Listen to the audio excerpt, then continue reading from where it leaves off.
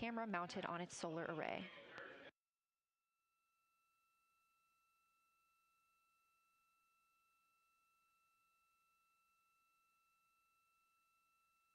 We are now 4 days, 23 hours, and 23 minutes into the flight of Artemis II, and we are standing by for their lunar loss of signal in about 43 minutes. Again, the spacecraft will fly behind the moon, and during that time, we won't have communication with them. They will be out of reach of our deep space network. However, we will regain communication with them approximately 40 minutes later when they come around the other side of the moon.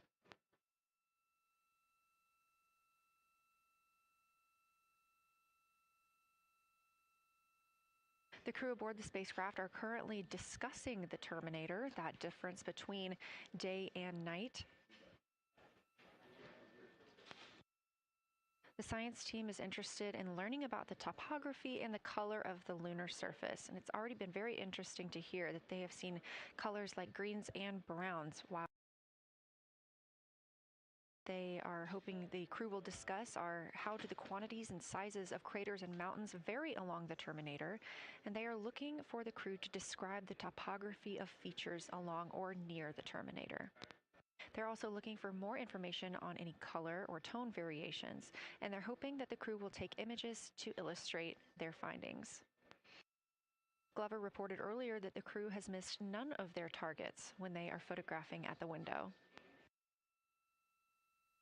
We aren't hearing the conversations that the crew is having right now, but these are being recorded to their personal computer devices, PCDs, and those will be sent down to the science team. The science team will have a conference with the crew tomorrow morning to discuss their findings and experience when looking at the moon today.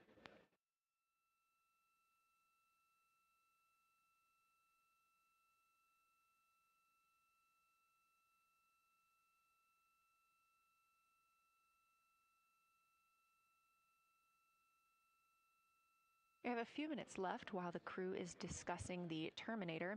And if you're just joining us, you're looking at a live view of the moon, our moon, from the Orion spacecraft and a camera on its solar array.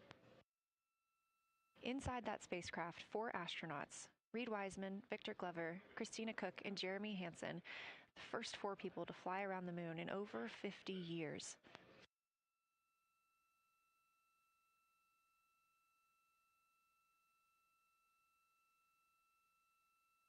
This is our lunar flyby day, and the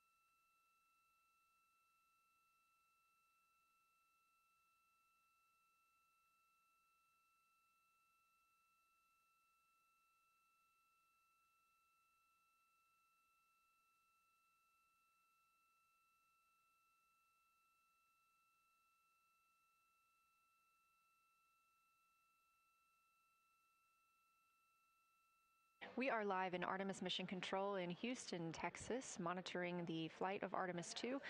All of the flight controllers here, each monitoring a different system aboard the Orion spacecraft. Integrity Houston, we are ready for our cabin and window teams to swap again. We have a 15-minute handover time here, and I have a couple of items I want to read up to you.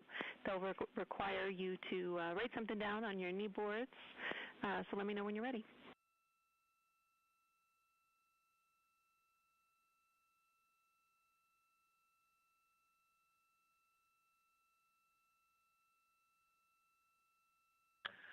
Okay, Houston, we are ready. copy integrity. First of all, once you start this next shift here, during this lunar observation shift, we will begin our lunar LOS, so you can expect a call from me a few minutes prior reminding you. And second of all, Fido just sent us updated altitudes and METs for lunar closest approach and max Earth altitude. Closest approach and max Earth altitude. Let me know when you are ready to write those down. They differ slightly from Optimus.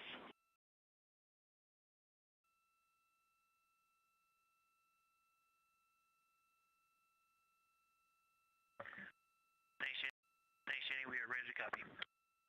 1,067 statute miles. Maximum Earth altitude will be at MET 5 days, 0 hours, 27 minutes, 39 seconds, with an altitude of 252,756 statute miles.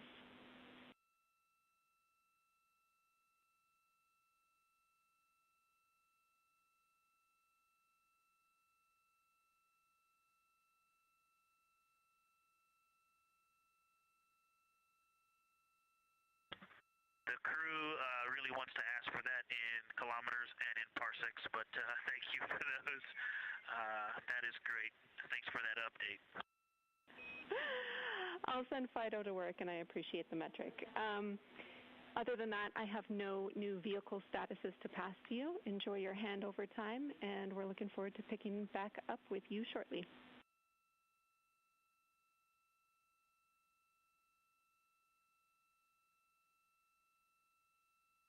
All right, we'll talk to you shortly.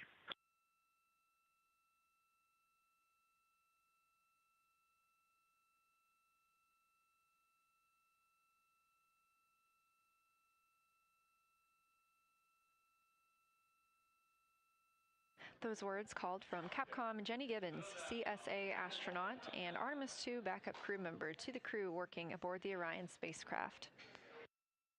Had a little bit of a view inside the cabin. As you can see, it is very dark. The crew has turned off the lights, and the light that you were able to see is coming through the window, a reflection of Earthshine and from the moon.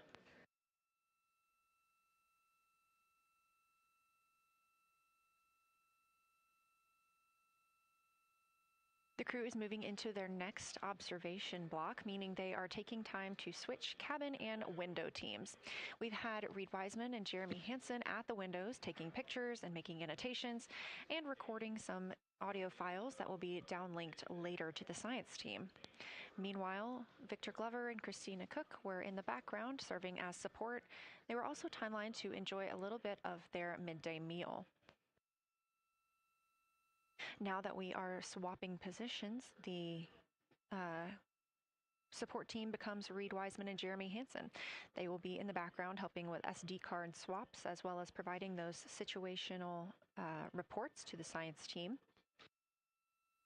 Victor Glover and Christina Cook will be the astronauts at the window, photographing and speaking into those PCDs, portable computing devices, about what they're seeing on the moon. As you heard Capcom Jenny Gibbons call to the crew, this block is also when we will lose communications with the crew. That LOS, or loss of signal, scheduled to be less than 35 minutes from now. We anticipate to be out of signal with them for about 40 minutes, and will regain that communication once they've flown around the other side of the moon.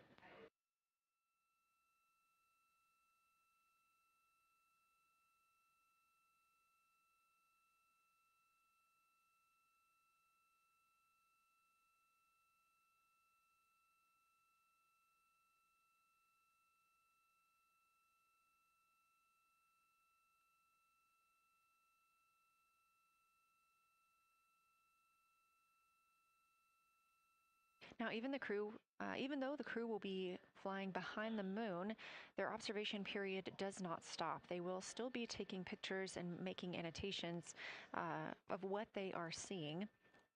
They'll be looking for the limb of the moon, Earthset, and then Vavilov crater, which we have previously seen. They'll swap positions at the window before moving into a crew choice option. They will get to pick things that are interesting to them on the surface, take pictures, and explain why they find them that way. They'll also be looking for any impact flashes. These are short-lived flashes on the lunar surface caused by impact bombardment.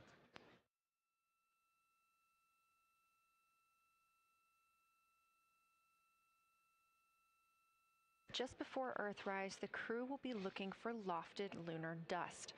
This may be lofted just above the lunar surface, and we could only see it just before Earthrise along the dark western limb. Any Earthshine would illuminate potential lofted dust. But once the crew is all the way around the Earth, the brightness of the Earth will wash out any of that dust they might be able to see. These were based on observations from Apollo missions and orbital spacecraft, and so we're very interested to see if the crew might be able to capture some of that lunar dust today.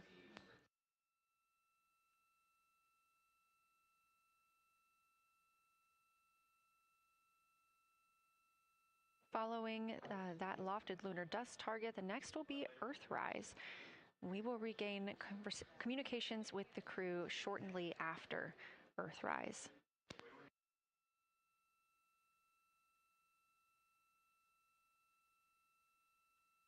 There will be a short observation break period where the moon is not in view. That's because we are also anticipating the crew seeing an eclipse today. The moon won't be in view because the team here in Mission Control Houston will need to change the attitude of the spacecraft and ensure that its solar arrays are gathering light from the sun heading into that eclipse period. So we will have communication with the crew, we just won't be able to see the moon.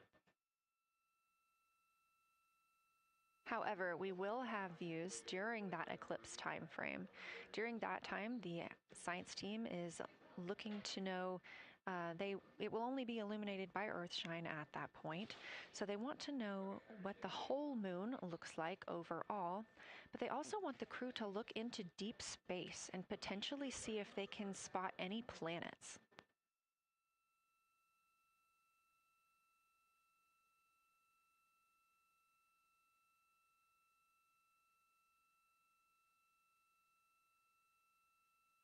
Once the eclipse is over, the lunar flyby period will have ended. We are live through the whole thing, and even once flyby is over today, we remain live 24/7 on NASA's YouTube.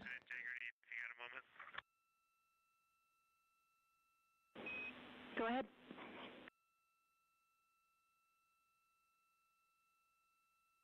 I don't know if Catherine and Devin are still there, but if they are, just wanted to just let them know how much fun we're having out here.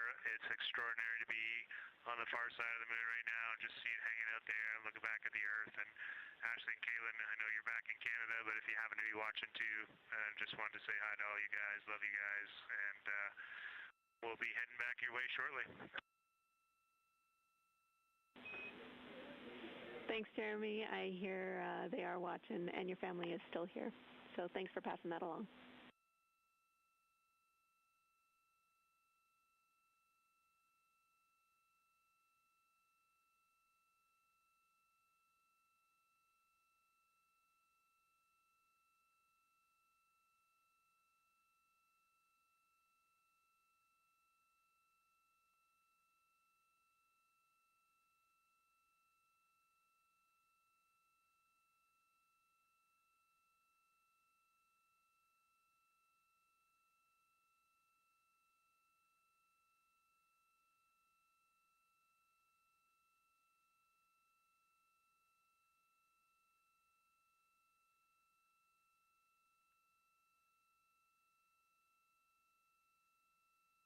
This view inside the Orion spacecraft, and it's a little hard to make out, but on the left there, that is Jeremy Hansen just calling down some well wishes to his family, joining us in the viewing room and watching online.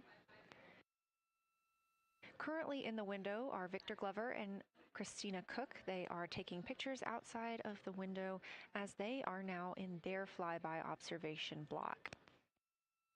At this time, Reed Wiseman and Jeremy Hansen are serving as support crew members, and they are also going to have an opportunity to enjoy their midday meal at this time.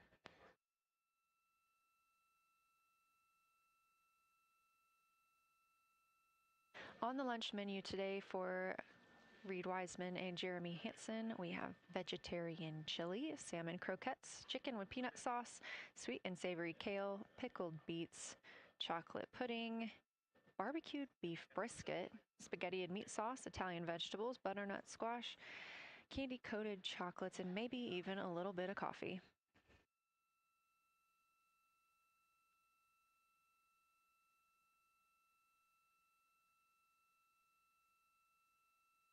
And if you look closely, you can see it looks like they are getting into some of their food for the midday meal.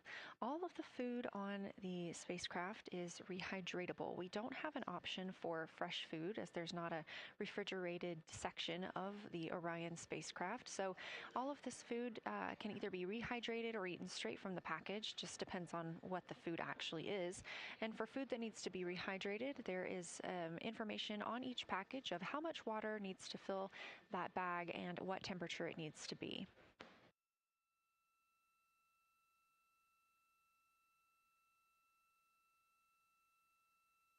We are now 4 days, 23 hours, and 39 minutes, 40 minutes actually, into the flight of Artemis II, the spacecraft now under 4,500 miles from the moon.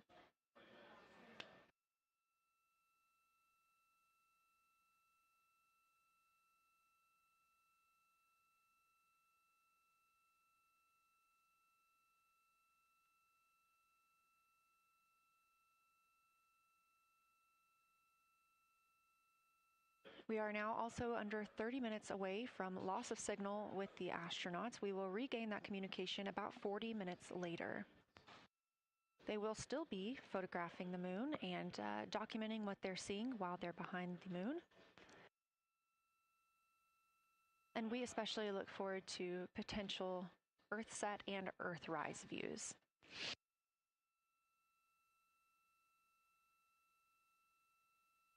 As you can see on the left side of your screen, we are streaming this solar array camera view throughout the flyby.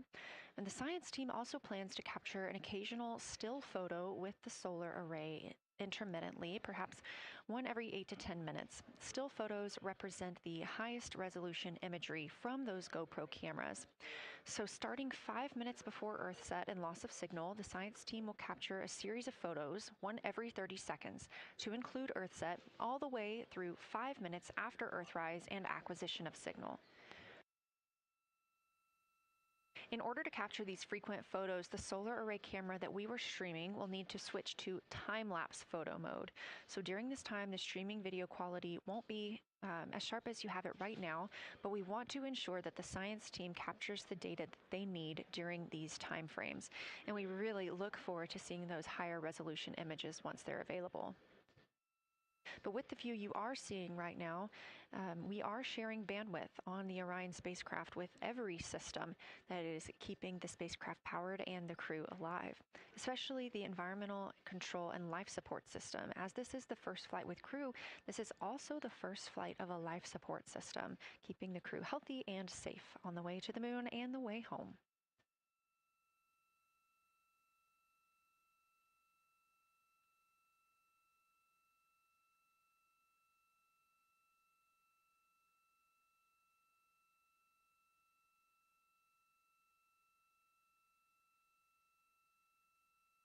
On the timeline, we're getting towards the end of the cabin and window team swap period, but it looks like our astronauts, Victor Glover and Christina Cook, are already photographing the moon outside of those windows. The next target is Ohm Crater, and this is something that they have photographed previously during the flyby. This is a small, complex crater with a prominent ray system, and as referenced earlier, it's the size of the Eye of the Sahara. That Eye of the Sahara is a feature in Mauritania. Seeing this crater more than once throughout the flyby allows the crew to photograph it at different lighting conditions.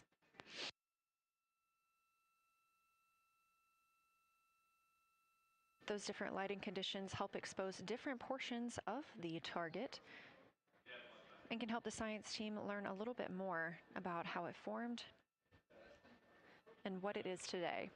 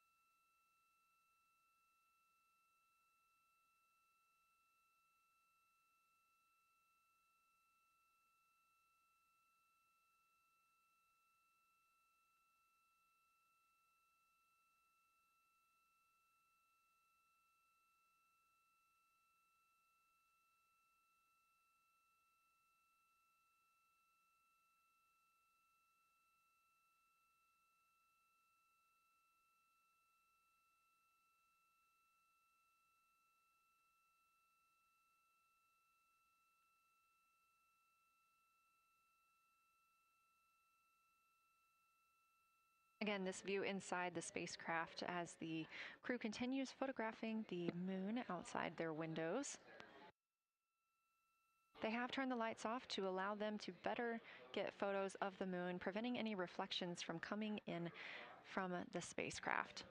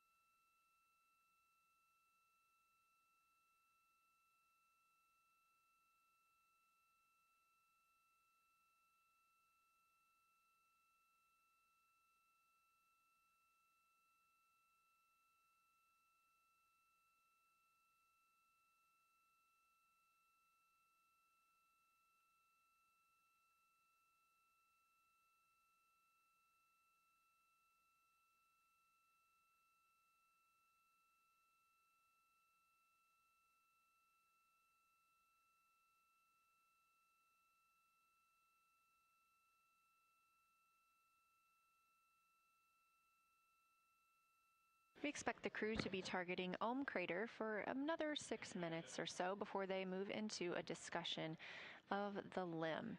Now, the science team has asked for a science sit rep or a situation report during that time, so we hope to hear calls from the crew on what they are observing.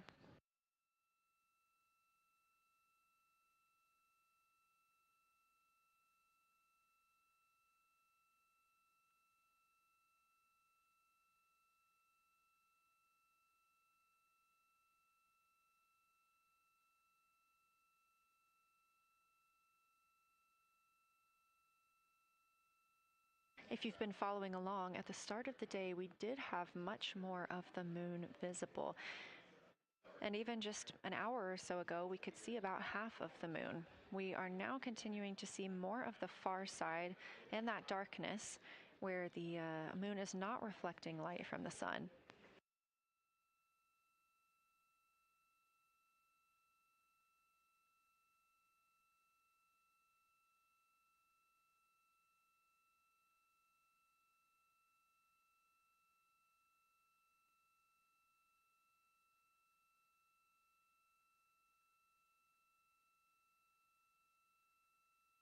Earlier, we were also able to see some of those darker portions, that old lava flow that we often see on the near side of the moon and that we can all see from Earth.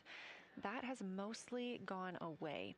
We are now just seeing very little of Oriental. That's down to the bottom right of the moon. You can see just a small dark portion near the limb.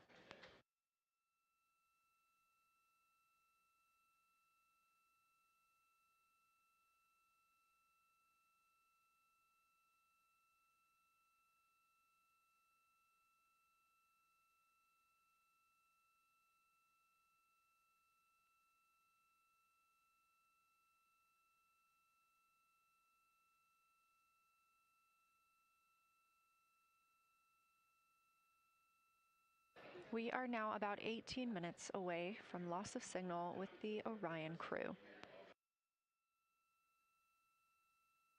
Again, we use the Deep Space Network to communicate with the crew members when they are this far from Earth. This is the first mission since Apollo when we have had humans on the Deep Space Network.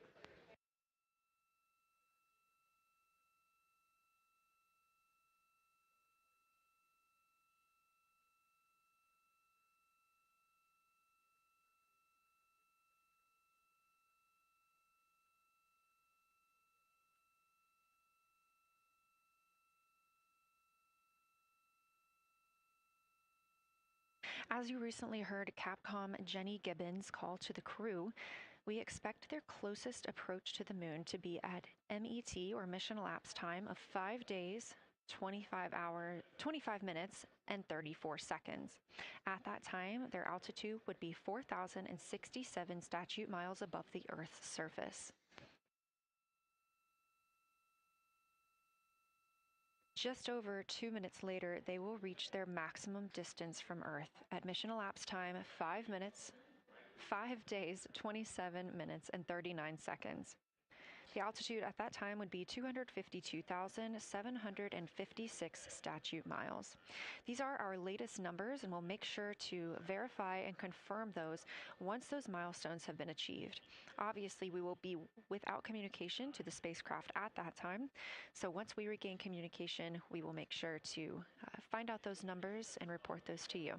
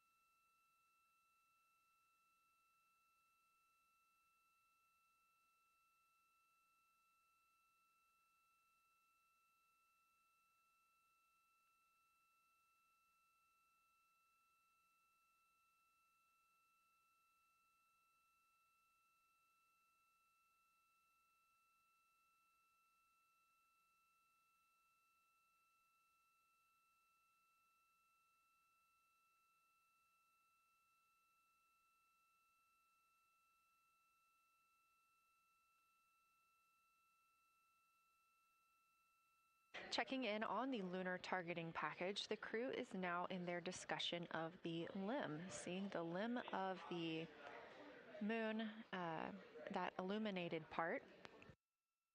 Currently at the windows taking photos and making annotations are Victor Glover and Christina Cook.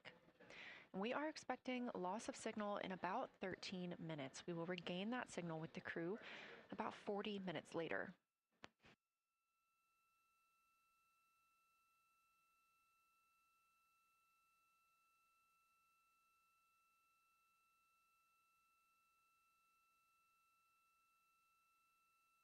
A milestone worth mentioning that this day marks the first time in more than 50 years that humans will observe the moon directly, a critical opportunity to practice how lunar science will be conducted during future Artemis missions.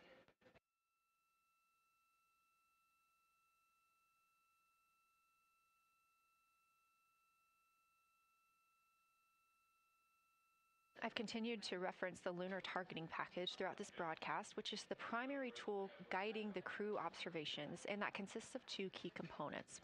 The first of those is the Lunar Geography Review, which helped the astronauts study major lunar features in advance. That also helped them learn to orient themselves during the flyby.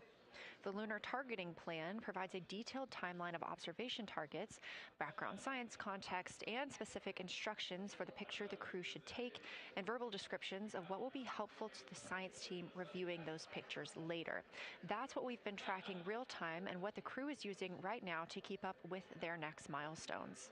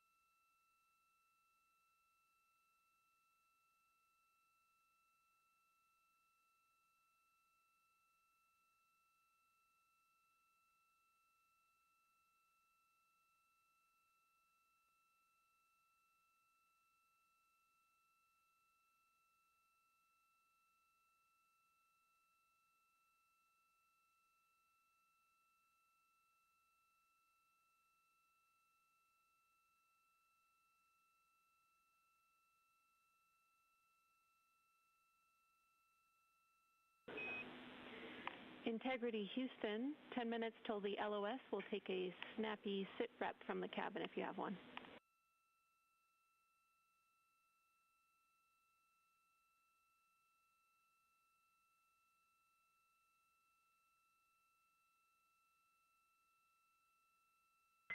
Okay, Jenny, that came, we missed most of that, but just a 10-minute warning, is that what you're saying?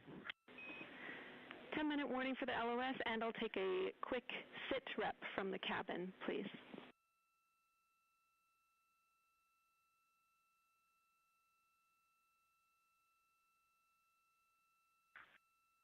All right, cabin is still full of excitement. We've got Christina in window 2, Ike in Victor in window 3. Reed's actually been trying to get some images out of the docking tunnel. We can see the Earth and the moon and part of the moon out of the docking tunnel, which is pretty good. And I'm just grabbing some footage right now with our interior cameras.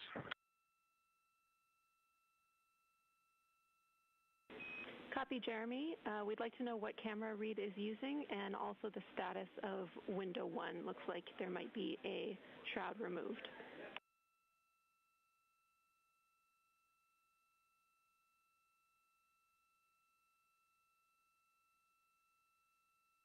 Okay. Reed was using the Z9, and the T-shirt shroud is still on window 1, but we took the camera out of it, so maybe that's what you're noticing. But when I looked in there, I saw a lot of sunlight reflecting around. Copy. That makes a lot of sense to us, Jeremy. I want to remind you, coming up on this LOS, that we'll take sit reps in the blind, and as more and more of the moon is in darkness, we will take any report you have on impact flashes.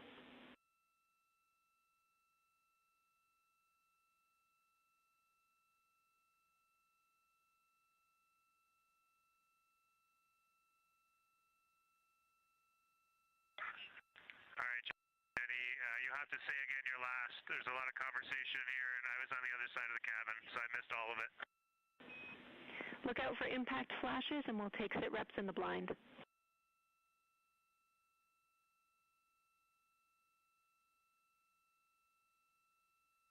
Okay, impact flashes, sit reps in the blind. We got it. And yeah, just so you understand what's going on with window 1, there is light coming through the outer hall from window 2 into the inside of window 1, if that makes sense. Like, I can see the inside of the vehicle when I look between the two panes of glass. Copy.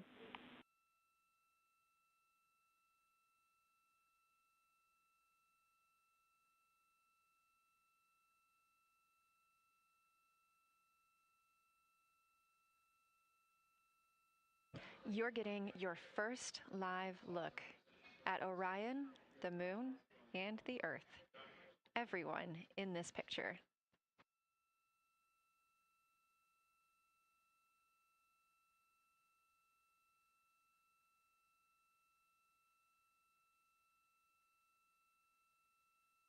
This is a live view from the Orion spacecraft.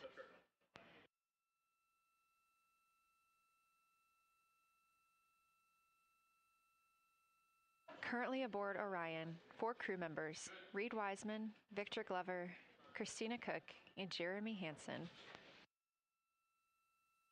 And on the Earth, all of us, all of humanity. You can see the moon is starting to get a little bit dimmer as the astronauts are going to pass behind it, now 6 minutes and 26 seconds away from that loss of signal. Again, we will be out of communication with them for about 40 minutes until they come around the other side of the moon and we can re-establish contact.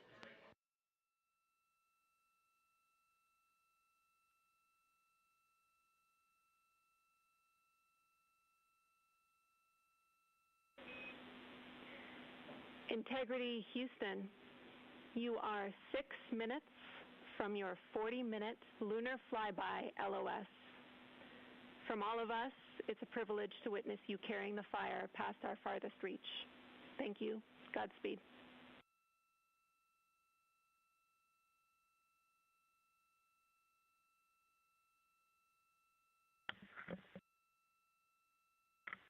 Thank you for that, Jenny. And thank you to all of you for allowing us the immense privilege to be on this journey together. It's quite amazing. And as we go on this journey, thinking about the NASA mission to explore the unknown in air and space, to innovate for the benefit of humanity, and to inspire the world through discovery. And as you've gone along on this journey with us, hopefully we're doing just those things. And as we get close to the nearest point to the moon and farthest point from Earth, as we continue to unlock the mysteries of the cosmos, I would like to remind you of one of the most important mysteries there on Earth, and that's love. Christ said in response to what was the greatest command, that it was to love God with all that you are. And he also, being a great teacher, said the second is equal to it, and that is to love your neighbor as yourself. And so, as we prepare to go out of radio communication, we're still to feel your love from Earth, and to all of you down there on Earth and around Earth, we love you from the moon.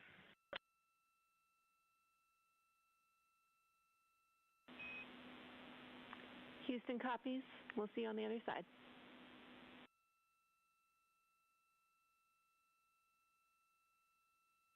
We will see you on the other side.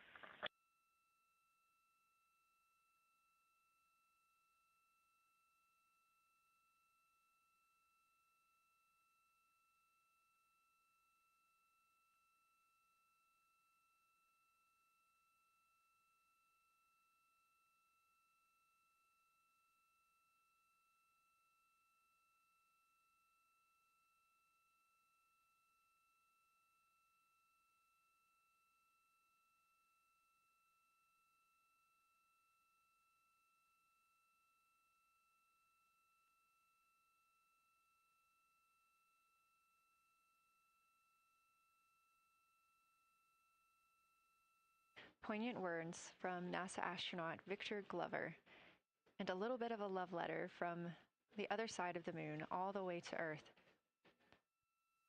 Glover touching on the teachings of Jesus, including to love your neighbor as yourself. We are now less than 3 minutes away from loss of signal with the Orion astronauts. The Artemis II crew will be out of signal for about 40 minutes as they are on the other side of the moon, continuing their work photographing the lunar surface, and they will reemerge, and we will also get this view on the other side.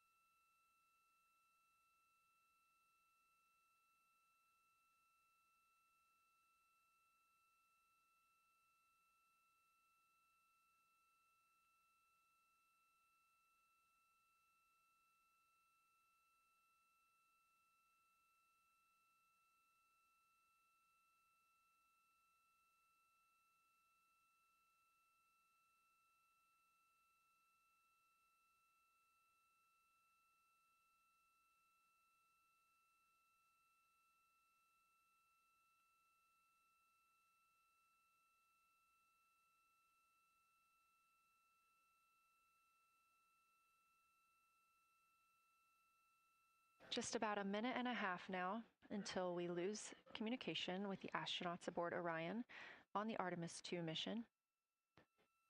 Now 5 days and 6 minutes since their launch on April 1st.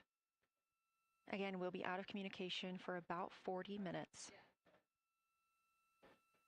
And this really beautiful view of a crescent moon and a crescent Earth. How great thou art.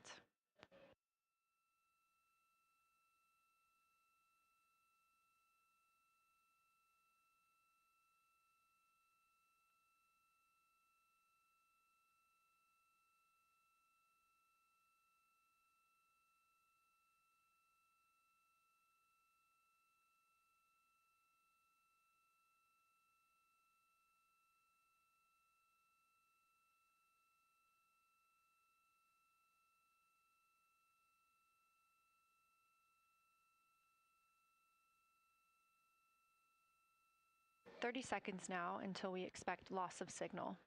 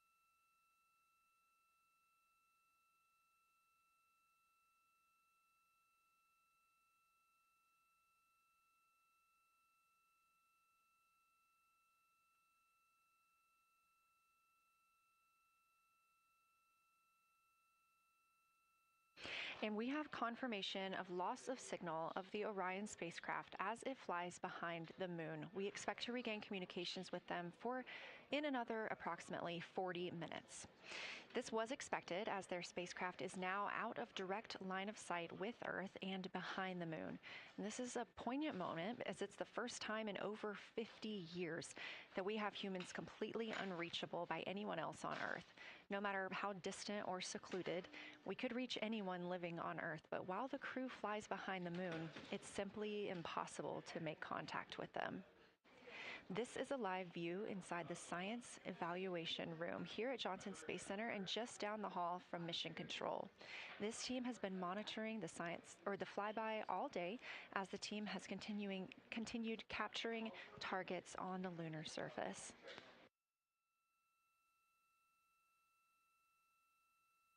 We even got to see this team in action as they were helping the astronauts identify some of the features they were seeing on the moon but not expecting. There will be a couple of milestones during this loss of signal. The first will be when the astronauts make their closest approach of the moon at MET 5 days, 25 minutes, and 34 seconds, when we expect they'll be 4,067 statute miles above the lunar surface. Their maximum Earth altitude will be reached just 2 minutes later, at 5 days, 27 minutes, and 39 seconds, when their altitude should be approximately 252,756 statute miles. Once those milestones are reached and we have confirmation, we will report the official numbers.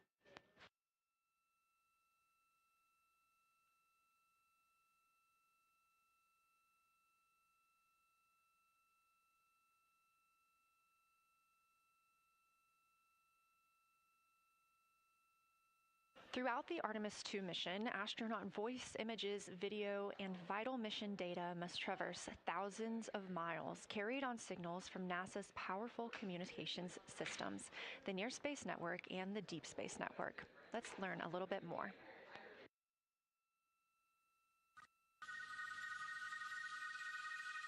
NASA's Artemis II will send 4 astronauts around the moon, preparing humanity for a long-term lunar presence and future journeys to Mars. Enabling communication and navigation for this test flight are NASA's Near Space Network and Deep Space Network. With antennas around the world and a fleet of relay satellites, the networks will deliver vital data to and from Earth through all phases of the mission. The networks are seamlessly integrated at NASA's Johnson Space Center in Houston, Texas, where Mission Control coordinates the network handovers. These transfers represent a delicate dance between the two networks, exchanging support as the mission shoots toward the moon. On the launch pad and during their early orbit phases, NASA's Orion spacecraft and Space Launch System rocket will rely on communications and tracking services from the Near Space Network. After its translunar injection burn, the Deep Space Network's global array of antennas will serve as Orion's primary communication support during lunar orbit. As the mission journeys farther into space and away from Earth, signal strength weakens and bandwidth is conserved for crew communications. The astronauts will have a near constant connection to Earth, ensuring their safety on a journey farther into space than ever before. We say near constant because as Orion goes behind the moon, a planned loss in communications will occur. The Deep Space Network will be standing by to reacquire the signal as Orion reappears. The Artemis II mission also provides an opportunity to test new capabilities. Using laser links, NASA will periodically transmit Orion data to showcase the benefits laser communications could have for future human spaceflight missions. The data from Orion, sent by radio signals or laser links, is massive. The mission is gathering images, data, and video, while also generating details about mission health and crew voice files. All of that data gets processed here on Earth, where systems compress it for efficiency. In the future, we'll upgrade these systems on Earth so that image and video clarity improve with each moon mission. With the Artemis II test flight, we're evaluating the communications infrastructure that will help carry us into the future as we explore the moon and journey forward to Mars.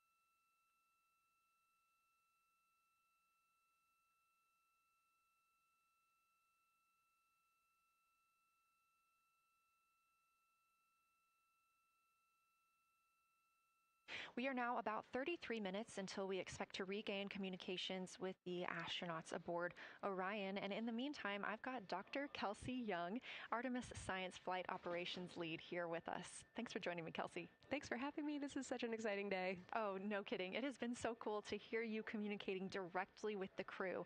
And I know that you have been preparing for this for years, so I am so excited for you and for your team. So just to get into that background a little bit, tell me about your background and what you've been doing on console. My background is as a field geologist. Actually, I studied impact cratering in the field for my PhD, so all these descriptions of impact craters have me just absolutely swooning. How I got into this, though, is, during my PhD, I got an internship at NASA and ultimately never left to integrate science into flight operations. So we developed the Science Officer Console, for which this is the first mission we're supporting. We developed the Science Evaluation Room that's right upstairs, and so it's so gratifying to see this operation structure come to fruition, especially on a day like today. I would have to imagine so. And we've got a great view of the Science Evaluation Room right now. Is there anything that has stood out to your team so far? Absolutely. So as you might have heard in some of the press briefings and content that, we've been putting out, color and albedo were really exciting targets for us. We've heard several amazing color descriptions so far. Just to highlight maybe one of them, we heard about greenish and brownish hues near Aristarchus, which is actually a feature that we can see here from the near side. And those greenish hues could actually tell us something about the volcanic evolution of that area. So you can bet that the science team is going to be prioritizing downlinking those images and the crew audio that we didn't hear that went into those recordings to learn a little bit more. Wow, that is fascinating. I was hearing those colors and very interested just from a personal standpoint, because looking at the moon from, 250,000 miles away, we don't see green or brown. So just hearing that, them being so close and getting to see that, fascinating, and I know very exciting for you. So what are you expecting to see in the upcoming portion of the flyby? The upcoming portion is actually going to be really exciting. So right now, as we speak, while folks in the room are kind of taking their stretch breaks and everything, the crew are still hard at work. They still have targets to image and describe during this LOS. But when we come out, the first thing, of course, we're going to hear about is Earthrise. We're really looking forward to hearing about the crew's experience with something that we can connect with and that, Apollo 8 brought us such amazing images from. But then we start to get into describing the Terminator, as well as looking for things like lofted dust, which tell us about the modern lunar environment. Then the vehicle's going to orient away from the moon for an hour and then pivot back for the eclipse observations, which is a whole different set of science observations that we're really looking forward to. It's kind of nice that the crew will get a little break in there, because they have been hitting it hard today with photos and videos and annotations. What are you hoping that the crew sees coming up? Is it that lunar dust? Oh my goodness, that's a hard question to answer. I mean, we've already gotten such great descriptions. I mean, the Terminator seems to just be like one of their favorite things to look at and describe. So I feel like, that was something we were looking forward to. I feel like we've really gotten some great descriptions. So absolutely, I'm looking to the human moment of Earthrise. Lofted dust is an exciting one, and lofted dust will be a target for them in the right around the time of Earthrise, but again in the eclipse period. So I'm really looking forward to seeing. I mean, they've already highlighted just in the course of their flyby so far how the moon has changed, and this is going to be even more dramatic change to go from their end of this kind of lunar illuminated piece of the flyby into the eclipse time frame. And I can tell you they're going to be experiencing a very different moon during that time, and I can't wait to hear what their observations are. Yeah, that's absolutely fascinating, and what a privilege that we get to do that on this mission, because that's not always the case. If we had launched on a different day other than April 1st or 2nd, we wouldn't have gotten to see that eclipse. Is that right? That's correct. April 1st and 2nd. I will say, I was asked a lot in the weeks leading up to the launch, well, what's your favorite day? And my answer truly was, there is no bad day to launch to the moon. We were going to get great science out of it no matter what, but it's a really neat opportunity to, bring the sun into the picture, bring different planetary bodies into the picture while still literally keeping the moon in center stage. Fascinating. So what differences are we looking for at each site? We're hearing a lot of different terms. We're looking at craters. We're looking at mare. What are the differences that you're hoping to see? We do have, as you highlight, kind of different prompts for each target. That's what they're looking at in their lunar targeting plan, which I know you've been showing. And we have even different prompts for the person with the really long lens on the camera versus the people with the unaided eye. And you've heard the crew talk about, oh my goodness, when I go from one to the other, I can really detect different nuances. And that's something that we experienced in simulations, but hearing them actually, see it for real has been really gratifying.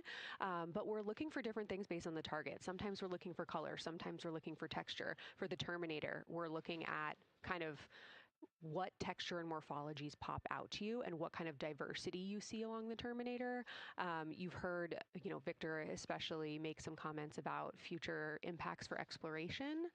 So already I think that their descriptions in this first part of the flyby have told us something scientifically, but also about future surface missions. Well, it was so interesting to hear Victor talking about he was imagining in his mind's eye being down on the surface and walking around. That was very cool to hear.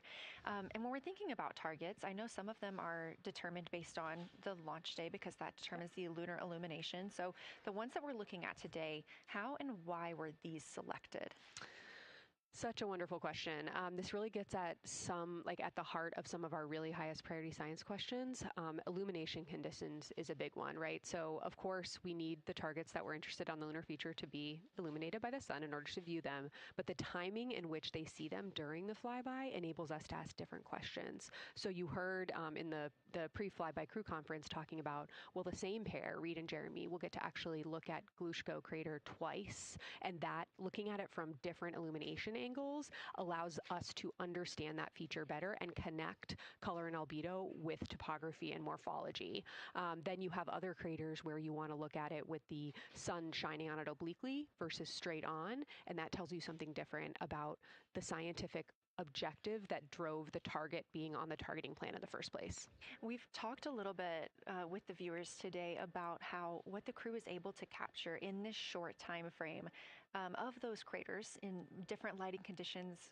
Could take years for something robotic to be able to do based on attitude maneuvers and where the sun is at. So can you just talk a little bit about the importance of having both the robotic operation and having the crew?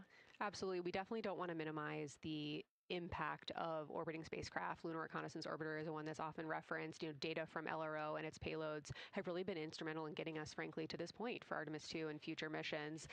But the human experience, the crew observations that we've already been hearing about, it is such a perfect complement to the orbiting spacecraft data because they are able to have this unique perspective. They are far enough away where they can make these contextual observations. You've already heard it. How many times have we heard the crew in their science sit rep say, if I track this feature from all the way up here in the northern hemisphere down to the southern hemisphere, here are comparisons I can make. That right there is not something we had the ability to do with the Apollo missions, and it allows just literally in the blink of an eye to synthesize observations that it would take, a really significant effort to coordinate with different orbiting platforms, and they're making it like that. Wow. It has been very, very exciting to hear all of their calls so far. And so I've heard they were able to capture every single target so far too. Is that correct? I think that's correct. And I think it's important also to remember that, and I know the science team is anxiously awaiting this, we've been hearing from the crew members who are not at the forward windows, right? Those crew who are, really in the thick of the observations, they are recording minutes-long observations per target on their crew tablets. We will be getting those down starting here in a couple hours, and that's going to contain really meaty science information that we haven't heard live yet, and that's going to form the basis of my conversation with them tomorrow morning, where we're going to have a really deep dive into the science and absolutely nerd out about what they were able to do today. One of the most gratifying things for me today is hearing multiple crew members say, thank you for putting the discussion times in the targeting plan, because when we have had the ability to put multiple brains on a problem, we have elevated each other. And I'm looking forward to them, sleeping on it overnight and then us actually being able to really, truly have an elevated science discourse tomorrow. Well, we're looking forward to it too, and I cannot wait to hear everything that you guys get to learn overnight from some of those audio recordings and just everything that they'll be able to share tomorrow. So, Kelsey, I know you are very busy. You've done a great job today, and thank you so much for joining us for this interview. Thanks for having me. It's such an exciting day. We are now expecting acquisition of signal in about 24 minutes. As a reminder, the Orion spacecraft has flown around the other side of the moon, where they are out of contact with our deep space network.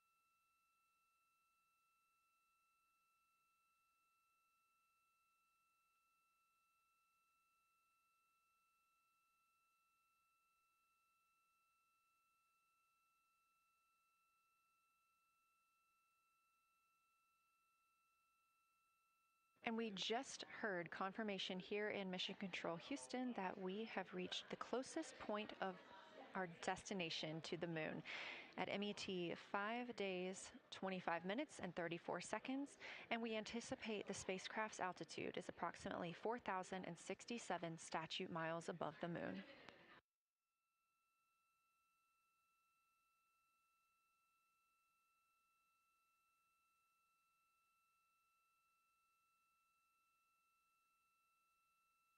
We're continuing to track what the crew is doing while around the other side of the moon. They are continuing to take pictures of the of the moon, the Earth now out of sight. What they're in right now is a crew choice event. The science team has encouraged them to find interesting features on the surface, to take photos of those, and describe why they were interesting. Something else that they'll be looking toward next, just momentarily, will be impact flashes. They've got a few minutes allotted to look at the darkest portions of the moon. They're interested in short-lived flashes on the lunar surface because these would be caused by impact bombardment. After their impact flash targeting, the team is interested in if the crew can see lofted lunar dust.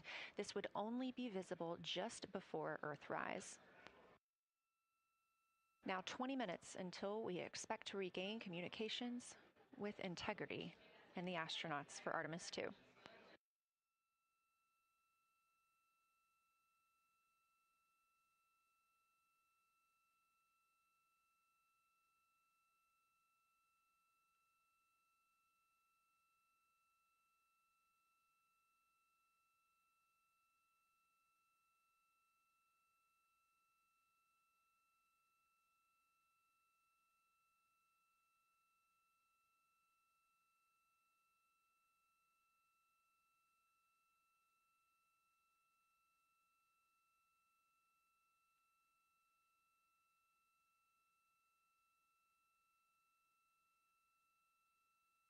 We're live in Mission Control Houston at NASA's Johnson Space Center, but there's a team over 750 miles away also monitoring today's operations. And of course, just like us, they are in LOS, or loss of signal, with the spacecraft.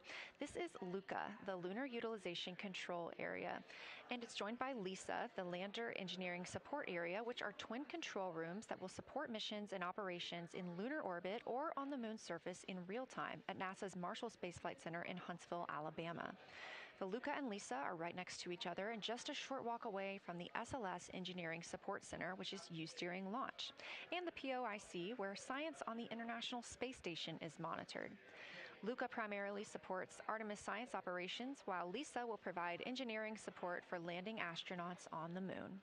During this mission, Artemis II, teams in the Luca will use the facility to support first-of-its-kind science operations to better understand the deep space effects of microgravity and radiation on the crew's physiology, immune systems, and ability to complete various tasks. The data from these science operations will inform future crewed flights to the moon. For future crewed missions to the moon, members of the NASA Human Landing System Mission Insights Support Team, a group of engineers, safety leads, flight operations experts, and technical authorities will work in the LISA. There, they will monitor lander systems in real time and be involved in key decision-making processes throughout the mission. Teams are using the LISA during Artemis II to observe mission operations and using the opportunity to inform and prepare for future crewed landings to the moon's surface.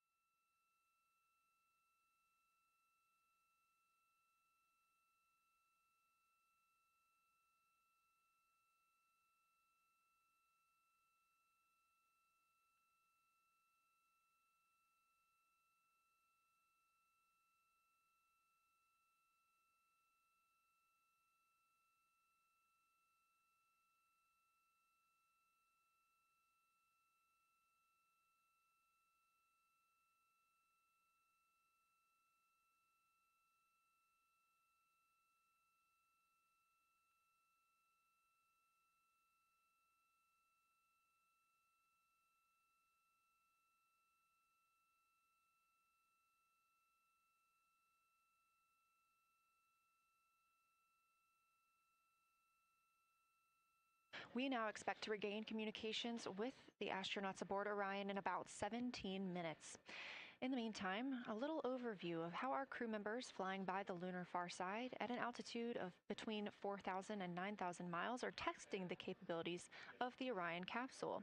Artemis II visualization lead Ernie Wright has simulated views of the flyby using detailed topographic maps of the lunar terrain and photorealistic lighting scenarios. The Artemis II crew members have been using these visualizations to prepare for this historic mission, which is paving the way for future exploration of the moon's surface and beyond. So the most exciting thing to me about Artemis II is just the return to the moon. We haven't been there in 50 years. Human eyes are going to see parts of the moon that haven't been seen by anyone before. It also recommits us to exploring the solar system in a way that we haven't in a long time. And I think it provides an opportunity for younger generations to understand the excitement of doing that kind of exploration. Artemis is our return to the moon after 50 years. The emphasis of Artemis is going to be, first of all, science, but second of all, learning to sustain a presence on another world. First on the moon, but we're hoping that that's a stepping stone to Mars and other destinations in the solar system eventually. Artemis II will be a flyby mission. It's not going to land. We're testing all of the technology that we've created for flying to the moon since Apollo. A lot of systems have been modernized, and we need to make sure that all of those work. The astronauts will be looking out the window at parts of the moon that have never been seen by human eyes before. They will be flying by the moon at an altitude that's much higher than Apollo's orbits. And so they will see the entire disk of the moon, including areas that are closer to both the North and South Pole that astronauts from Apollo never saw. All of that depends on the lighting, which we really won't know until launch day, but we can practice with different lighting scenarios. It's hard for people to sort of picture that in their mind. If you can make a visualization of it, show them a movie, that helps everybody choose the targets and also practice aiming at those targets. The astronauts have actually been looking at these visualizations through the lens of the camera and practicing aiming at the various targets. This is a map of the surface of the moon, obviously, but it shows what the Apollo astronauts could see in sunlight while they were in orbit. The brighter parts are the parts that they could see. The darker parts, like this entire area here and places that are farther north and south, are places that they couldn't see in sunlight, either because it was nighttime there or because it was beyond the horizon of the astronauts. All of the Apollo flights orbited the moon at a distance of about 110 kilometers. Because the astronauts were flying at such a low altitude, their horizon was actually quite close, and they couldn't see the North and South poles. And this whole area over here was not in sunlight at the time. And it includes this amazing impact feature here called Oriental. Oriental is a very large impact feature. It's about 650 kilometers wide. It's got multiple rings. These are rings that form like ripples in a pond from the impact, but of course it's on a huge scale. The middle of Oriental has that sort of dark basalt lava covering it, like the dark spots that we see on the near side. It's one of the biggest ones that's more on the far side than the near. So seeing it with human eyes and sort of picking out features that maybe you don't even see in robotic cameras is an important goal for the mission.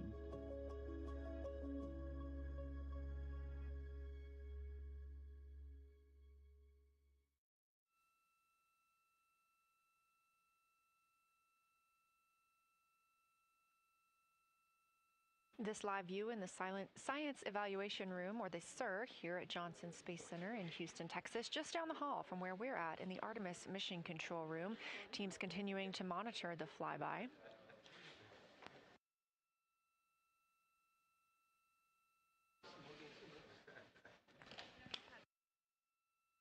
The crew continues their observations of the moon, even though they are out of touch with Earth. We expect to hear from them in 12 minutes and 26 seconds. Again, this is approximately 40 minutes loss of signal while they are out of reach of the Deep Space Network. Right now, they are imaging or attempting to image lofted lunar dust. Throughout our coverage, we've talked a lot about the science and engineering behind today's lunar flyby, but we also spoke to the crew about what the moon means to them and how they see its place in human history.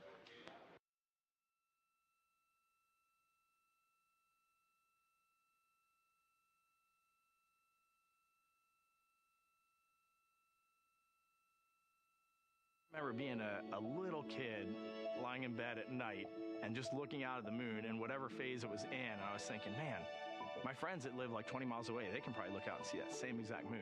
And then when I was in the Navy and I would look out at the moon and I'd be halfway around the planet, I would think, man, my brother can see that moon where he is, and he's halfway around the planet from where I am. And it's a connection of life on Earth. We can all look up and see that moon. It represents history. It is a witness plate. Everything that's ever happened to the moon is still written on the moon. There's no processes of wind or change in the Earth, geologic processes like we have here that change it. And something that's been telling and can read out the story of its own evolution, there's something beautiful about that. I've also learned from my indigenous mentors that they refer to the moon as Grandmother Moon. So you've probably heard of Mother Earth. They use Grandmother Moon because Grandmother Moon is responsible for the water in their community. The grandmothers, sort of protect the water source, just like the moon moves the water around the planet, affects the tides. It's something that represents something different for each individual culture around the planet. And that's really neat because we all share that same moon in the night sky. We all have seen the same side of the moon in different lighting conditions our whole lives. And so it seems very familiar to us, but it's also kind of unknown. When we get up close, some of the imagery that we'll get to describe and to share with people will be very unique. And that nature, both of those things being true about this one entity that we all know, just is really special. It's just the epitome of a symbol of both something that's in each of our hearts, but that's also represents exploration and reaching.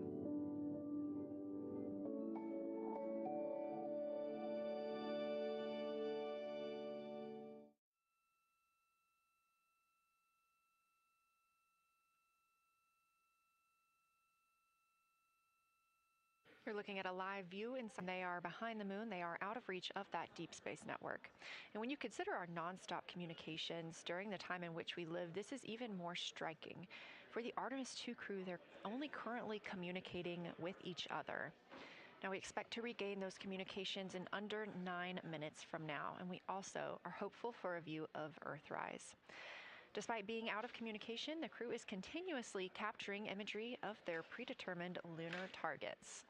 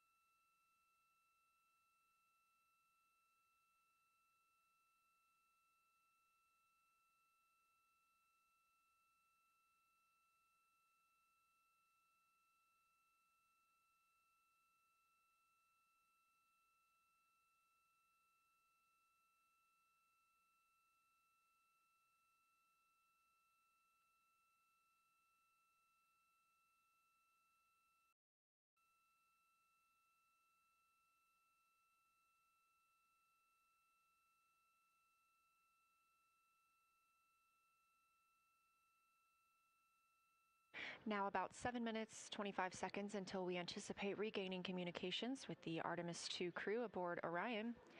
In the meantime, Artemis II Lunar Science Deputy Lead Marie Henderson is trained these astronauts to capture and document their views of the lunar surface for all of us to enjoy back here on Earth. I cannot wait to hear their voices when they get to the far side of the moon and I can hear them talk about seeing the moon out their window. I try to imagine it now and I tear up thinking about it. Ooh, now I gotta hold on a second. We have human eyeballs connected to wonderfully smart brains our astronaut friends have. They are going to be able to observe the moon in multiple different ways. They can use their eyes, they'll look through their camera and snap pictures, and just looking out the window getting that human experience. But during Apollo, the astronauts were so much closer to the lunar surface. Our astronauts are going to be doing a flyby at a higher altitude, so they're going to be able to see the whole moon as a lunar disk on the lunar far side. That's a brand new, unique perspective that humans haven't been able to look at before. We are doing a lot of lunar geography training with them. They have study sessions and quizzes they can do that are assigned to them. You know, even if you're an astronaut, you still get homework. We actually get in the mock-up. In that enclosed physical space, we have to think through the hardware that they have, the cameras, the computers, their microphones to make these observations. There's 4 windows up front. Through one of those windows, one of our astronauts will be using a Nikon D5 camera with an 80 to 400 millimeter lens. So something that allows them to zoom in really far and actually take more detailed observations of the surface. It's almost like looking through a pair of binoculars as well. It's just like being a geologist out in the field. They're telling us what they're seeing, looking for colors, textures, different morphologies, and comparing the region that we're having them look at to the regions that are around them. We have a science team that is planning the targets that are going to be observed, putting them all on the timeline of how they're going to be observed, and then taking the first look at the data when it comes down. The Apollo astronauts were only on the moon for 300 hours total, and they only went to the equator.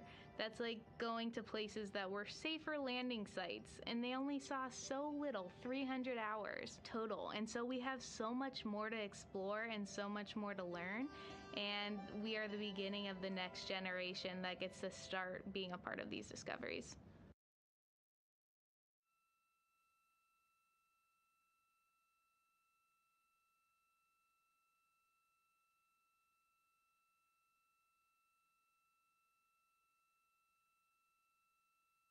We are now 4 minutes and 28 seconds until we expect to regain communications with the astronauts flying aboard Orion on the Artemis II mission. They are now flying behind the moon. While behind the moon at an MET, or mission elapsed time, of 5 days, 25 minutes, and 34 seconds, we expect this was the point in which they made their closest approach, 4,067 statute miles above the lunar surface.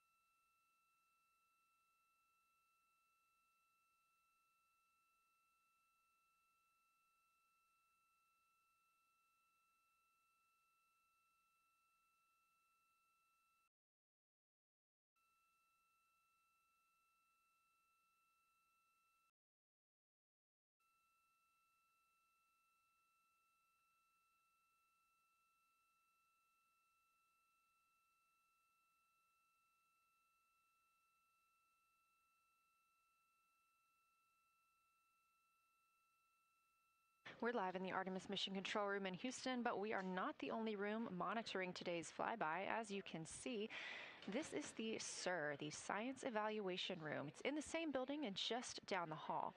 It's a multidisciplinary science team supporting the Artemis II crew in real time, including experts in lunar geology, impact cratering, volcanism, polar science, imaging, and visualization. You can see the SIR here. That's the Science Evaluation Room. It's embedded within Mission Control to provide science input during live operations like what we see today. But additionally, the Science Mission Operations Room is a back room that processes data, evaluates imagery, and supports rapid analysis. We also have our science officer, Kelsey Young, here on console today. She's serving as the primary interface between the science team and the flight controllers, ensuring science priorities are represented during mission execution.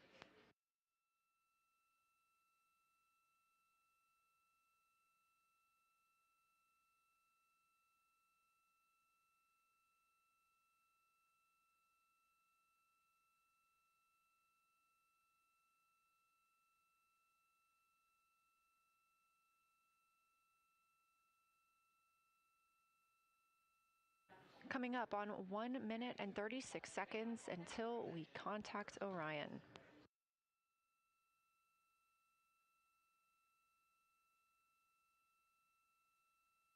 Meanwhile, aboard the spacecraft, the crew has continued executing their lunar flyby tasks. As we discussed earlier today, these activities have been precisely timelined, and this is the fourth of 5 blocks of time during which the crew will be observing the moon from Orion's windows. At this time, pilot Victor Glover and mission specialist Christina Cook are observing the moon at windows 2 and 3. One crew member is in window 2 with a blue shroud over the window, taking photos and using an 80 to 400 millimeter zoom lens, while the other astronaut is in window 3 using their portable computing device, also known as a PCD, to make annotations. And both of those crew members are making audio recordings of what they are seeing. They are wearing headsets connected to their PCDs, and those audio recordings are being sent to the science team tonight. We are not hearing those live. However, we have been hearing quite a lot of great descriptions from the crew who have been serving as the support. Right now, the support team members are Reed Wiseman and Jeremy Hansen. Those team members are providing science sit reps, situation reports, calling down a few times each hour to discuss what they're observing. And even though we're out of contact with them right now, they are still conducting those science sit reps as they'll be available once they come back around the moon. The situation reports include how the crew is positioned, any missed targets, or anything unexpected they saw. They're also including lunar target descriptions, any hardware issues, and their emotions and reactions.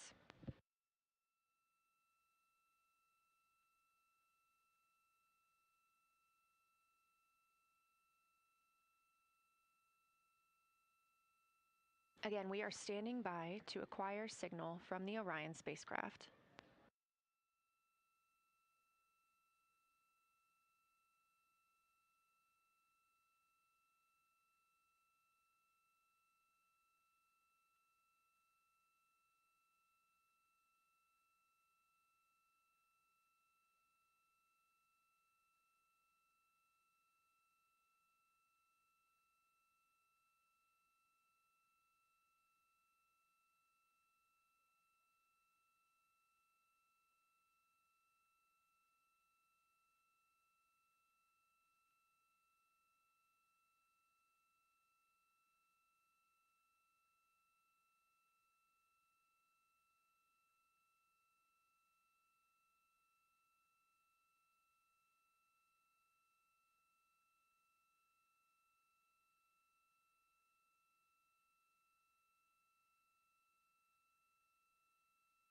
We're in the Artemis Mission Control Room at Johnson Space Center, getting our preliminary contact with Orion, that acquisition of signal coming after a 40-minute loss of signal, during which the crew was flying behind the moon, out of contact with anyone on Earth.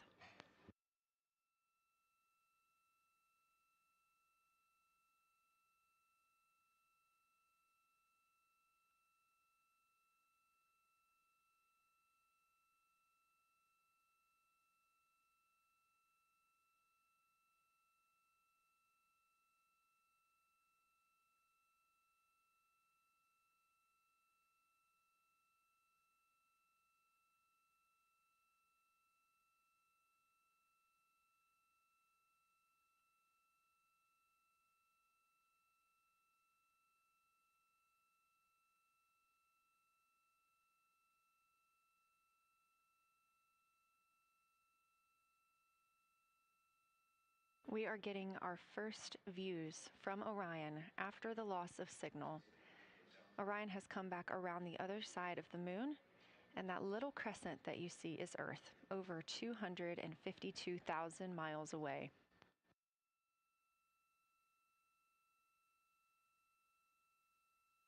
With this transit complete, lunar flyby continues, but Orion has also technically begun its journey home.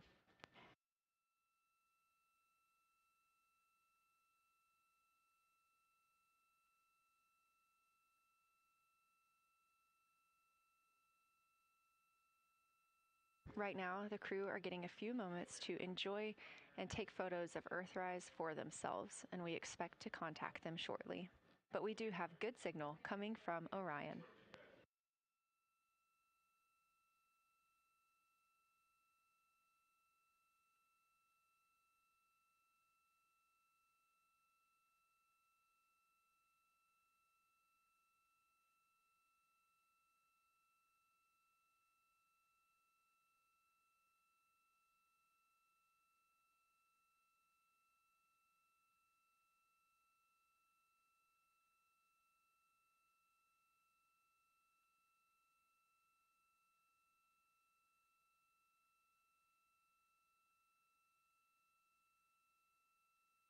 This view from inside the Orion spacecraft, all 4 astronauts now back on the other side of the moon and in contact with us on Earth.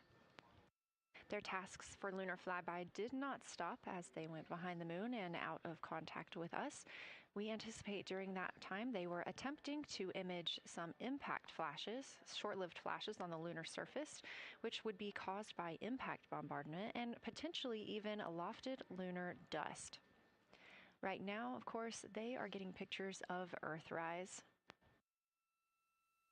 After this target, they will get a short observation break. It's about an hour long, actually. Houston, integrity, comm check. Integrity, we have you loud and clear. How many?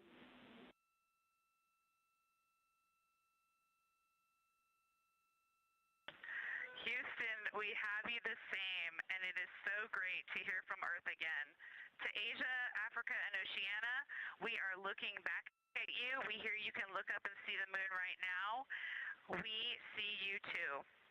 When we burned this burn towards the moon, I said that we do not leave Earth, but we choose it.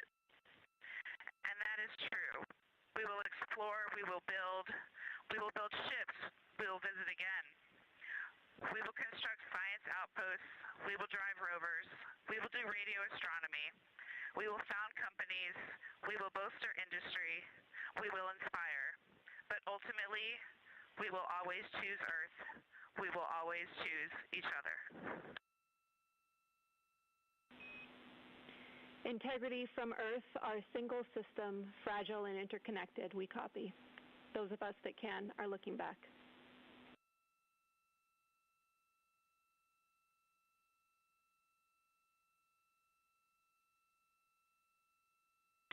We are happy to say we copy.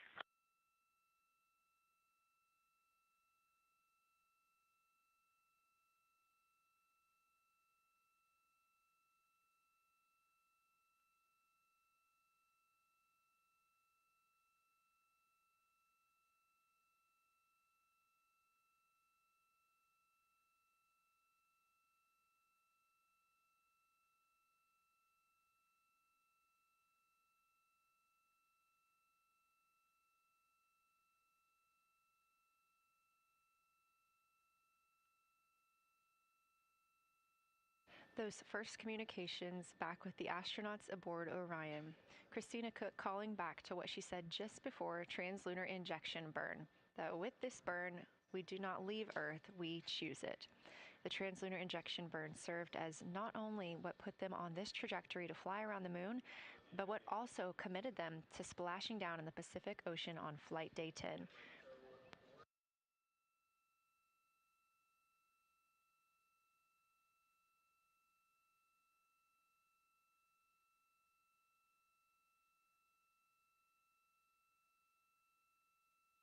At this time, the crew is entering an observation break.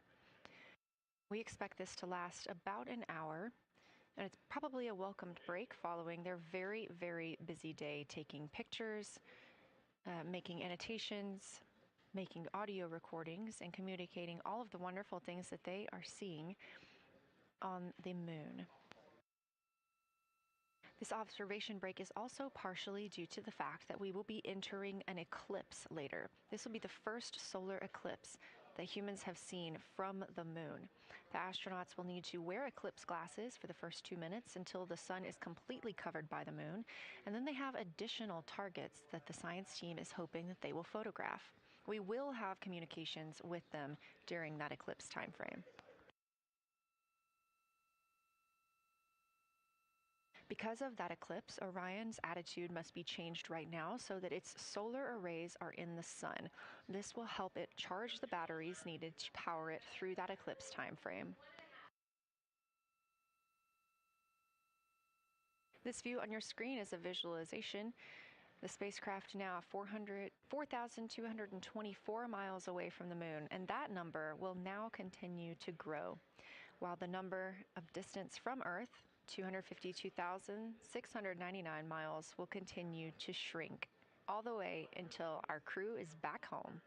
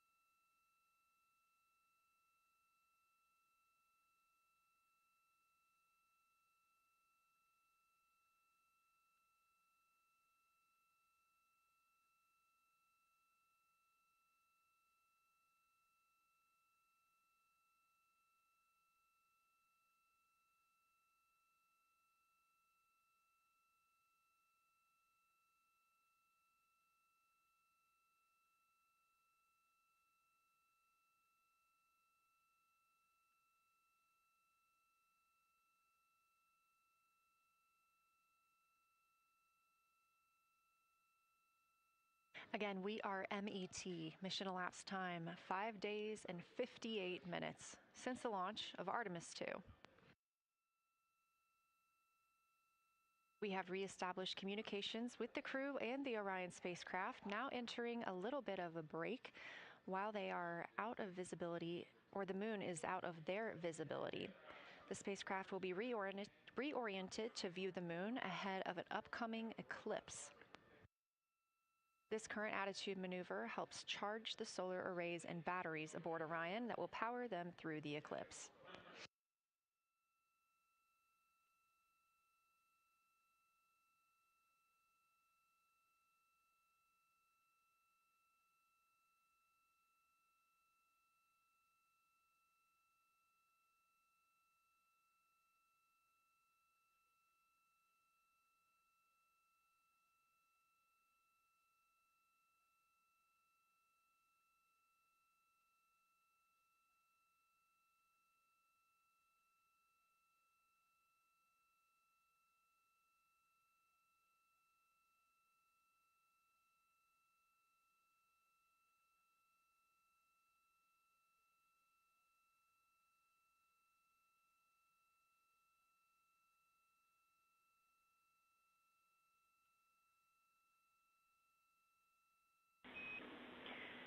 Integrity, Houston. In mission control, all of your flight controllers and your flight director have flipped their Artemis II patches around. We are earthbound and ready to bring you home.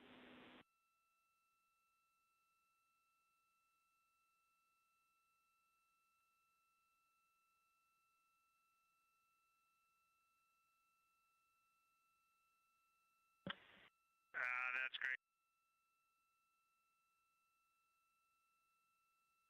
Great to see the light of day as we head back to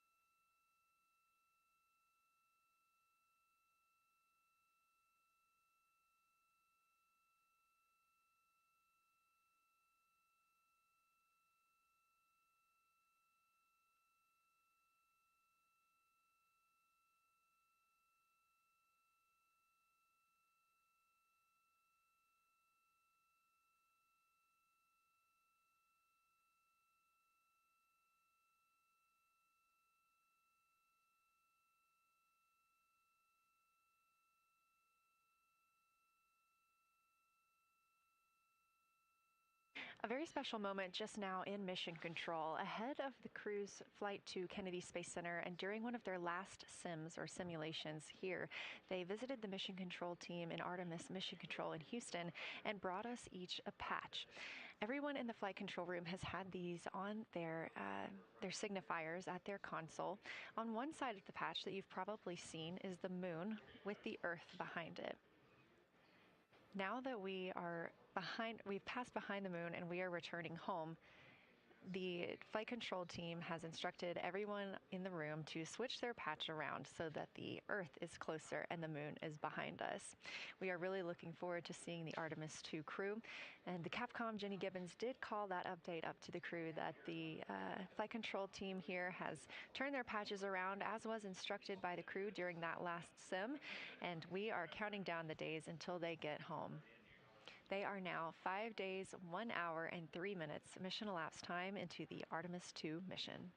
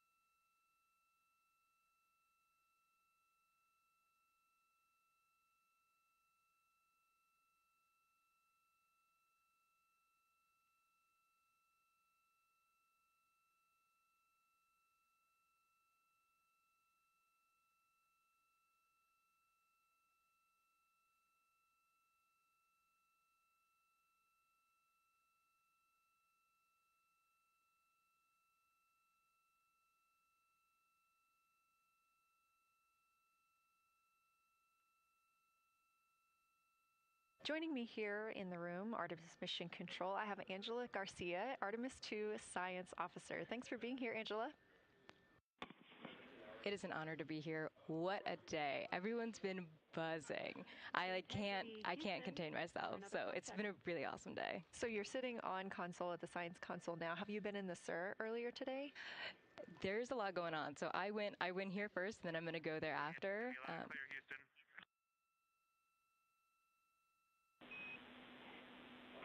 All right, Integrity, we hear you. That was a little clipped, but I think we have a better link now. We experienced some blockage from a solar array. We moved it, and we are in bias, tail to sun.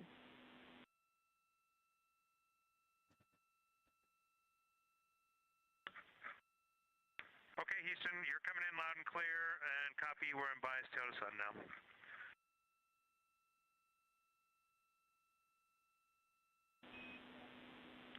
Affirm and Integrity, just so you know, we did not hear your response once we flipped our patches.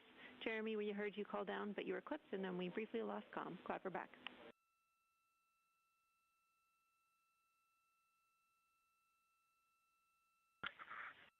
Okay, copy that.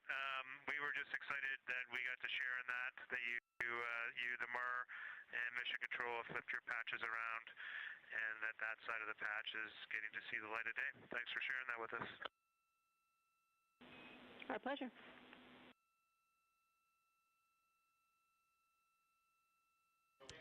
Okay, Angela, so can you tell me a little bit about your role supporting Artemis II and the science preparation for the mission? Yes, so I'm one of the 3 science officers. So Kelsey's been on console all day. I'll take over kind of closer to the end of the day. And then Trevor Graff is on the planning shift. And so it's the 3 of us in this 24-hour cycle supporting the mission. And so the science officer console is a brand new console to Mission Control. And it's not every day that you get a new discipline incorporated into mission control. So it's been such a significant milestone for us. And it's just a testament to like the commitment that the Flight Operations Directorate and NASA have, that they're going to be integrating science and maximizing science throughout Artemis. So it's really exciting. And then the science preparation. So I'm on the operations team, but I'm also on the training team. So all the incredible training and shout outs that you've gotten today, it warms my heart. It warms everybody's heart in the science evaluation room. I promise you that. But so all the classroom training, the field training, the mission simulations, right? We were part of all of it. And, that is what we did to get the crew to be, they are a part of the science team. And they are the forefront, that nice edge. And they're just been doing such a great job today. I know. I imagine that you have to be pretty proud of them. Their reports have been fantastic. So I would like to know a little bit about how you have developed procedures for this crew. What kind of science activities are they carrying out inside the spacecraft? Yeah, so the procedure development has been a unique challenge. I would say the exploration science that we're doing is inherently pretty flexible, and operations is, I'd say, inherently has more structure and rigidity. And so to marry the two and to operationalize the science that we want to get done has been a challenge. But I think we've been able to go through these processes and create good products at the end and have a good plan. And yeah, it's been really great. What was the second part of your question? Just what kind of these science activities that they're performing, which of those have you really had a hand in? Yeah, so a lot of the procedures help organize what the crew is doing in the cabin. And I know we've talked a lot about, what they've been doing, and they've been doing a lot, and it's been a little dark, so I can re-explain what some of those things that they're doing. So the observation blocks are about an hour long, and the crew is organized, the 4 crew members are organized into 2 pairs of 2, the window team and the cabin team. And the lunar targeting package that you've been showing up and that the crew have on their handheld tablets is really the instructions for the window team. So the window team, the 2 crew members are looking out the window. One has the camera with the long lens. One has, they're just looking out the window with their unaided eye, and they're taking these detailed observations. And then halfway in that observation block, they do the window team position swap. So that's what Capcom's been calling out, and they'll switch positions, so each crew member has a chance to have that long lens. And then that's just what the window team is doing. There's also the cabin team, where they also have duties that they're doing. We're asking a lot of the crew in this time.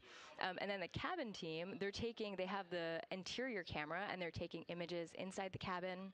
They're also supporting the window team, where, you've heard some call outs where looking out at the bright moon and then looking inside the dark cabin and looking at their LED screen is a lot. So the cabin team is also helping support, target, and guide the window team into specific targets on their plan. They're also helping call out these science situational reps.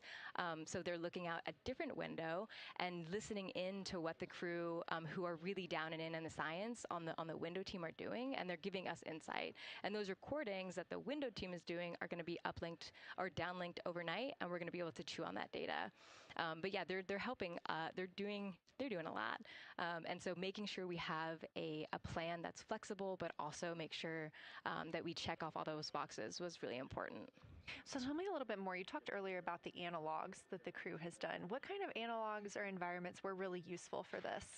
Yeah, so for procedure development, right, you have so many different environments that you can do. You have classroom, like we said, you have the Orion mock-up, you have simulations, and at least for developing the plan, we kind of did it in a tiered approach, because each of those different analog environments helps us answer a slightly different question and has a little bit of a higher fidelity.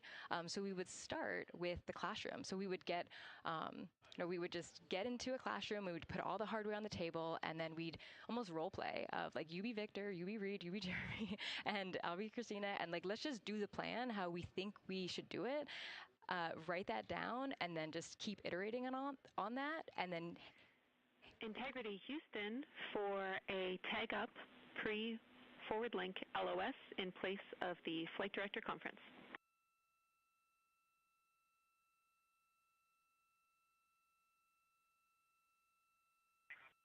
Okay, Jenny, we're ready.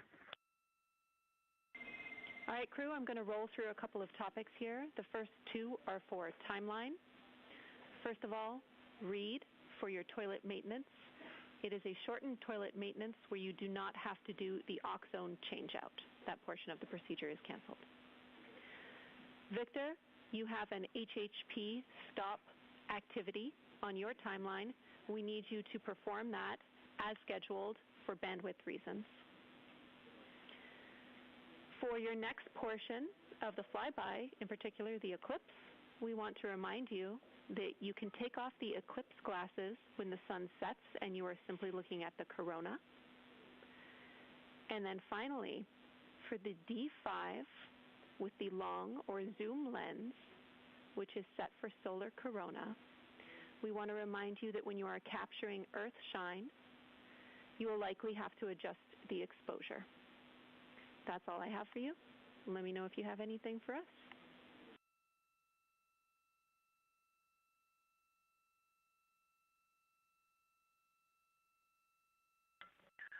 Okay, Houston, we copy y'all. Thanks for those words, Jenny.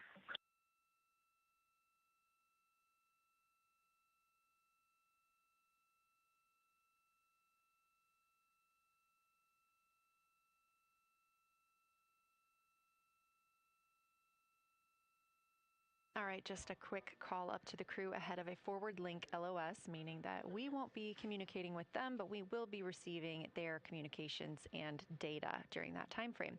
So, Angela, we were talking about analog environments. You were telling me about the classroom and getting in there and pretending who's Victor, who's Reed. Tell me more about this. Yeah, it works pretty well. So you're going to do the plan how you expect it to be, and then once we finalize that plan, we'll give it to a completely new group of people and have them practice it, and then they'll be like, these steps don't make sense, and we'll reiterate on it over and over. Then we'll take it to a higher fidelity environment like the Orion mock-up, and we'll do the same thing because that volume is smaller, the window placement, their seating, what things have we forgotten with this addition of this environment. And then once we reiterate on that, we'll take it then, we'll give it to the crew and have them execute off of it during mission simulations. That's the highest fidelity that we can do before we send it to space. So this is the first time we've had to do this because we're a brand new console, and it just sparks so many neurons of like, how are we going to do this for surface missions and integrate this in so many different ways. So excited to have kicked off this process, but there's so much more to come. Fascinating. And I think it was really well thought out too, because each crew member gets an opportunity to do each task. And so you're getting different perspectives and different insights from each crew member, maybe even about the same target, but something that one person sees could be completely different than something another person notices. So we also know that Artemis II has traveled. They're now on their way home, but they traveled farther from the moon than the Apollo missions did. So what makes that vantage point scientifically interesting? Yeah, observations are so fundamental in the scientific toolkit, particularly observations from different perspectives, different scales, and with different techniques. And so we really tried to make the plan to optimize those. There's pros and cons for all those things for this mission. So we really just focused the plan to have all those pros. So in terms of scale, this zoomed out scale, you can learn different things. This different perspective. So their perspective, as Kelsey talked about, photometry around when they orbit the moon. And then also just their different the different things they're able to observe. Let me talk a little bit about scale, because I think observations at different scales, you can gain a lot of different information. So like, for example, if you were an astronaut on the surface looking at a rock, and you describe at this micro scale. So in training, we kind of talk about observations from micro to macro, or from outcrop to orbit. So looking at a rock at this scale, you can describe its components, you can describe what it's made of and its colors and its minerals, and you're like, okay, and this rock came from this boulder, and it's this part of this boulder, and these are the different things that I'm observing around. It gives me context to this sample, and then you zoom out a little bit more, and you're like, okay, well, I can see that this boulder came from, it rolled from this mountain ridge or this high ridge feature. And then because I can see the trail that it came from, okay, now let me describe this ridge and different parts in it and maybe other boulders that I'm seeing. And then you zoom out further of the orbit scale and you're like, this ridge is a part of this larger crater. So all of those different steps give you different information. And so that's why observations at these different scales and these different perspectives are so important. So this zoomed out kind of far view is this full lunar disk view. It's the full lunar on Earth, we see the full lunar disk as well, but now we're able to see it on the far side, and we're able to see it, all at the same time, which enables the astronauts to compare very quickly to different parts of the surface. And the color particularly is very compelling because you can just be able to very quickly compare from 3 different regions. Is it in the same family? Is this actually a little bit different? Compare that to what they see in their orbital data that they have access to on their portable computers, and really just be able to tease out that nuance and information. Yeah, we heard them make a lot of those connections today, and especially the color. We talked with Kelsey about this a little bit, just how exciting it was to hear the browns and greens and things like that. I cannot wait to see those pictures. Yeah. So one last question. We are coming up on the last lunar flyby observation block, and this is when we are going into a solar eclipse. So can you tell me what you're interested in the crew learning during that time frame? Yeah, so the data set. So yes, there's so many things. How to pick one. So I would say the thing that I'm most interested in seeing is some of their annotations that they're taking. So in this opportunity, it's a very dynamic type of experience in that we don't normally see this activity. And so being able to have crew observe the solar corona and then also annotate it in their on their portable computing device is just such a unique thing that humans can give to missions, and also particularly being able to annotate what they're observing while they're talking about it is also unique to being able to have astronauts in orbit as well, because we won't be able to have annotations on the lunar surface because the astronauts will be in suits. They're going to be collecting samples, they're going to be deploying instruments, and so personally, I'm really excited to see some of these annotations and to see how that develops over time, because you've heard a lot of descriptions, and I think when people are describing something that's unique and different, you can interpret it differently. But if you're drawing and you're marking, particularly just going back to like the color provinces, for example, and those boundaries, you know exactly what they meant. And really, I'm just very excited about those annotations. There's been some famous annotations that the Apollo crew have made, particularly about solar coronas and the structures that have, and lofted dust that have given a lot of debate within the scientific community of they're observing this phenomenon, and now it's our job to hypothesize of like why are they observing this, like what is going on. So I think that's just a really cool part of exploration and science, and this beautiful thing that we're about to do. Well, now you've got me excited about the annotations too. I mean, I've been excited about the pictures and the audio, but now don't sleep on the annotations. I am very excited to see these little sketches that they're able to draw out, and we have pictures that they can just draw right on. It's like this particular thing is different than what we've seen. So I'm excited about that. I'm excited too. Angela Garcia, thank you so much for joining us today, and have a great time tonight on Console. Thank you, and you've been doing a great job, and it's so excited to see where we go from here. Thank you so much.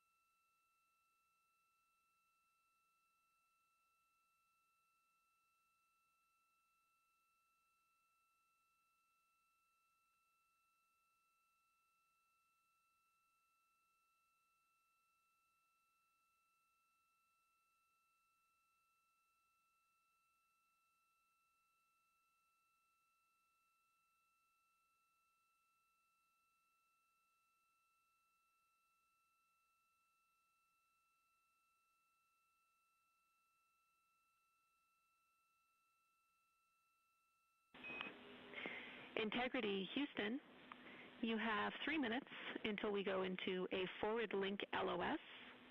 We will be back up with you in about an hour during the eclipse on Madrid.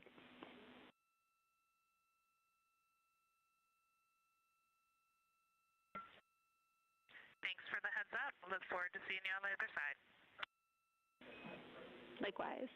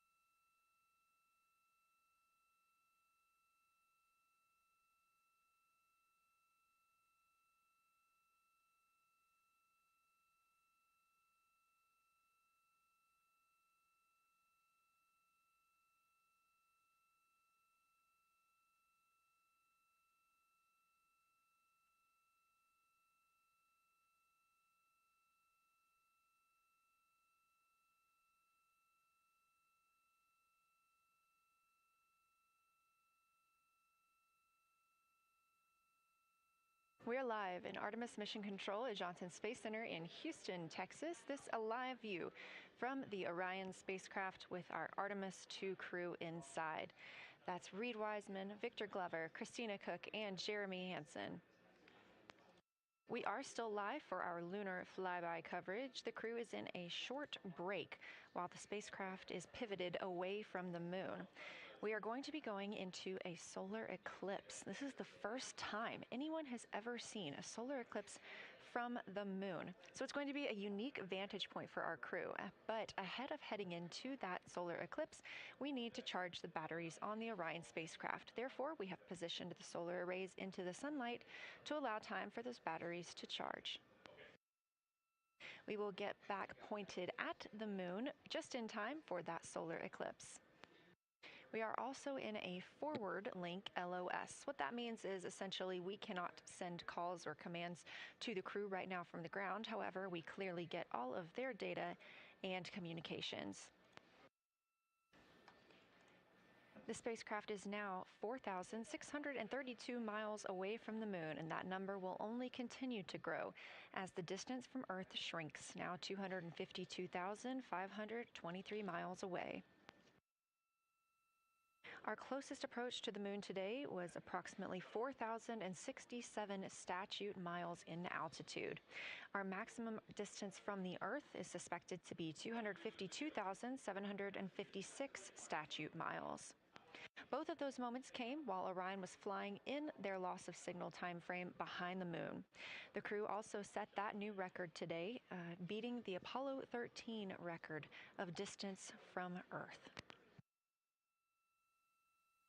This is an animation or a visualization that you can track anytime, day or night, by visiting nasa.gov/track-Artemis. This shows you how the spacecraft is positioned as well as their distance and velocity, now traveling 930 miles per hour.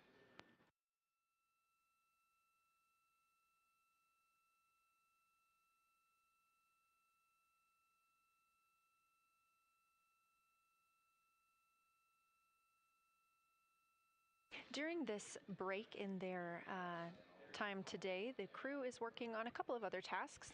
Some of those include their National Geographic timeline test. National Geographic was selected through a competitive process by NASA to help tell the story of Artemis II. So you've seen the crew with some GoPros inside the cabin, taking videos and pictures, and with other cameras as well. National Geographic plans to leverage its portfolio of media assets, including magazines, social and digital content, and television programming for engagement opportunities. Throughout the flight, the crew has been timelined a little bit each day to film from a shot list provided by National Geographic, and that includes their morning routine, talking with their families, exercising, and just their overall thoughts about the mission. And I cannot wait to see that footage.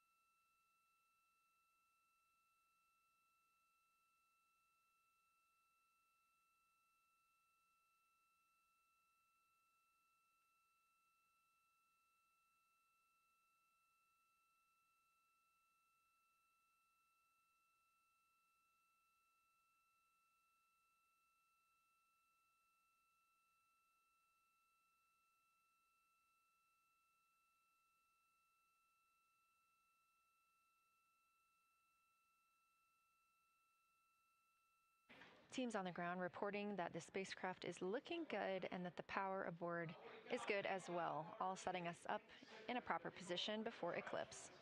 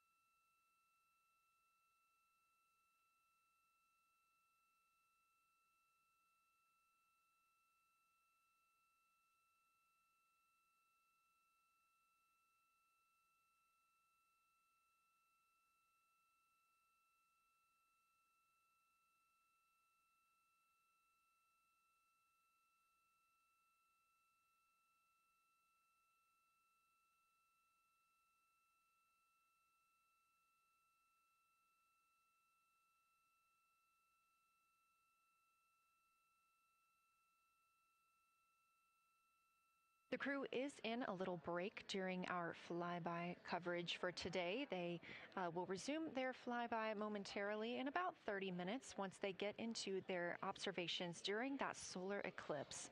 Now, the moon is our nearest celestial neighbor, orbiting Earth at less than 250,000 miles on average. When our astronauts venture there for future Artemis missions, they'll target landing sites near the lunar South Pole. There, ancient rocks, minerals, and trapped water ice will not only provide resources for human explorers, but they may also contain clues to the formation and evolution of our planet and the solar system. Let's learn more about the lunar South Pole with this video featuring Dr. Kelsey Young, Artemis Science Flight Operations Lead. We learned a lot from the Apollo samples, but we still have a lot left to learn about the moon. The Apollo missions visited only a pretty narrow swath of the moon. All the missions were concentrated near the near-side equator. Really interesting and really critical insights were unlocked with the Apollo samples, but we have so many questions still to answer about the moon and the evolution of the moon. And liftoff of Artemis I. We rise together, back to the moon and beyond. NASA's Artemis missions are NASA's plan to send people to the surface of the moon. We'll be sending people and roving assets and scientific equipment to, among other things, answer a lot of really compelling science questions. Scientists have a lot to learn about the moon. It's our nearest celestial neighbor here to Earth, so what the moon has experienced, we've experienced. Except here on Earth, we have things like plate tectonics, oceans, forests, people that erase the rock record. Whereas on the moon, that whole record of our planet's history, of the moon's history, is just kind of waiting there at the surface for us to explore. The South Pole, which is where Artemis missions are going to target, is specifically interesting for a couple key reasons. We think there are volatiles at the South Pole of the moon that are not present near the equator. Things like water and water ice that are trapped in the lunar regolith, which basically just means lunar soil, that can easily become untrapped from that lunar regolith, and scientists can scoop up and study for return to Earth.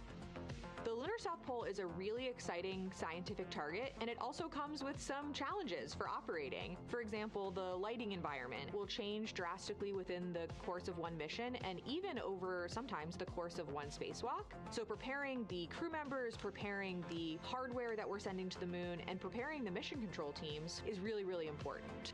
The South Pole Aitken Basin is particularly exciting. We think it's one of the oldest and largest impact basins in the solar system. And if we can get the right rock from the South Pole Aitken Basin and bring it back to our labs here on Earth, we can use that sample to constrain the entire evolution of our solar system and really understand the timing of how the moon and our planet and the entire solar system evolved.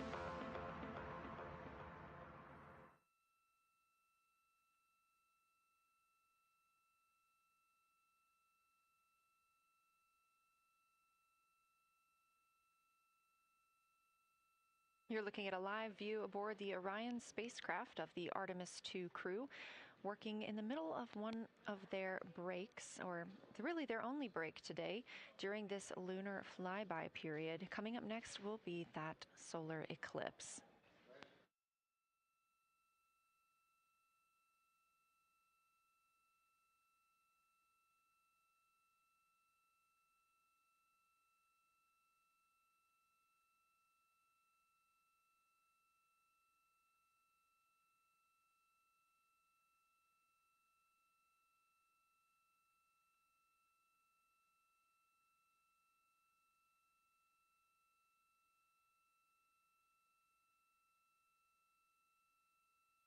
Throughout the Artemis II mission, and of course throughout today, you've likely heard the crew being called with the name Integrity. The Artemis II crew members named their Orion spacecraft Integrity during a news conference September 24th, 2025. The name Integrity embodies the foundation of trust, respect, candor, and humility across the crew and the many engineers, technicians, scientists, planners, and dreamers required for mission success. They said this name is also a nod to the extensive integrated effort from the more than 300,000 spacecraft components to the thousands of people across the world that must come together to venture to the moon and back, inspire the world, and set the course for a long-term presence at the moon. The crew also said that integrity is rooted in a shared core value of NASA, the agency's astronaut office, and the CSA, the Canadian Space Agency.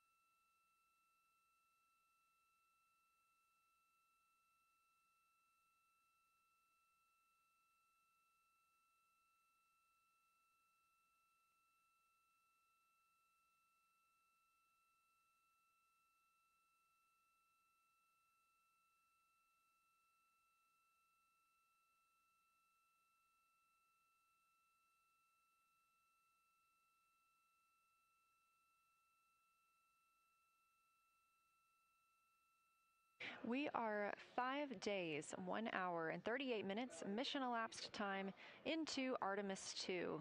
In this view on the screen, you can see the crew starting to even look through some photos that they may have captured today. We really look forward to sharing these photos with you as soon as we possibly can. And the best way to keep up with those is to follow NASA on social media. You can do so at NASA, and for this mission specifically, at NASA Artemis.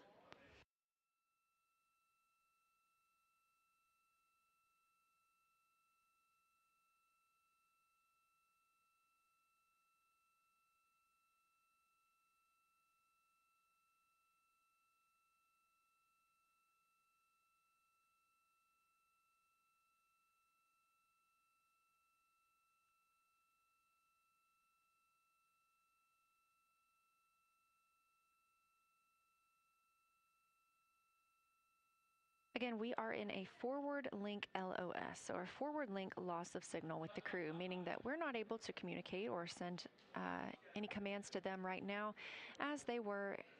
This is a tracked event that occurs at times, but they could still provide communications down here to us, and we are obviously still receiving their video and their data.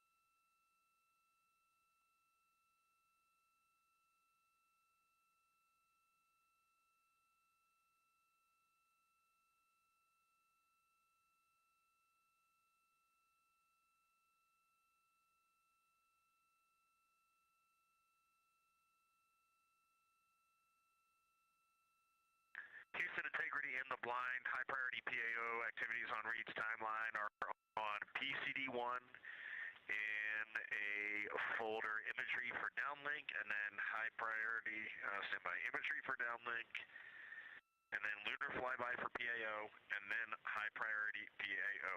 Thank you.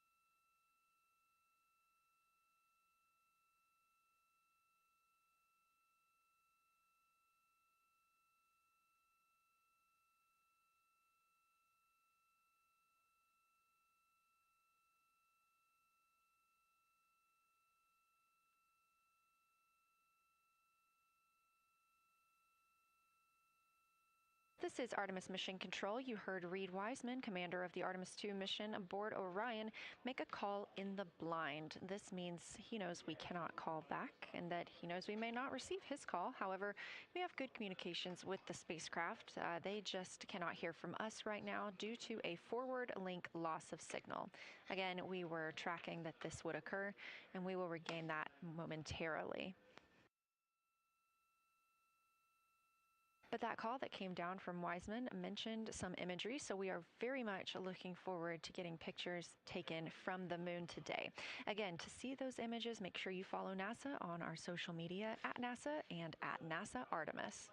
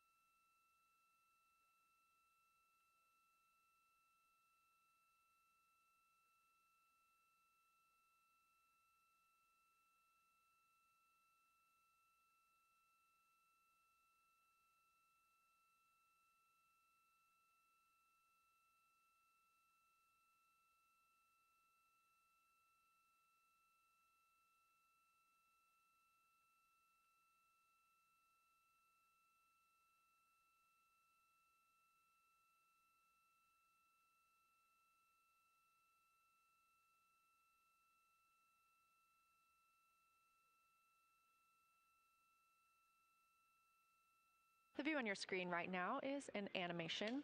This is called Arrow, or Artemis Real-Time Orbit website. You can visit this for yourself at nasa.gov/trackartemis, and you can watch as we continue to grow closer to Earth and farther away from the moon.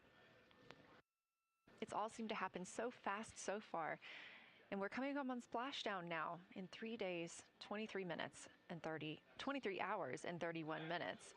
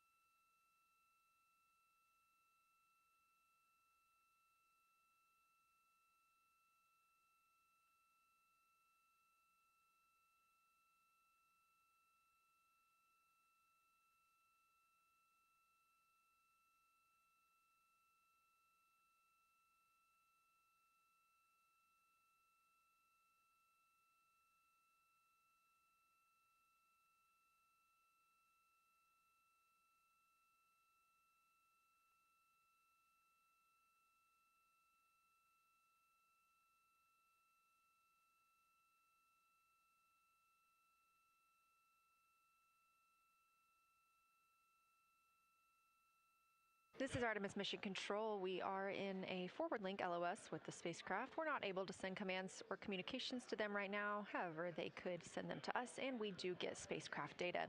This is tracked as we are on the Deep Space Network. This is the network that we use to communicate with the spacecraft now that we are so far from Earth, over 252,000 miles. We are still in our lunar flyby coverage. The crew still have a very important and very exciting flyby milestone coming up when they will see a solar eclipse from the moon, the first humans to ever do so.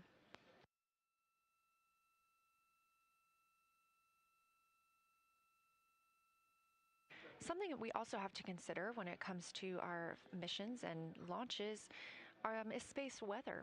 So since the Apollo 16 and 17 missions, there were some solar eruptions near that time frame that could have been dangerous to our explorers. Over those 50 years since those storms, the data, technology, and resources available to NASA have improved, enabling advancements towards space weather forecasts and astronaut protection, which is key to NASA's Artemis program to return astronauts to the moon.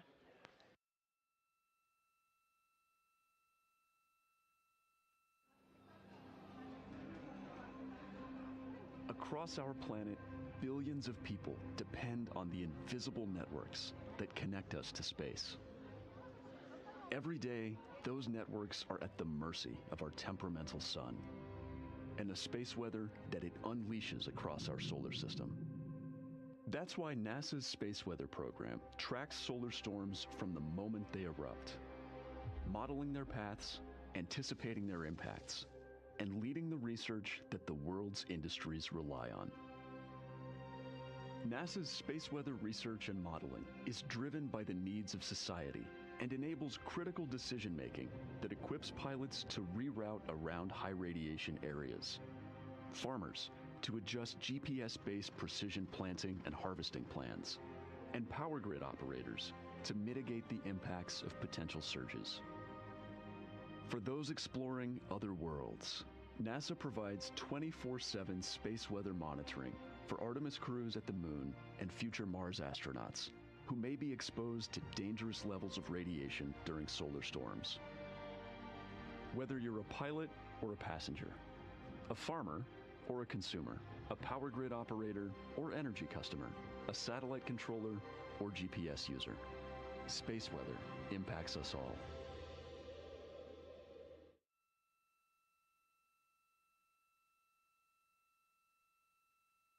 This is a live view from the Orion spacecraft on the Artemis II mission. It's now been 5 days, 1 hour, and 54 minutes since we launched.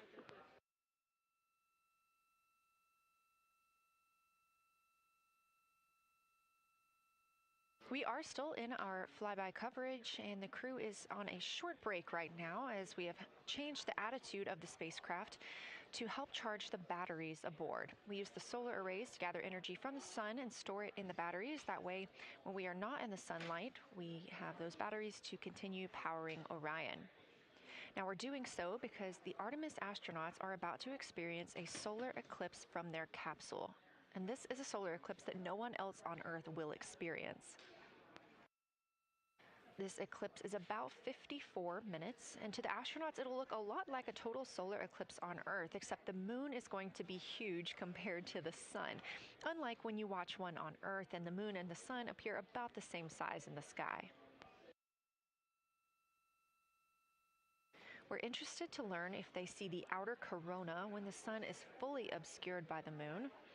And because of how big the moon will be from their perspective, the total phase of the eclipse will last nearly an hour.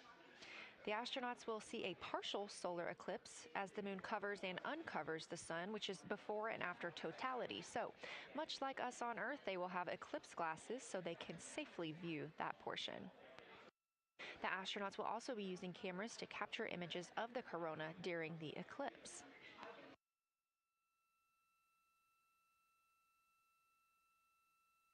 There also may be some other planets visible during the eclipse, including Venus, Saturn, Mars, and Mercury.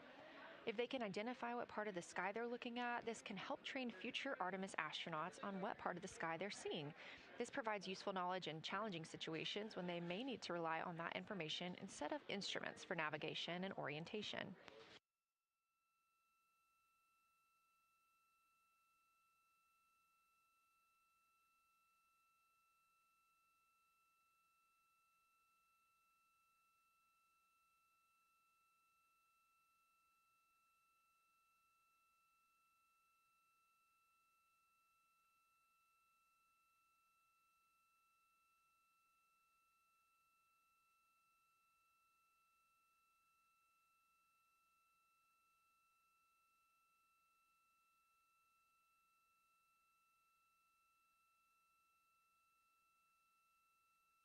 Confirmation from teams here in the ground that we have reached the eclipse attitude, meaning Orion is in the proper position to observe it.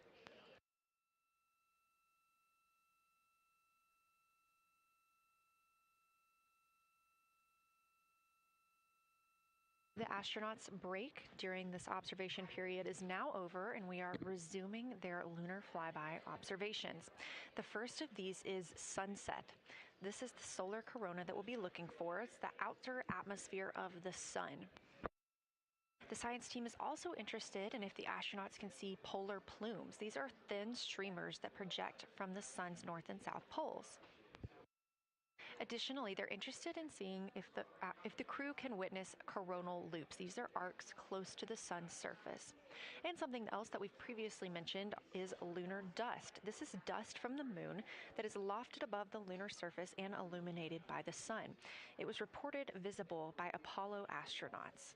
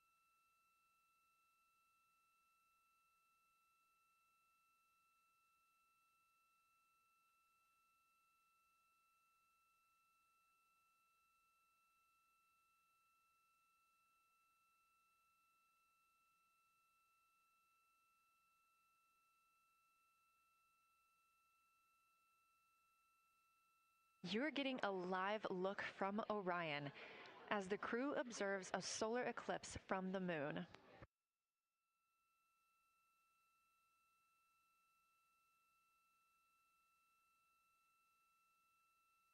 Again, this solar eclipse is only visible to the crew on the spacecraft. It's not visible to anybody on Earth.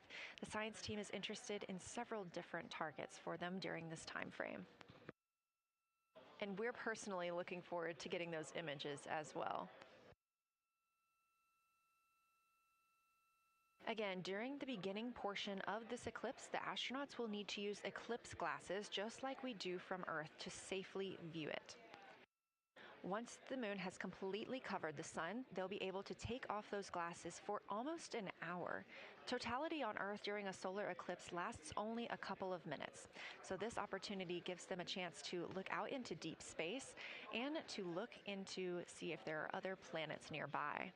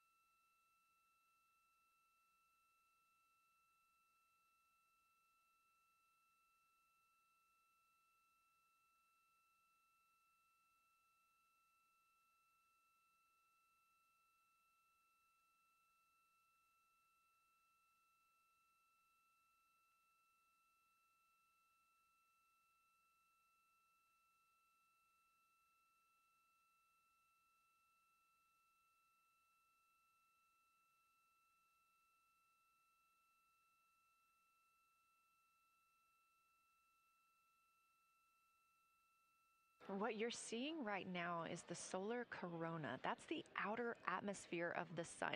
And the science team is very interested in any images that the crew can capture of this. They're hoping that they'll take pictures and describe the visibility, color, and shape of the solar corona as a whole and its substructures, those plumes and streamers.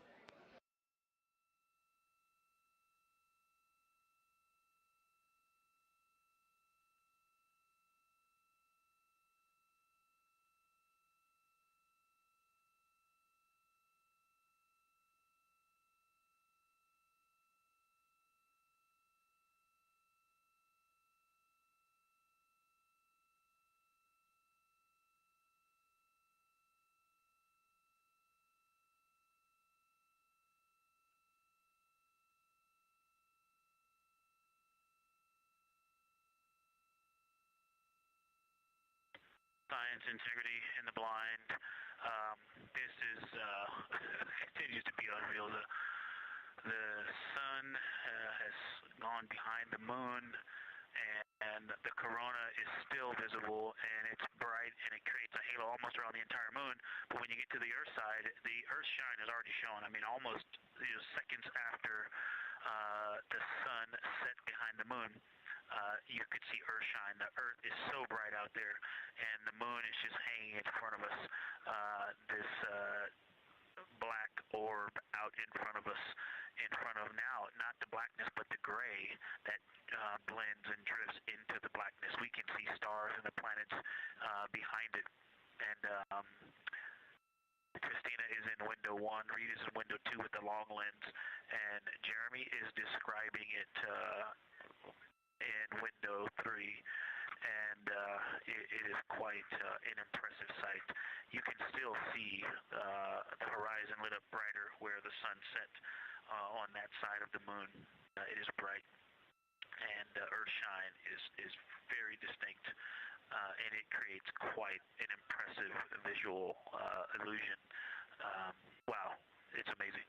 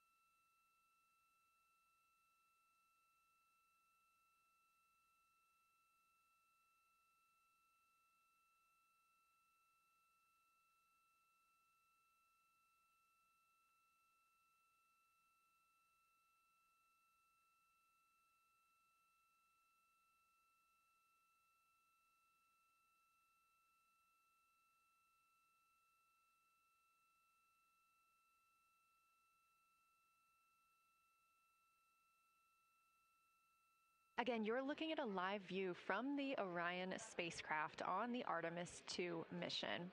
Orion is now 252,125 miles away from us all on Earth.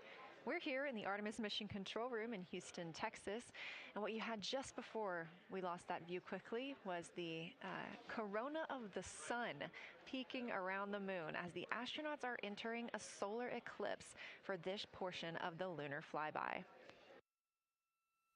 We're now over 5,500 statute miles from the moon. That closest approach today was just about 4,067 statute miles away. And teams in the room beginning to get a little busier and filter in and out as we are stepping through a handover. The Orbit 1 team is handing over to Orbit 2, who will continue monitoring lunar flyby and all of the systems aboard the Orion spacecraft.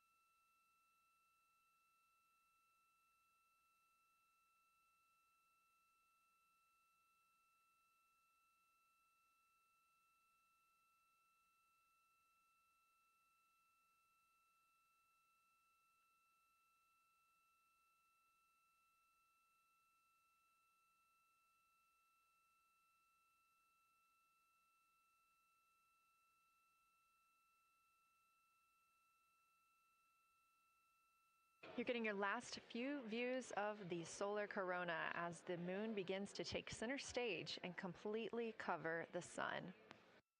If you see that bright dot up near the top left of your screen, we think right now that that may be a part of the spacecraft, but we'll be sure to correct that if we end up figuring out later that it is something else entirely.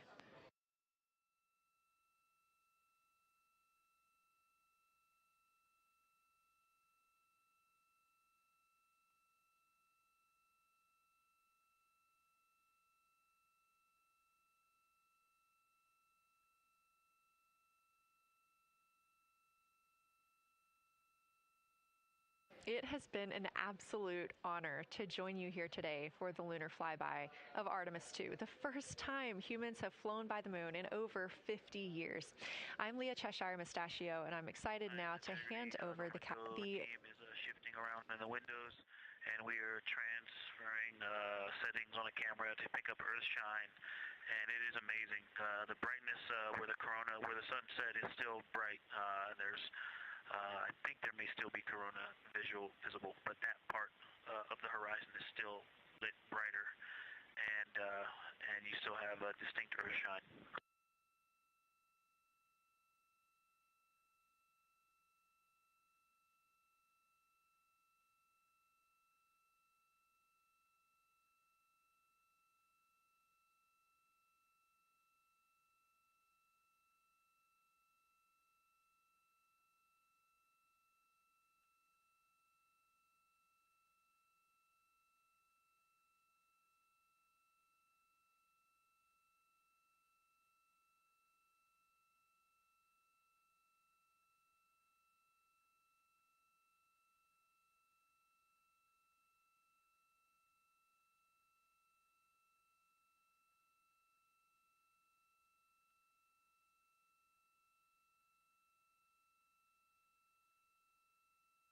You know our rules that we don't talk when the crew is talking, so wanted to give Victor Glover a moment there to call down what he was seeing now that the moon is covering the sun.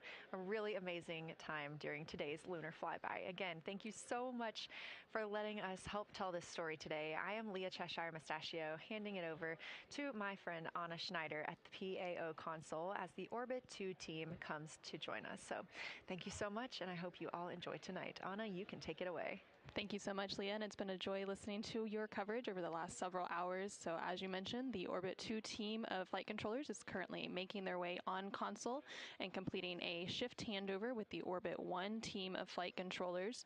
The Orbit 2 team tonight will be led by Flight Director Diane Daly, and she is currently handing over with the Orbit 1 flight director there on your screen, who was Flight Director Jeff Radigan.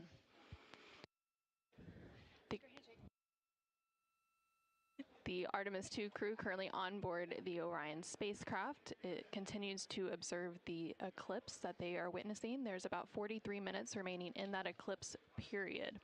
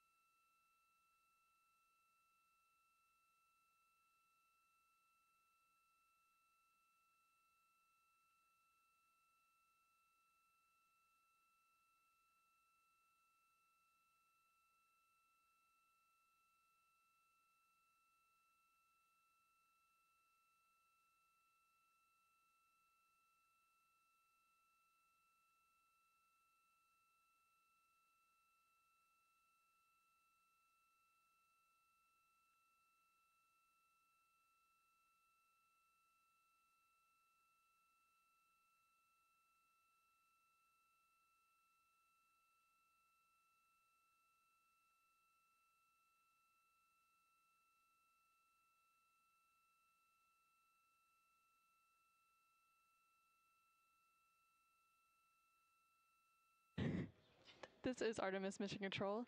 You are currently seeing a live view of the solar array wing cameras on the Orion spacecraft. We spoke with our science team, and they did determine that that dot in the distance is Venus.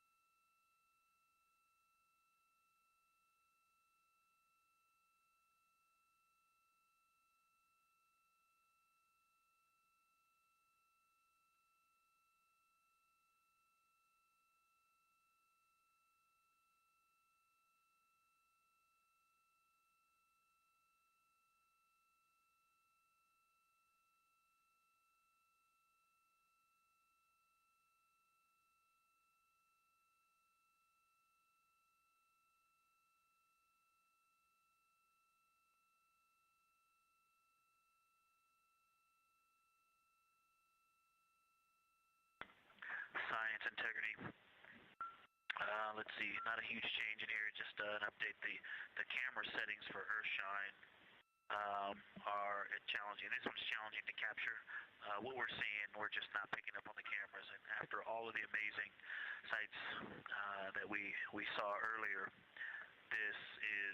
we just went sci-fi. This has, it just looks unreal. You can see the surface of the moon between, I guess, the Earthshine. I guess Earthshine. You can actually see a majority of the moon. It is the strangest looking thing that you can see so much on the surface.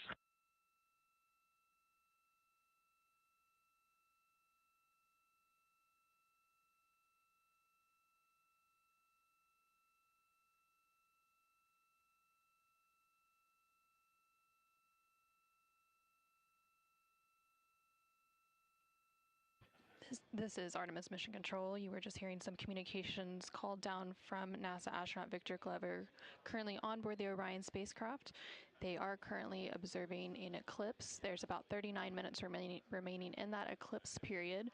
Currently, we are in a forward link LOS, or loss of signal, so the crew can communicate down with... He's seen 2 meteors, science.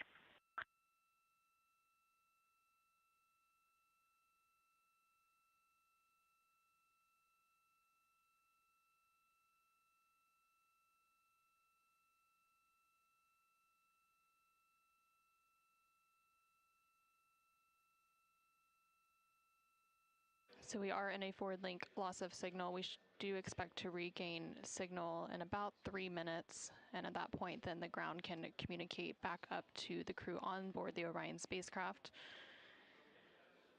In the meantime, the crew can continue to communicate down to the ground. The ground is just unable to respond, so they are continuing to provide some science observations during this eclipse period.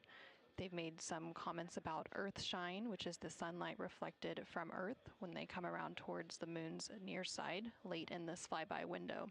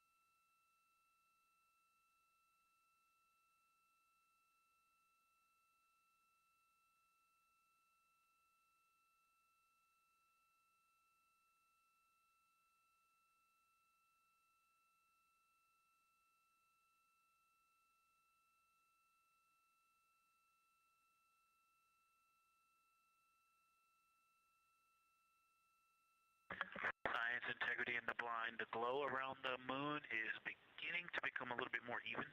It's not so much distinct just where the sun set on the moon's horizon as we're flying through this trajectory, and then the sun's going to come up out of the other side. I think it's we're starting to see the glow around the moon get balanced out. I still see Earth shine, and the Earth is very bright out there. Still quite an unreal sight. Integrity Houston, we have that sit rep loud and clear, and we are back with you. How do you hear me?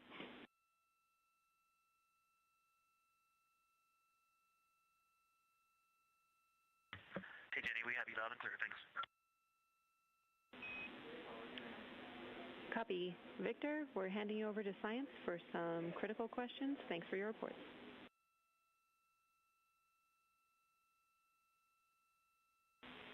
Integrity Science, we were loving your science sit reps in the blind, and it should come as no surprise that we have a number of follow-up questions.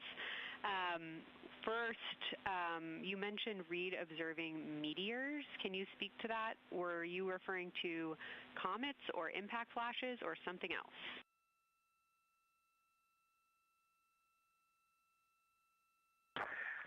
Yeah, there was a little bit of giddiness. We have seen 3 impact flashes so far. I saw 2, and Jeremy has seen 1. Undoubtedly, Jeremy saw 2, so that's 4 total. Undoubtedly, quick impact flashes. It was not sun glint off of particulate from the thrusters or the purge tanks. It was definitely impact flashes on the moon. And Jeremy just saw another one. Go ahead with your next question. Amazing news. I literally just looked over at the SIR and they were jumping up and down literally. If you could describe where on the moon you saw them, please.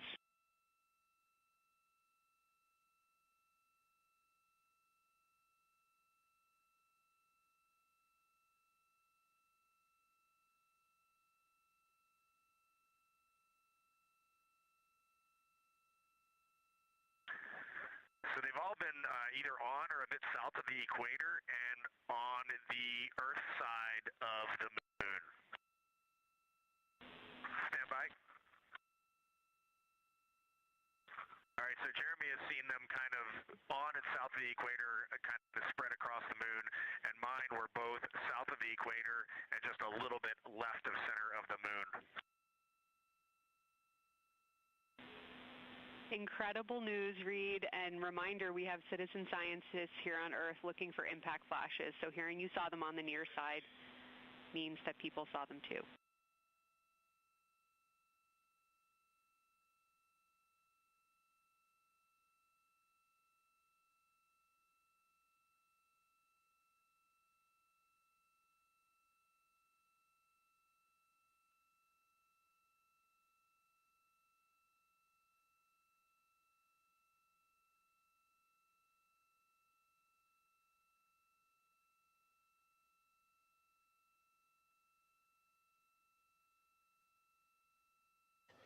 This is Artemis Mission Control. We have regained that signal, so the team here in Mission Control was able to call back up to the crew on board the Orion spacecraft as they continue their lunar flyby. Specifically, they are now in that eclipse period. So the science team here in Mission Control was able to ask some questions about some of the situational reports they were providing during that loss of signal.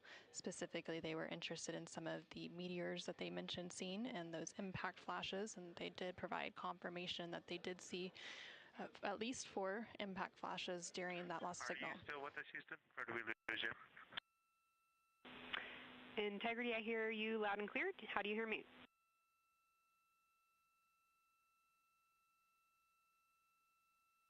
Okay, we got you loud and clear.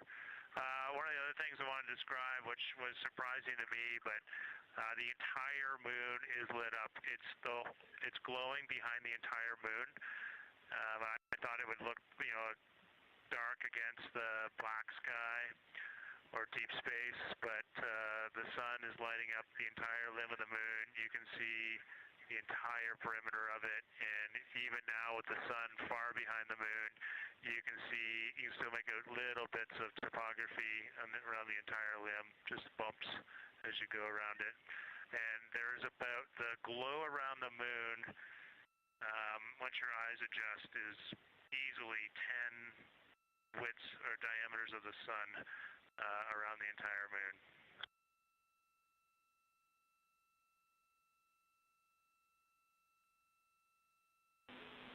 Incredible to hear, Jeremy. Were you able to actually pick out any discrete features on the lunar surface? And if so, how do they look different than when you observe them in solar illumination?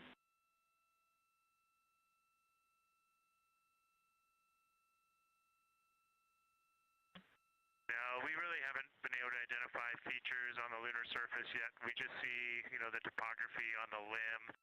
For the Earth glow, we're about a quarter moon, waxing quarter moon, if you will, from the Earth glow perspective, and it's just at a very, just the sight angle. I'm just not able to tell what I'm looking at yet in the Earth glow. Understood. Thanks, Jeremy. One other question for you on the solar corona. Were you actually able to see any structure or color in the corona before most of it disappeared behind the moon?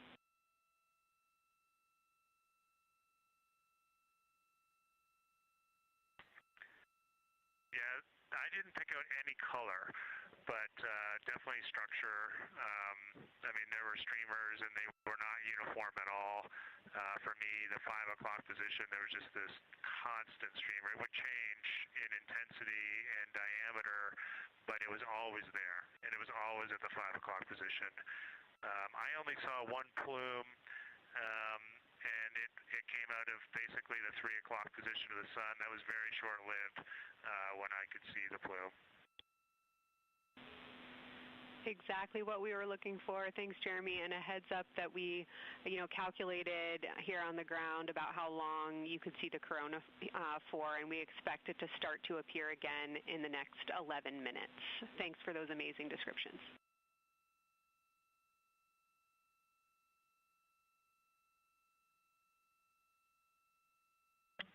Okay, we're excited to see it all again. Integrity Houston, we're following along as well. That was outstanding. If you haven't already, just reminding you to swap positions at the windows. And that brief LOS we had previously was due to a data rate change expected.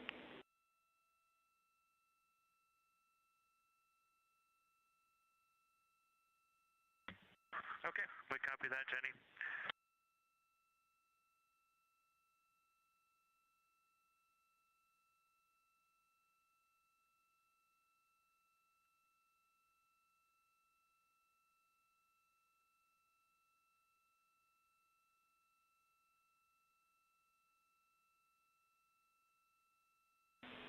Integrity Science, one more request for you. While it's still fresh in your mind, any annotations or sketches you want to make of what you're seeing either around the corona structures you just mentioned or even on Earthshine would be so appreciated.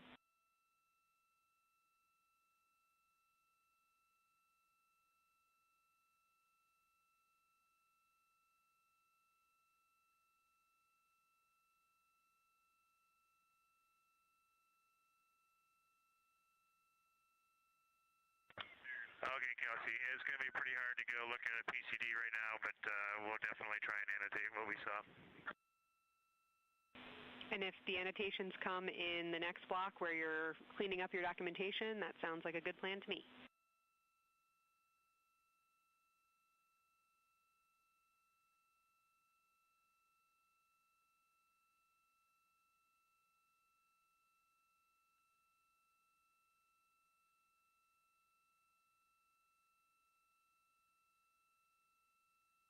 This is Artemis Mission Control. On the bottom right corner of your screen, you can see a view of the Science Officer Console here in Mission Control. And we've been hearing that communication between the science officer. The Orbit 1 science officer is Kelsey Young, and she's been asking questions to the crew, specifically CSA astronaut Jeremy Hansen, based on the observations they've been making during this eclipse period. And then in the upper left-hand corner of your screen, you can see a view of the Artemis Real-Time Orbit website, which provides updates on the velocity and the distance from Earth and the Moon of the Orion spacecraft as it continues to make its way back to Earth.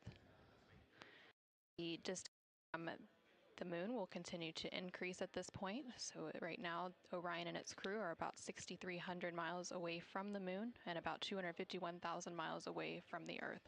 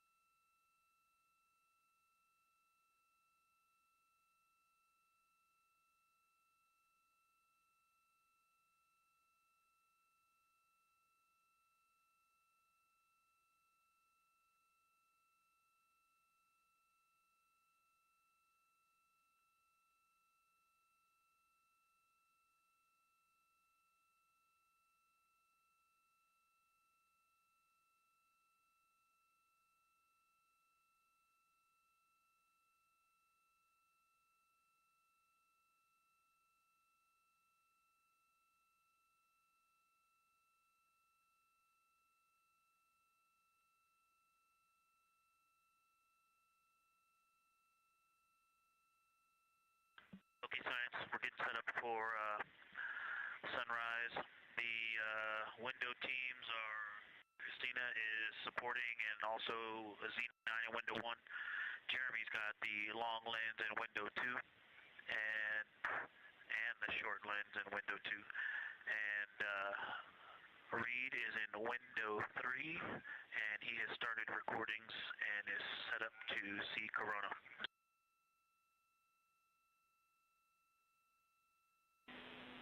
Great, SITREP Victor. That sounds like a good config, and we're showing coronal effects start to appear on your video camera. So in the next few minutes, we should start to hear your observations.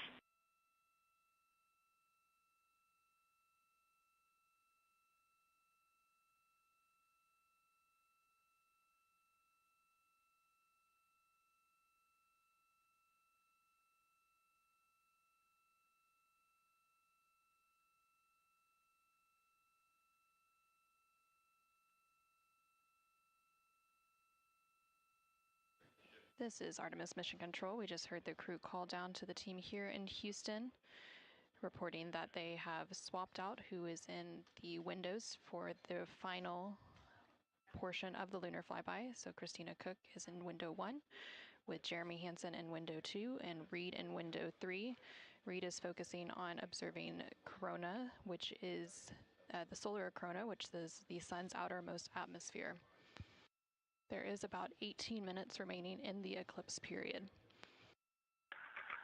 Science and Houston integrity. I know this observation won't be of any scientific value, but I'm really glad we launched on April 1st because humans probably have not evolved to see what we're seeing. It is truly hard to describe. It is amazing.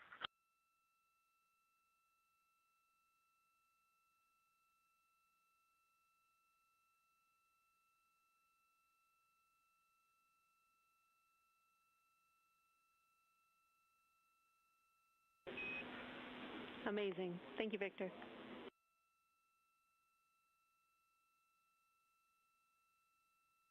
And just one more logistics note, we have gone as dark as we can in the cabin. We have turned the DUs all the way as dim as they can go, so you can't see anything on the screens. Every bit of light in the cabin affects the view. You're definitely seeing the brightness go closer. It's definitely brighter on the Earthshine side, and so we're expecting to see some corona here soon. We copy all. Excited for what you see next.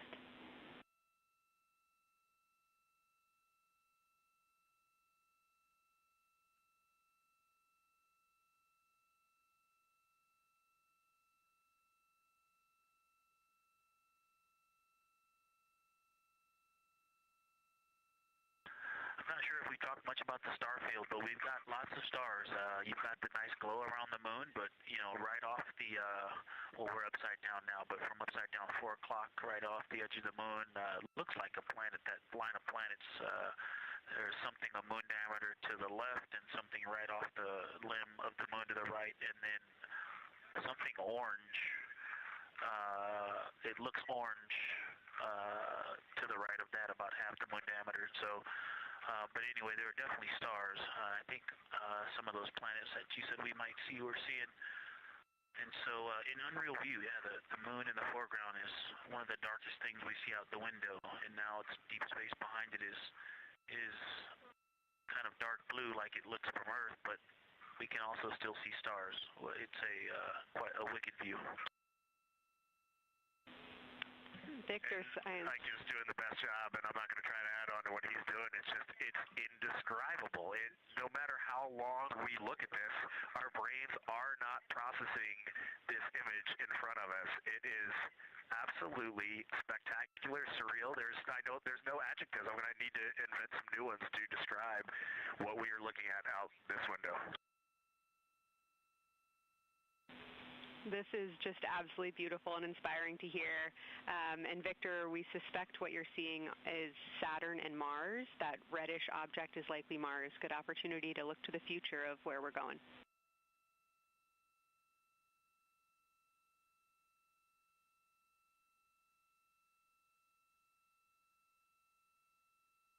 Yeah, we can absolutely see the color of Mars. That's awesome.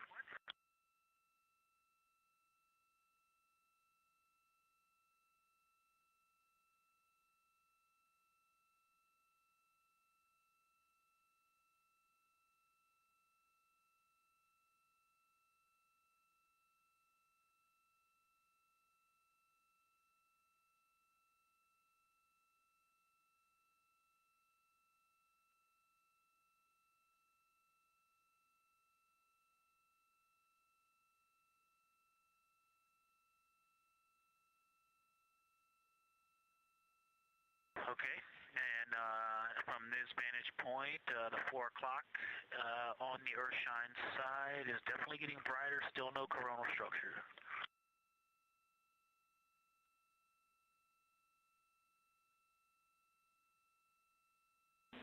Houston copies.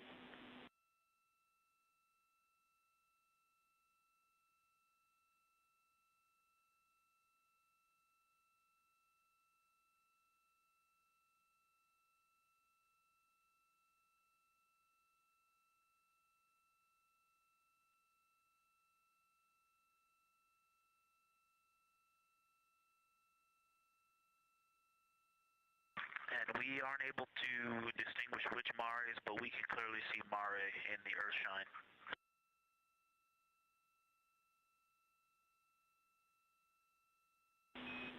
We copy.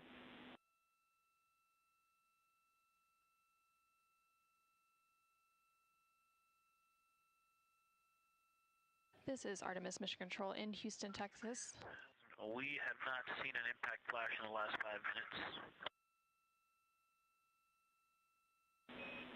Sounds unlucky, but you had a pretty strong start, so we'll take it. And actually, right after I said that, right at the South Pole, near the South Pole on the Terminator, Reed just saw one. Amazing.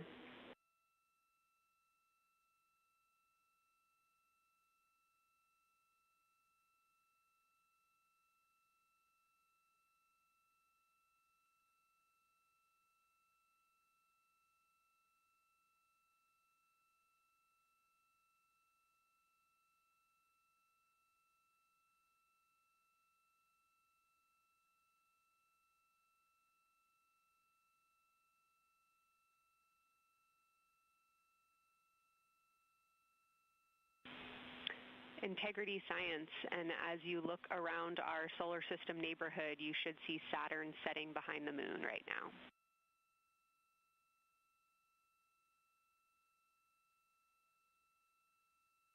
We do. We've been watching it track close to the horizon, and it's right tangential to the moon at this moment.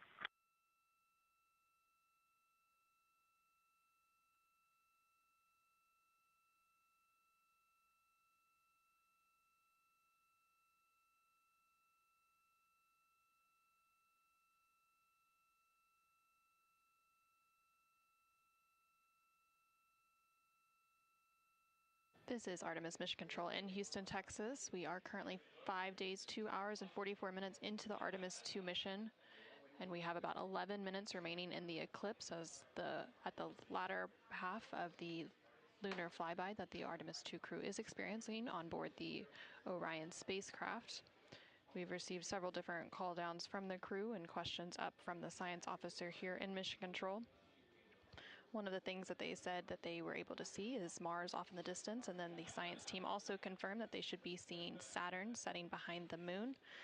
They've also acknowledged seeing several different impact flashes, and these are flashes of lights from meteorites striking the surface of the moon. They've also mentioned the solar corona, which is the sun's outermost atmosphere. Here in Mission Control Houston, the Orbit 1 and Orbit 2 teams have officially completed their handover. So the Orbit 2 team is now leading here in Mission Control, and that is being led by Flight Director Diane Daly, and the Capcom here in Mission Control will be Tess Caswell. And you can see there on your screen on the right-hand side is the Flight Director console, and Diane Daly is in the far right of that screen, and Tess Caswell, the Capcom or capsule communicator, is in the far left hand of that screen.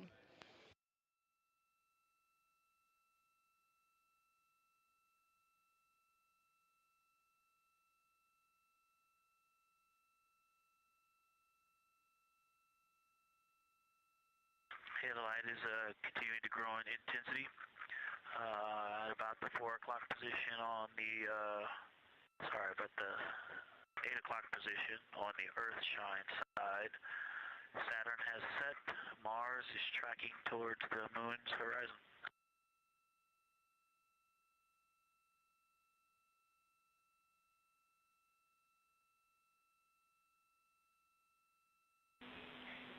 Integrity Science, we copy, and we're starting to see it on the vehicle stream. Looking forward to any coronal observations you can share with us.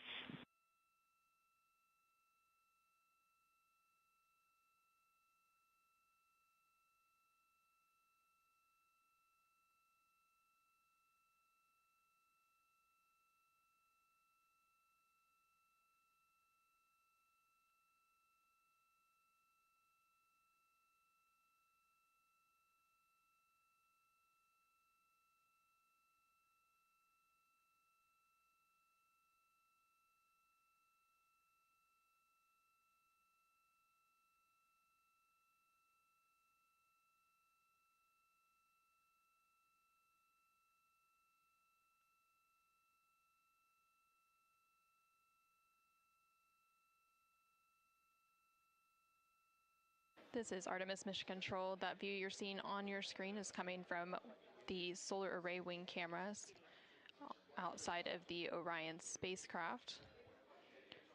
And you can see the light starting to come into view as the solar eclipse period is starting to end. Integrity, still no coronal structure at this time, just continue to grow in intensity.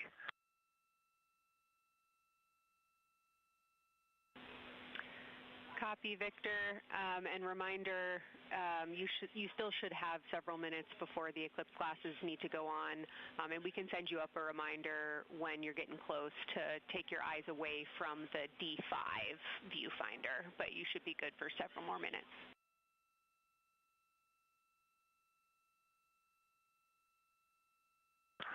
Copy, thank you, and yes, please send up the reminder. Thank you.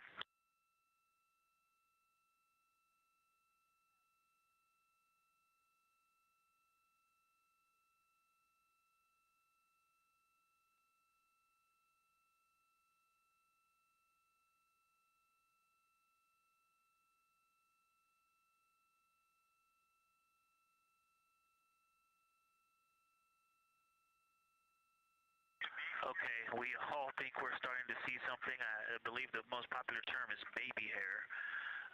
As the light grows in intensity and the horizon on this side becomes very distinct. You can still see Earth shine, even though the sun's brightness is definitely growing in intensity.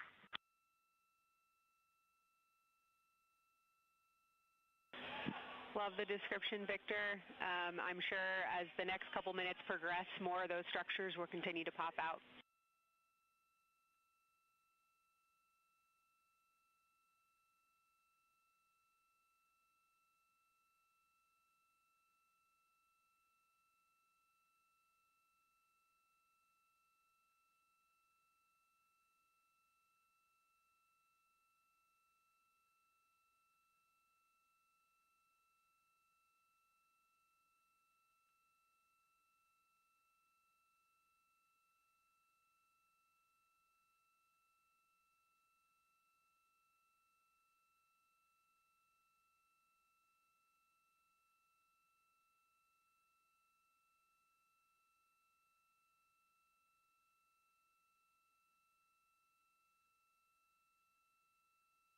This is Artemis Mission Control in Houston, Texas.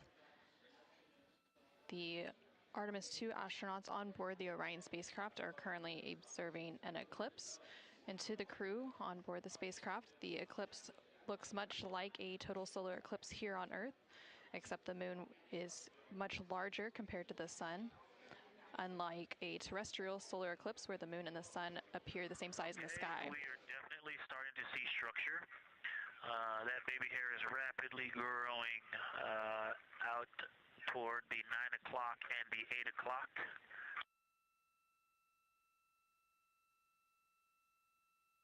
It's almost as if it were reaching out for Venus or for the Earth.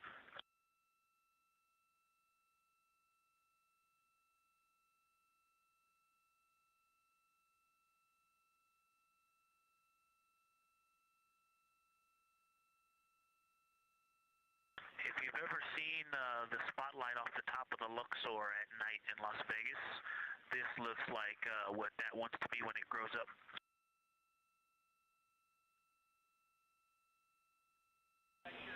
Integrity Science, glad to hear you're following your training of tell it like you see it.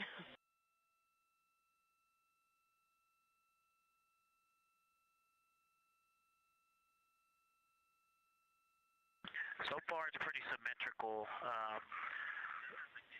There are 2 or 3 streamers that are growing in intensity and in magnitude, and it's slowly starting to widen, starting to spread out across the horizon.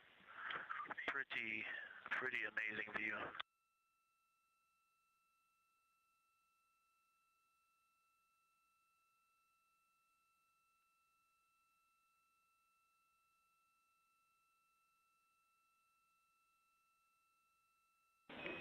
And Integrity Houston, great words. Reminder for you, we are approaching the brightness level at which you should no longer be using the viewfinder on the D5.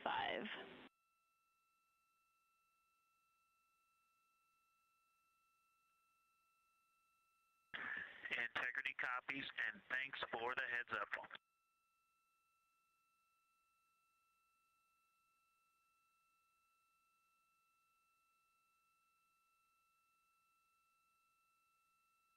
This is Artemis Mission Control. Oh, and I think we're seeing some directionality. Some of it is going in different directions because it appears to be moving and combining and recombining as it it's pointing in different directions, and some of it appears to be going like down toward the south pole of the moon, but it's and then coming back together and going out towards Venus and the Earth.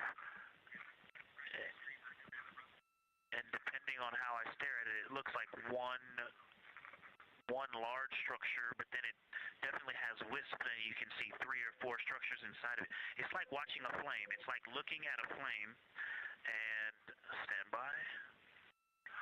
And so it has some inherent movement. Now there's a very bright spot. There's a very bright spot in the center of it. There's a towering light of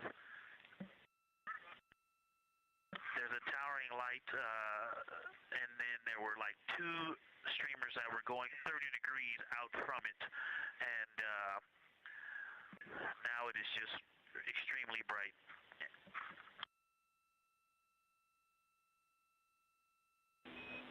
Houston, copies all. Starting to get a little warm.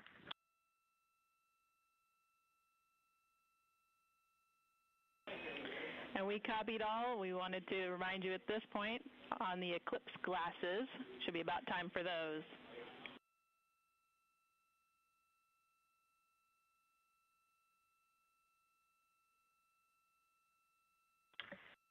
Houston, we copy all. We are in eclipse glasses. That was an absolutely spectacular, magnificent experience. Thanks for the report. We sure wish we were there with you.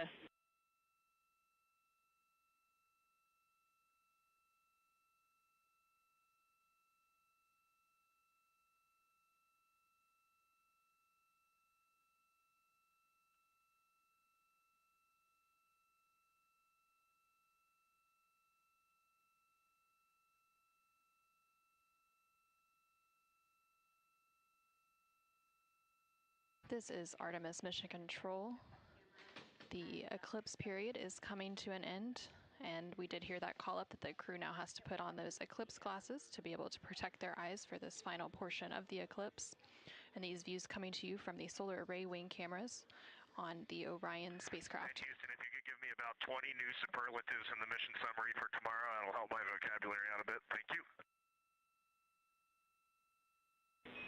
We will solicit input from the team.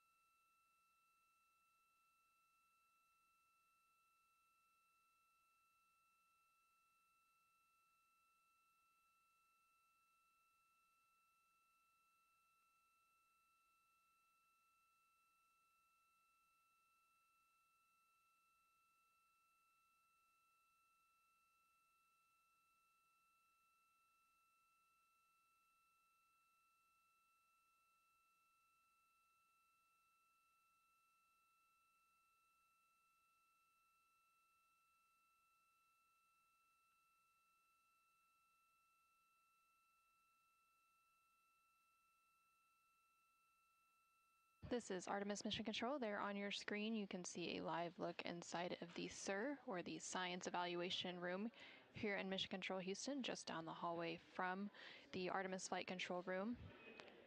Integrity Houston, back with you after a data rate change. Regarding the SAW-3 camera T low caution, no action for you. It just got a little cool during the eclipse.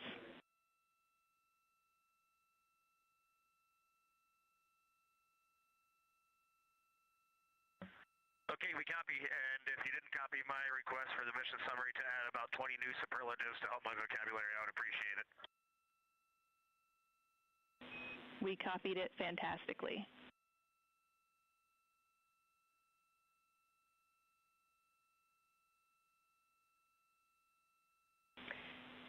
And Integrity Science, this is basically wrapping up your fly-by-day observations. I can't say enough how much science we've already learned and how much inspiration you've provided to our entire team, the lunar science community, and the entire world with what you were able to bring today. You really brought the moon closer for us today, and we cannot say thank you enough. And Science signing off, and can't wait to talk to you tomorrow morning.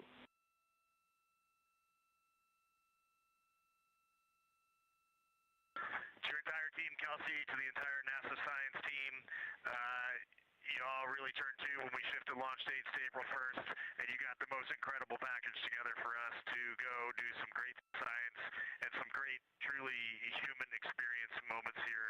And we were well prepared, and we appreciate all of you. And this is what we do best when we all come together and work as a team. So you all knocked it out of the park. Thank you for giving us this opportunity. Beautiful words, Reed. Thanks so much.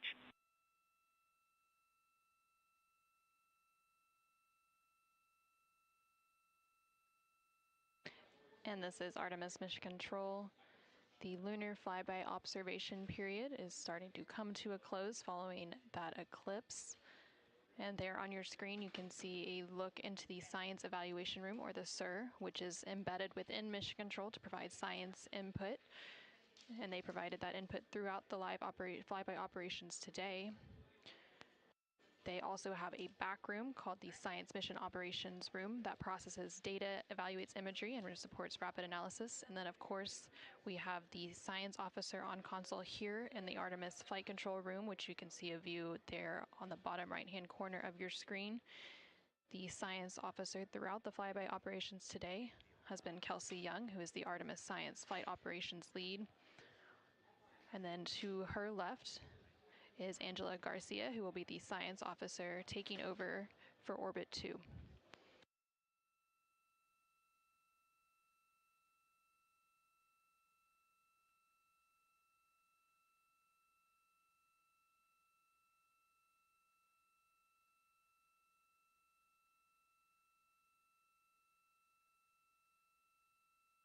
And for the past 7 hours or so, the crew has been going through their lunar flyby observation period. And now they will wrap up that period and complete some final tasks and begin downlinking some of the amazing imagery that they've captured throughout the day, as well as some of the observations that they've recorded. And now on your screen, you're seeing a live look from the Orion spacecraft from those solar array wing cameras. The solar eclipse period ended just a few minutes ago, and during this eclipse, towards the end of the flyby window, it lasted about an hour, and it was when the sun was hidden from view behind the opposite side of the moon from the perspective of the Orion spacecraft and its crew. And during that time, the crew saw a mostly dark moon, and they used the opportunity to analyze the solar corona, which is the sun's outermost atmosphere, while it was visible. And then once the sun was completely out of view behind the moon, the crew looked for impact flashes, which they reported seeing multiple impact flashes, and those are flashes of light from meteoroids striking the surface of the moon. They also looked for dust lofting above the limb or the edge of the moon, along with some deep space targets, including planets, and they noticed Mars off to the distance, and we also saw Venus on one of the solar array wing cameras early on in the eclipse period. The crew also looked at parts of the moon illuminated by Earthshine, which is the sunlight reflected from the Earth when they come around toward the moon's near side at the very end of that flyby window.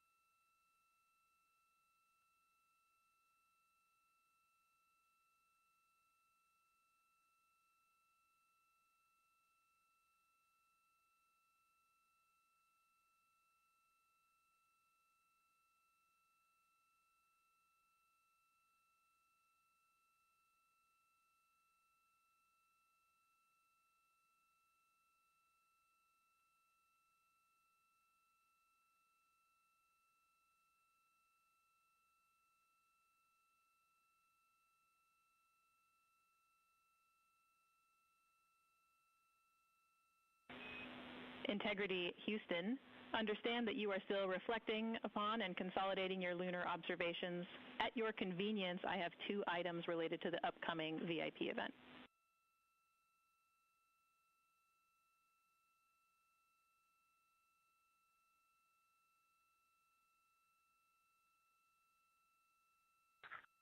Go ahead. All right, first we wanted to let you know that the message for that upcoming event is on board for review at your convenience. That's message 3.06.04. The second item is that we've seen a couple of video blips in previous events.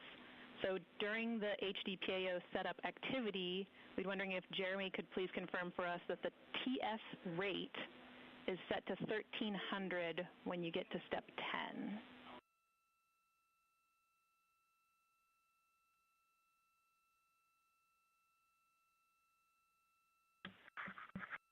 Okay, Jenny. Yeah, we're pretty sure we've been in 1300 for all the PAO events. We've been tracking that when we swap between the HHP and the D5. We copy, Jeremy. Thanks. And for the record, the phenomenal Jenny has gone on to her next appointment of the day, and you've now got Tess with you.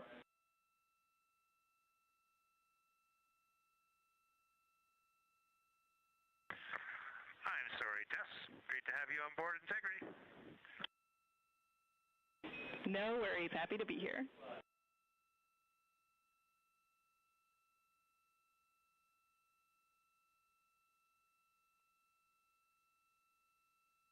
This is Artemis Mission Control. We heard some communication there between the Capcom or capsule communicator here in Mission Control, which for Orbit 2 is Tess Caswell, and the CSA or Canadian Space Agency astronaut on board the Orion spacecraft, Jeremy Hansen. They were discussing an upcoming public affairs event. And Integrity, 3-minute warning for the maneuver back to bias tail to sun.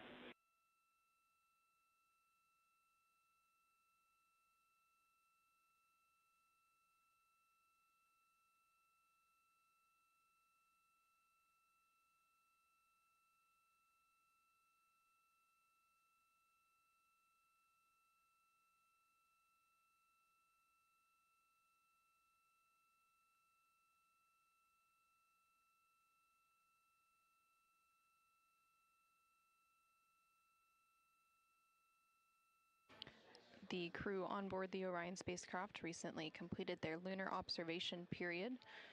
It was an approximately 7-hour period of time in which they were focused on several different targets identified by the science team here on the ground that they studied and prepared for ahead of time. And then they also were referencing a lunar targeting package that was uplinked about a day ago with those final targets.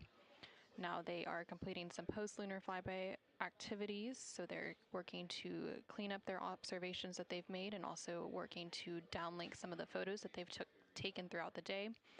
The science team here on the ground will then work to get as much data as they can overnight, and then there will be a post-flyby conference tomorrow after the crew wakes up. And that's not a debrief, but a science data collection to capture their nuanced experience while they're still in the field and the experience is still fresh. And then, of course, there will also be a public affairs downlink event later in the day. Now that once the post-lunar flyby activities are complete, and then after that, the crew will go into some of their final activities for the day. They will have a private medical conference or PMC with the medical teams here on the ground. These are regular conferences that they have at the end of every day, and then there's also a flight director conference that they will have before they go into their pre-sleep period, during which they can complete hygiene activities and they will have the chance to eat their dinner and complete any other final personal activities for the day before they head into their sleep period.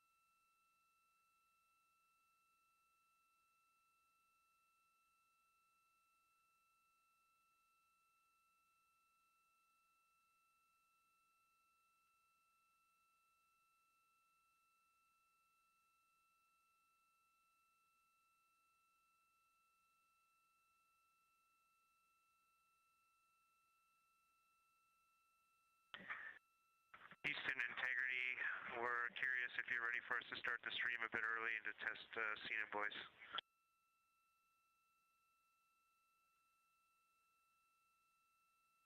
Checking.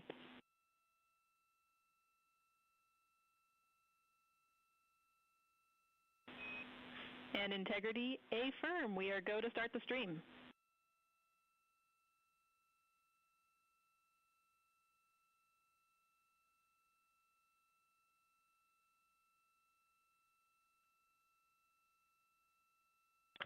Okay, Houston, the stream has started.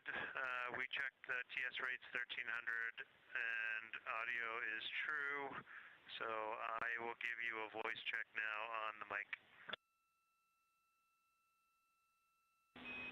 We copy good settings and we've got a good view.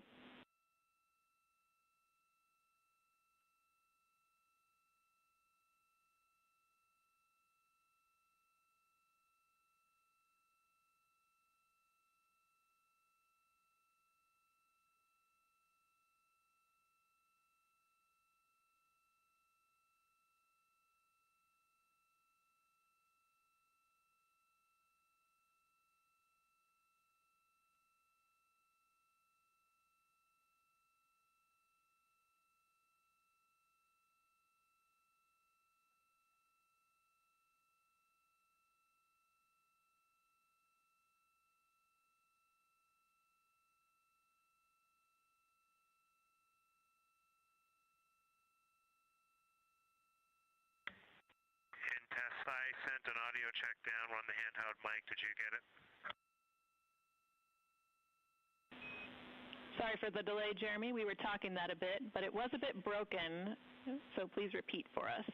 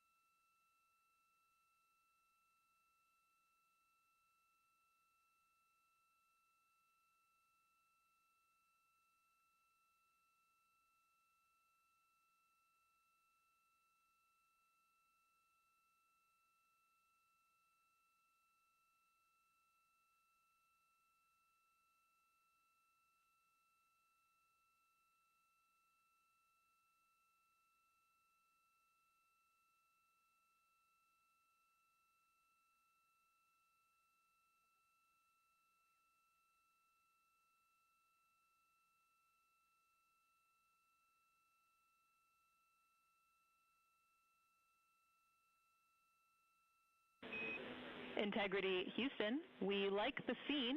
At your convenience, we'll take a 10 count with Jeremy in frame.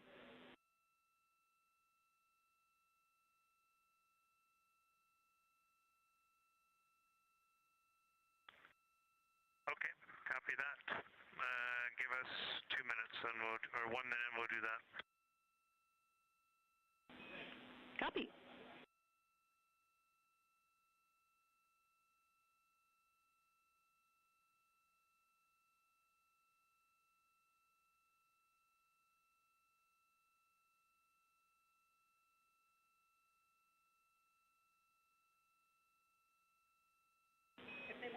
Great voice check and good words. We like the scene.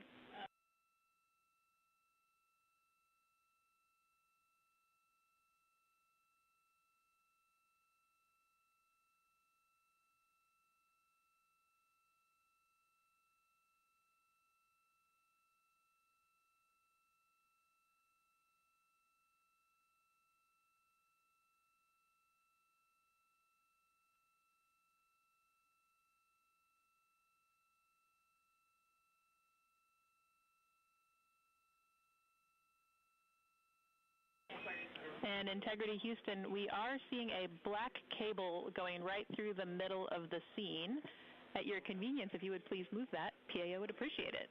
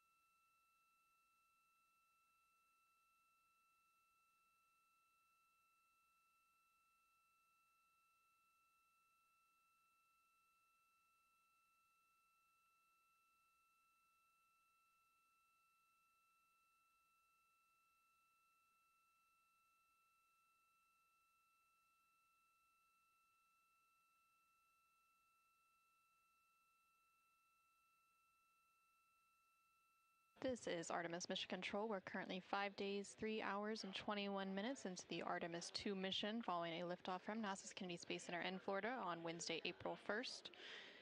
The crew on board the Orion spacecraft is currently wrapping up their lunar flyby cleanup activities. They're making final... Houston Integrity, high priority PAO images from the eclipse are on PCD-1 in a so-named folder. We copy, Christina. Thanks.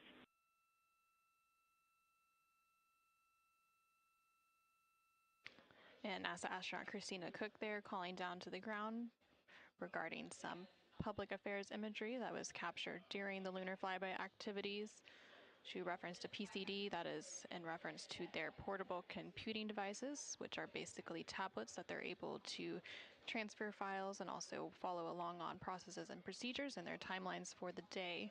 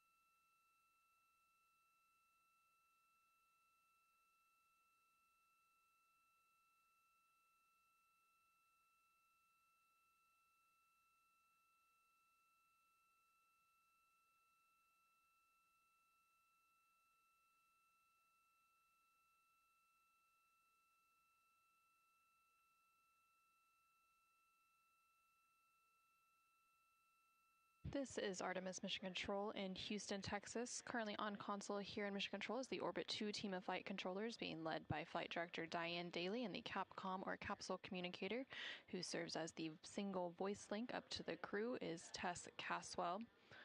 The crew on board the Orion spacecraft recently wrapped up their lunar flyby observation period, and now they are completing some cleanup activities and transferring some data and files down to the ground following that lunar flyby. Many of these files will be analyzed by the science team overnight in advance of a post-lunar flyby conference tomorrow once the crew wakes up. The crew is also preparing for an upcoming public affairs downlink event. And then following that downlink, they will have a few final activities for the day, including a private medical conference with their team here on the ground. These are standard conferences that happen at the end of every day, and they'll also have a private conference with the flight director here in Mission Control to go over the vehicle status and any other questions or concerns they may have for the remainder of their flight. We are currently in flight day 6, and we have a splashdown expected on Friday, April 10th. That splashdown expected in about 3 days, 21 hours, and 49 minutes from now. During the lunar flyby, and as part of Artemis II, it marked the first time in more than 50 years that humans were able to observe the moon directly and provided a critical opportunity to practice how lunar science will be conducted during future Artemis missions. The moon preserves a near-continuous record of solar system history that has been erased on Earth, and with no atmosphere, weather, or plate tectonics, the lunar surface retains evidence of ancient impacts, volcanism, and solar activity that scientists can study today. Studying the moon helps scientists understand how planets formed and evolved, how the moon influenced Earth's history, and how the early sun shaped conditions across the inner solar system. The moon also serves as a unique platform for studying the broader universe. The science on Artemis is designed around questions best answered by humans working alongside robotic systems, combining decades of robotic lunar data with real-time human judgment, context, and adaptability. Currently on your screen, you're seeing a look at the Artemis real-time orbit website. You can access this website at any time throughout the mission at nasa.gov/trackartemis. It provides updates on the velocity as well as the distance from Earth and the distance from the moon of the Orion spacecraft and its crew. The crew currently on board the Orion spacecraft includes NASA astronaut Reed Wiseman, who is the commander for the mission, NASA astronaut Victor Glover, who is the pilot, alongside the 2 mission specialists, who are Christina Cook and Jeremy Hansen of the Canadian Space Agency. Currently, the Orion spacecraft is about 250,000 miles away from the Earth, and that distance now will continue to close down ahead of that splashdown on April 10th. And they are now about 8,100 miles away from the moon, and that distance will continue to increase as they are now in the return leg of their journey.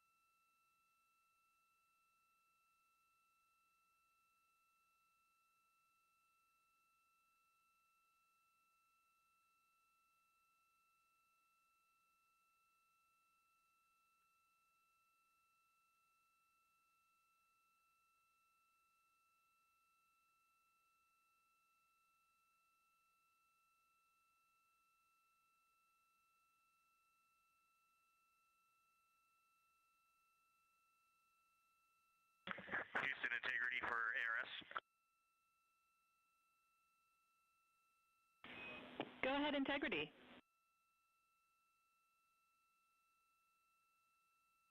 Hey, Tess, great to talk to you. Any chance we could drop the fan speed down for this PAO event?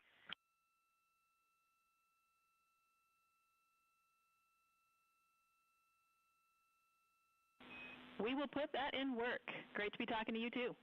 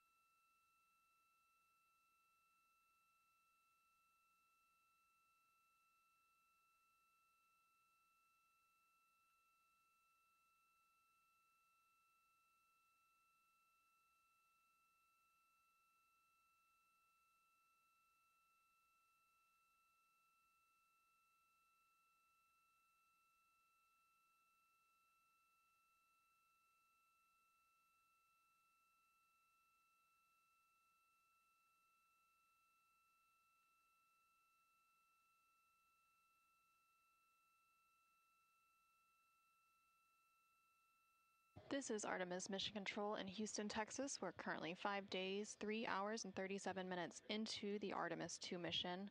The crew on board the Orion spacecraft has recently concluded their lunar observation period during the lunar flyby. As part of that lunar flyby, the Orion spacecraft and its crew made the closest approach to the moon at a distance of 4,067 miles away from the surface at approximately 6 p.m. Central Time, 7 p.m. Eastern Time.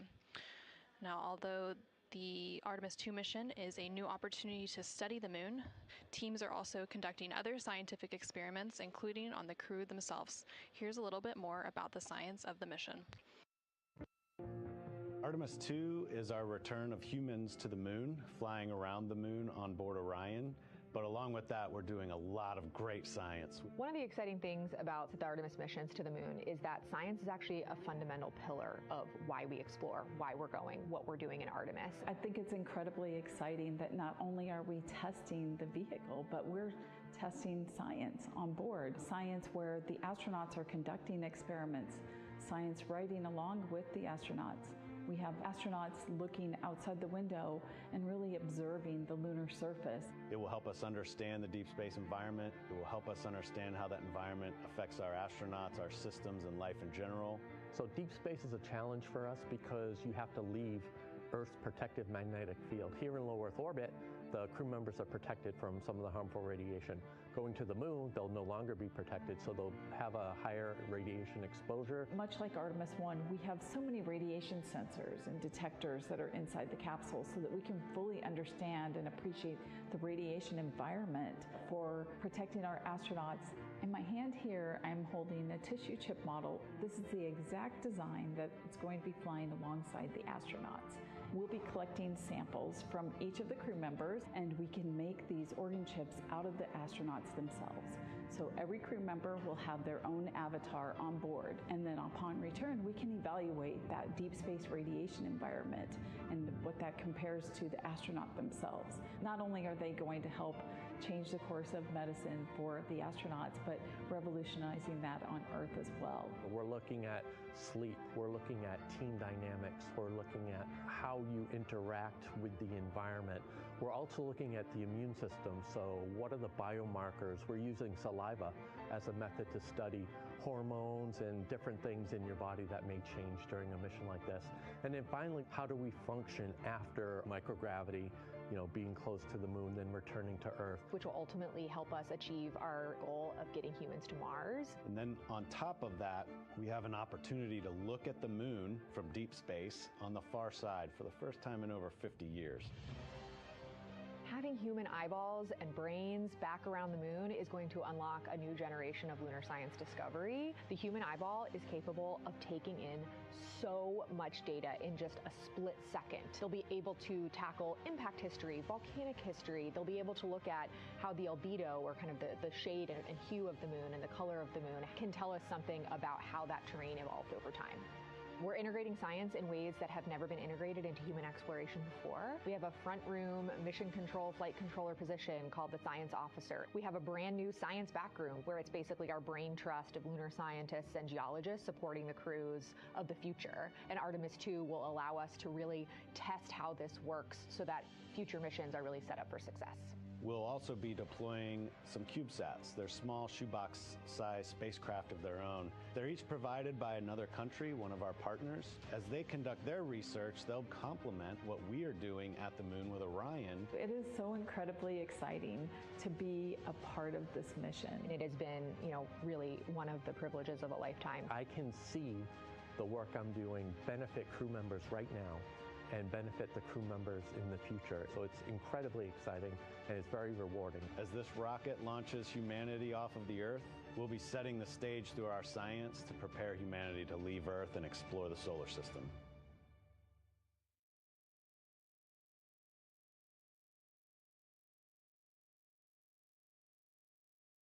And as part of that, we are going to inhibit cabin leak detection. The edge key manual response is still available. Copy, thumbs up.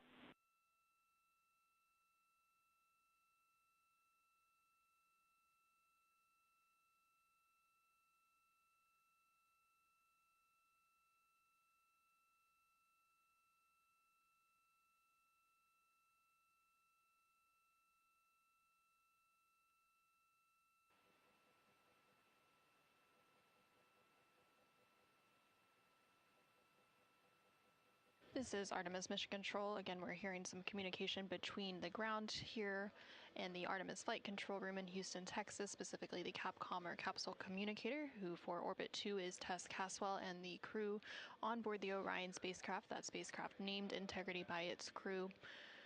They are preparing for an upcoming public affairs event, so they are discussing the camera views, which we will see here shortly. There on your screen on the left-hand side, you can see the Artemis Real-Time Orbit website, or ARO.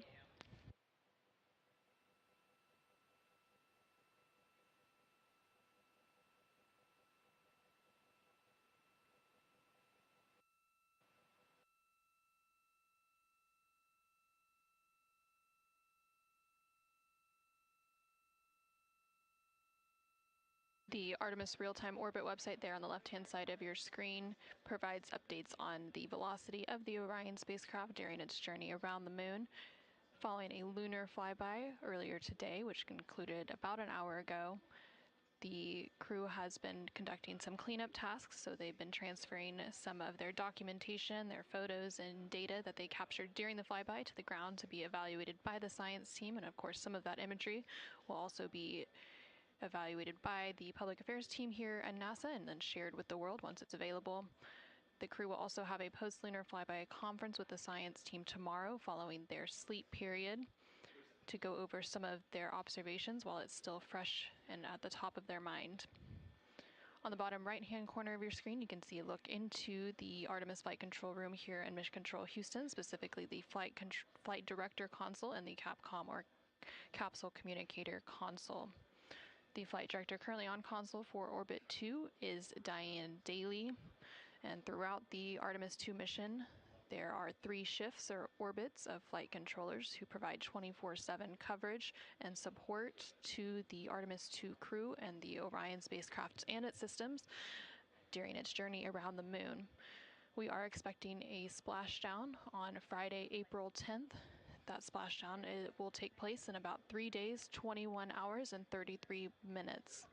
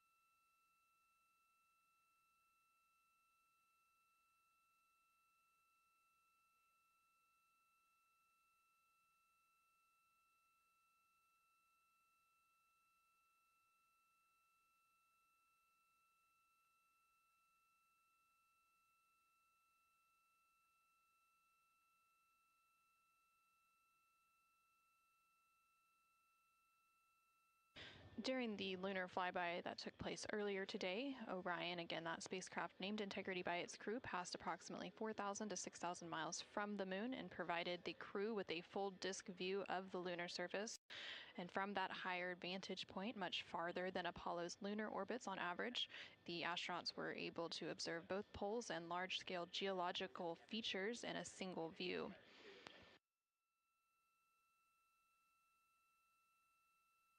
And there on your screen, you're currently seeing a live look inside the cabin of the Orion spacecraft.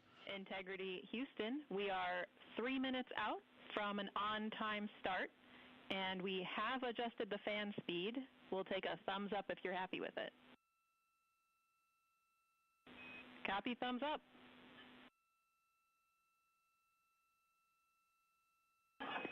Superlative thumbs up.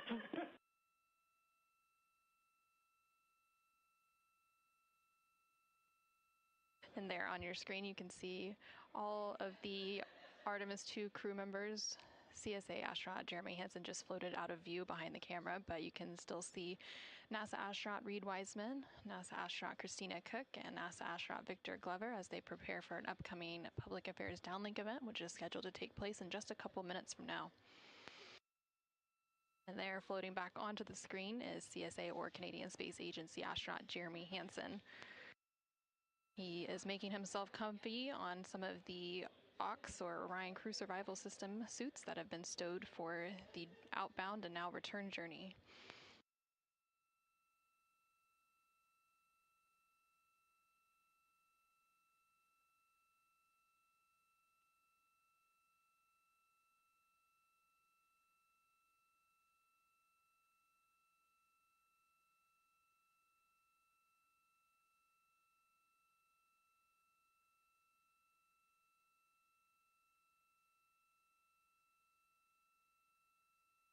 Shortly after the completion of these couple of public affairs downlink events, the crew will begin winding down for their day, and they will have the opportunity to eat dinner. Some of the items on their menu today for dinner include chicken with corn and black beans, sweet and sour pork, rice pilaf, spicy green beans, citrus fruit salad, and maple cream cookies.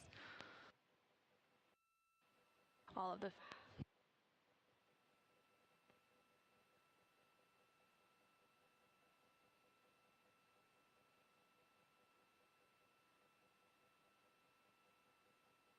And now we will go ahead and stand by for that public affairs event beginning in just about a minute.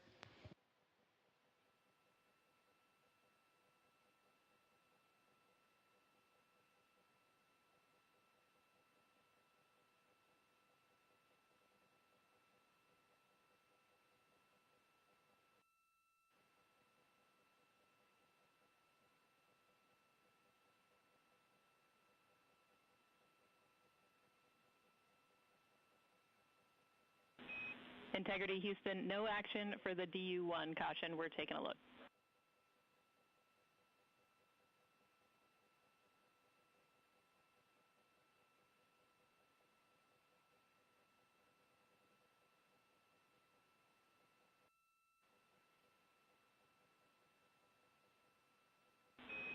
Integrity, this is Houston. Are you ready for the event?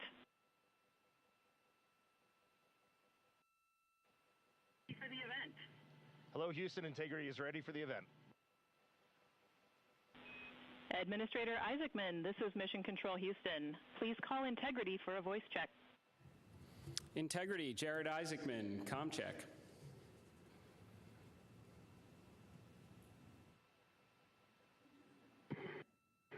Administrator Isaacman, we've got you loud and clear, sir. How us? I've got you loud and clear.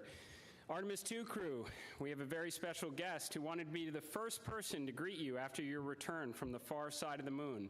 Reed, Victor, Christina, and Jeremy, it's my honor to introduce the President of the United States of America, President Donald J. Trump. Over to you, sir. Well, thank you very much, Jared, and you are doing a fantastic job. And hello, very special hello to Artemis II. Today you've made history and made all America really proud, incredibly proud. We have a lot of things to be proud of lately, but this is there's nothing like what you're doing, circling around the moon for the first time in more than a half a century. and breaking the all-time record for the farthest distance from planet Earth.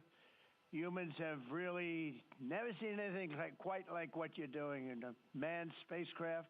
It's really special. I want to personally salute and congratulate Commander Reed Weissman, Pilot Victor Glover, Mission Specialist Christina Koch, and Jeremy Hansen. And I also want to thank the entire amazing team at NASA, headed by Jared, who's a very special guy, by the way, and you all made this day possible, and you've really inspired the entire world. Really, everybody's watching. They find it incredible. I just watched you go to the back of the moon, and people haven't been there in a long time, we can say, but it's going to be more and more prevalent because we're going to be doing a lot of traveling, and then you're going to ultimately do the whole big trip to Mars, and that's going to be very exciting. So you look at, we had no astronaut has been to the moon since the days of Apollo program. The Apollo program was also very special, but that was 50 years ago, and at long last, America is back, and America is back in many ways stronger than ever before. We're the hottest country anywhere in the world. The Artemis crew flew in the most powerful rocket NASA has ever made, ever launched, traveled over 250,000 miles, broke the distance record set by the legendary Apollo 13, and America is a frontier nation, and the 4 brave astronauts of Artemis II are a modern day, you really are modern day pioneers, all of you, and one of them happens to be a neighbor. You know who that is, right? You have a special person over there, a neighbor, and we like our neighbor. Your mission paves the way for America's return to the lunar surface very soon. We're going all out. We're doing everything we can, and it's headed up by Jared. We'll plant our flag once again, and this time we won't just leave footprints. We'll establish a permanent presence on the moon, and we'll push on to Mars. That'll be very exciting. I'm waiting for that so much. I'd love to be here, but maybe we won't quite make it in terms of timing, but we will be up in the moon, and that's going to happen soon. So America will be second to none in space and everything else that we're doing, and we will continue to lead the whole thing into the stars, this incredible journey into the stars. So I just wanted, it's an honor to speak to you, and I wanted to congratulate each and every one of you. And tell me, what is the most unforgettable part of this really historic day? The whole world is watching and listening. Please tell me.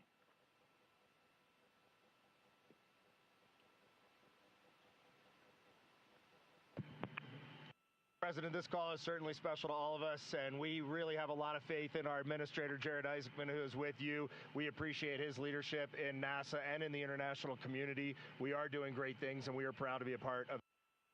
I have to tell you, as we came around the near side of the moon, seeing all the sights that we've seen from Earth for all of our lives, but we're seeing them from a different perspective, and then we started to get a glimpse of the and we saw sites, Oriental sites that no human has ever seen before, not even in Apollo, and that was amazing for us.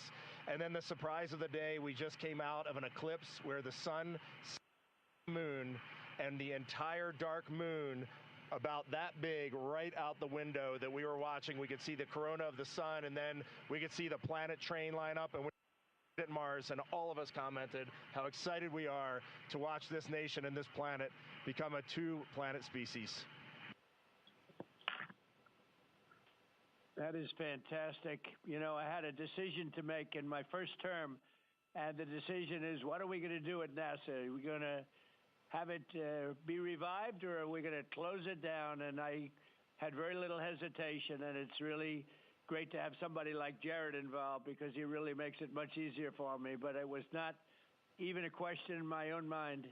We've spent what we had to do, and then of course we have Space Force, and Space Force is very much related to what you're doing, and that was my baby. That was a very important one, and it'll turn out to be truly one of the most important, I believe, decisions I've ever made. So we're very proud of Space Force, and we're very proud of all of you. Does anybody else have anything to say? A lot of people listening.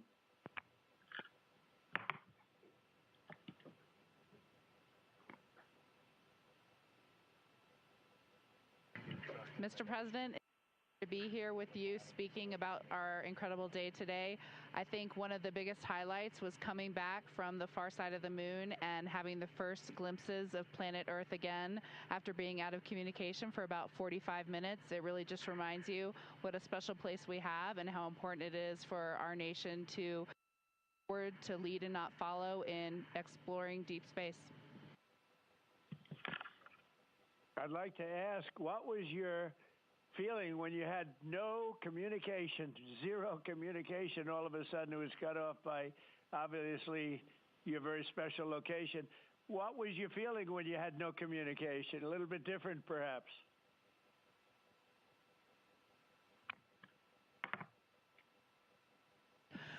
Yes, Mr. President, it was I said a little prayer, but then I had to keep rolling. I was actually recording scientific observations of the far side of the moon. You know, that is actually the time when we were the farthest and the closest to the moon. And so we were really able to make some of our most detailed observations of the far side of the moon up close. And so we were busy up here working really hard. And I must say, it was actually quite nice. Did you see a difference, a big difference, between the far side of the moon and the near side of the moon? Was there a difference in feel or difference in look? What did you see?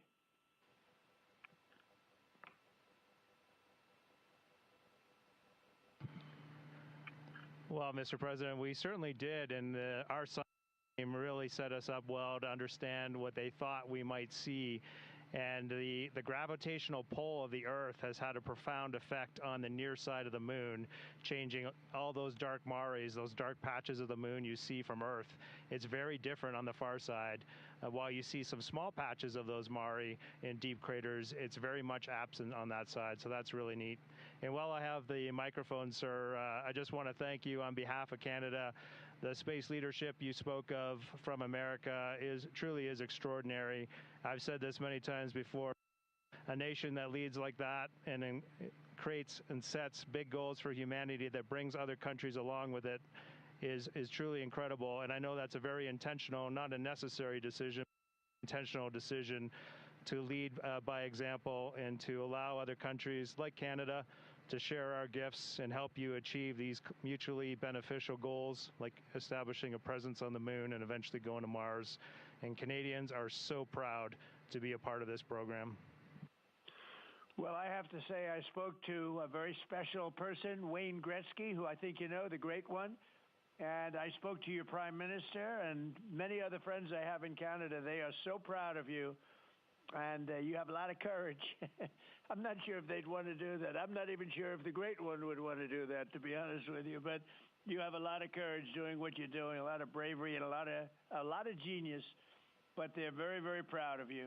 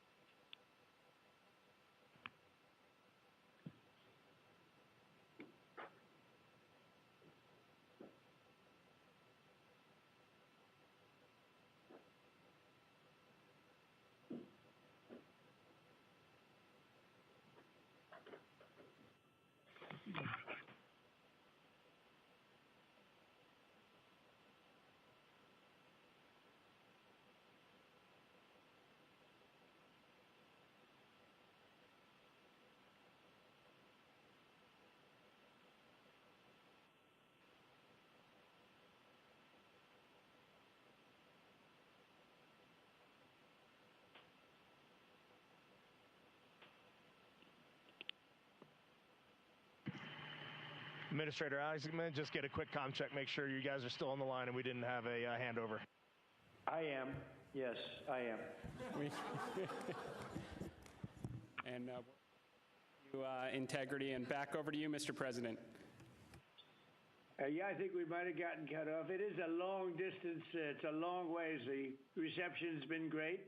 There's a little bit of about a 9-second delay, but no, I just had a statement for, I don't know what you heard, but I was just saying they're very proud of your brilliant person from Canada on the ship. And Wayne Gretzky is a great friend of mine, and he's very proud of him. And the Prime Minister I spoke to, they're very, very honored that you have a courageous person from Canada. You have a lot of courageous people from Canada, so it was very nice.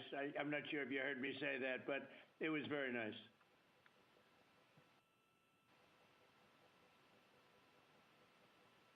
Yes, Mr. President, we heard that, and we do love our Jeremy Hansen. We love all our Canadian astronauts, Jenny Gibbons, Josh Kutrick. They're just great people, and they're such a welcome addition to our Corps. Great. Well, I really look forward to, when we can, I look forward to seeing you in the Oval Office.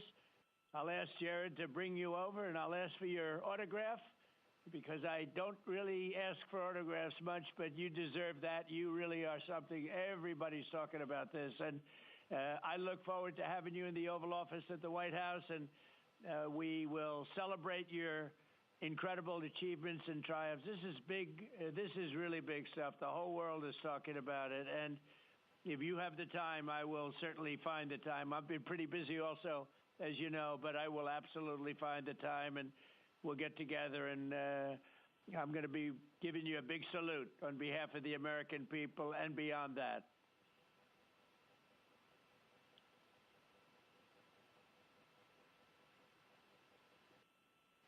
Thank you for that, Mr. President. And when you want us, we will be there. And thank you for your leadership. Thank you to Jared for his leadership. Really, thank you for taking the time out today to visit NASA. It's really special for us, but it's really special for the team on the ground. A whole team of people all around the world pulled this off, and we just want to say thank you to all of you for this. It is the thrill and honor of a lifetime to have been on this journey. Today was amazing, but this 3-year journey has been amazing, and it was made possible by the American people and the Canadian people, and we're so grateful to you all. Thank you very much. Well, thank you very much. And Jared, congratulations. We'll see you soon. And I know that you have Mars very much in your mind, so we'll start thinking about that pretty soon, I think. And thank you. Congratulations to everybody. I'll see you at the Oval Office. Thank you for your time, Mr. President. It's been an honor. Thank you very much. Bye. Bye. Integrity. This is Houston ACR. That concludes the event. Thank you. Thank you to all participants. Integrity, we are now resuming operational audio communications.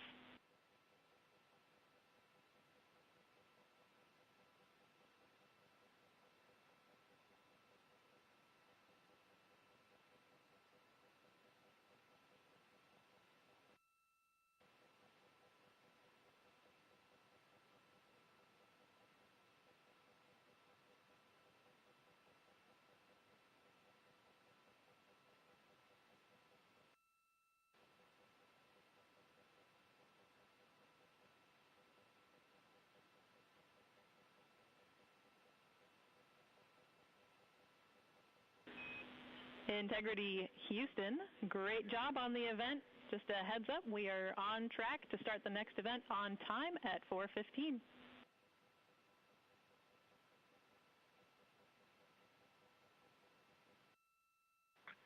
Okay, sounds great. We'll be ready.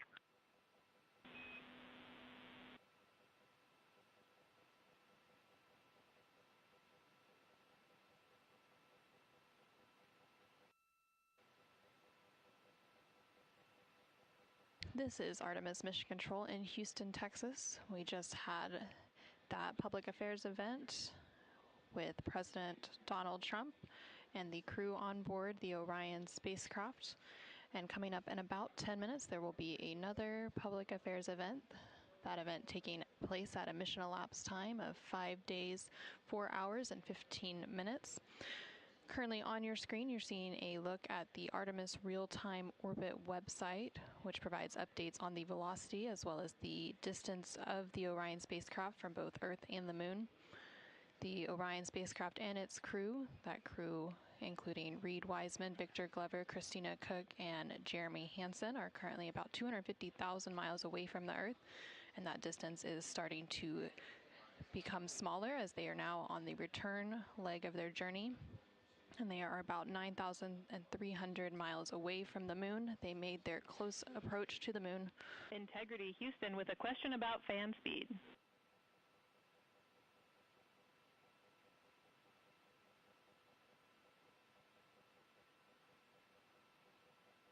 Go ahead. A Reed, we were wondering if this adjusted fan speed is something that you would like to keep going forward, or if it was just a specific change request for the events this evening.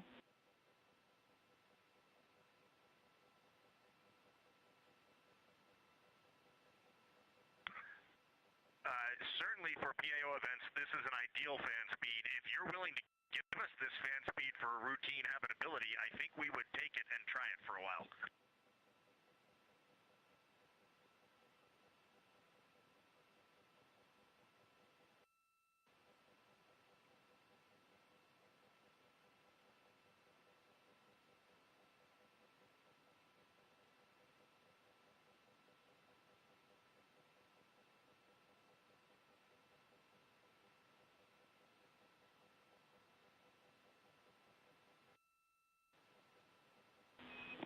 And Reed, we are able to support keeping the fan speed in this config. Happy to keep it here to collect data.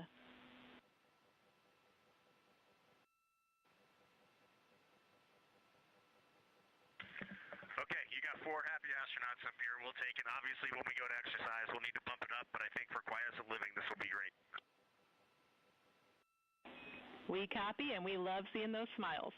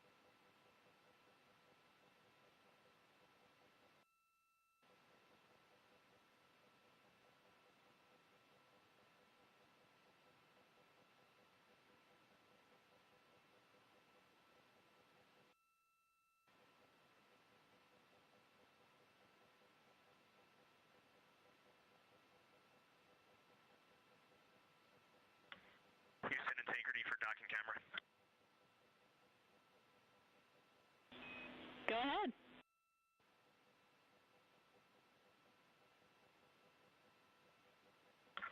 Just want to make sure we have the config you're expecting. I have the dual camera bracket is installed, the window shade is closed, and the docking camera is stowed in its Alpha 3 storage area.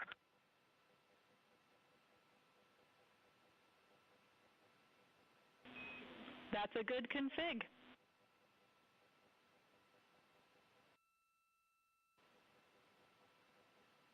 Thank you. And while I've got you, we are 3 minutes out from an on-time start of the next event.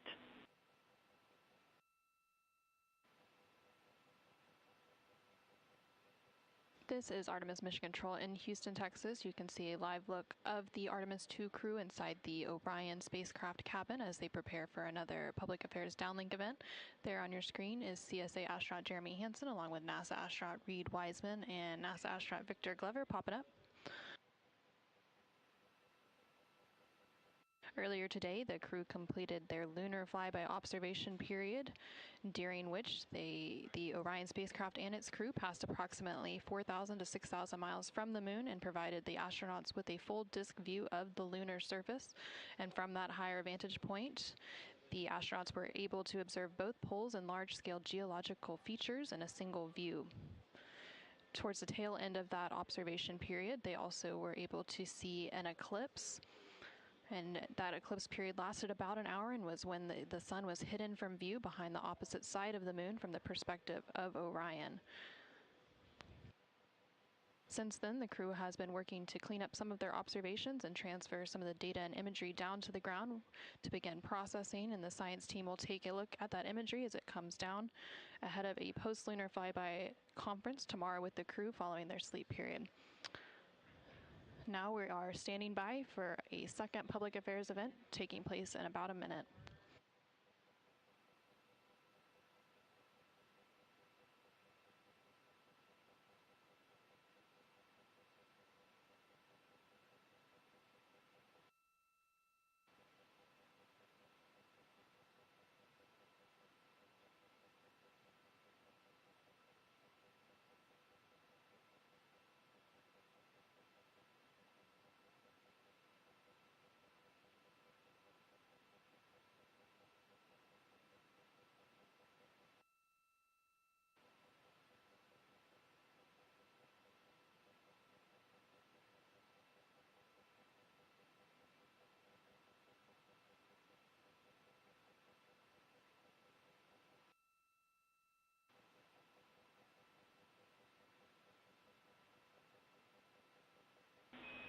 Integrity, this is Houston. Are you ready for the event?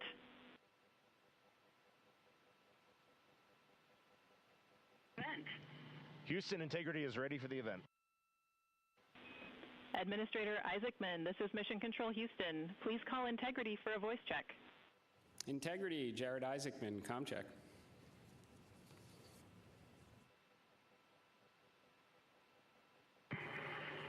Administrator Isaacman, we've got you loud and clear up here. I've got you loud and clear, and let's see if we can top that last PO event. That was pretty special. So we are going to spend the next 20 minutes doing Q&A from a number of questions that have been submitted, and we are going to start with one from me. You all have spent years preparing for this moment and imagining what it must be like when you look down at the moon, at the lunar surface. What has surprised you all that you did not anticipate?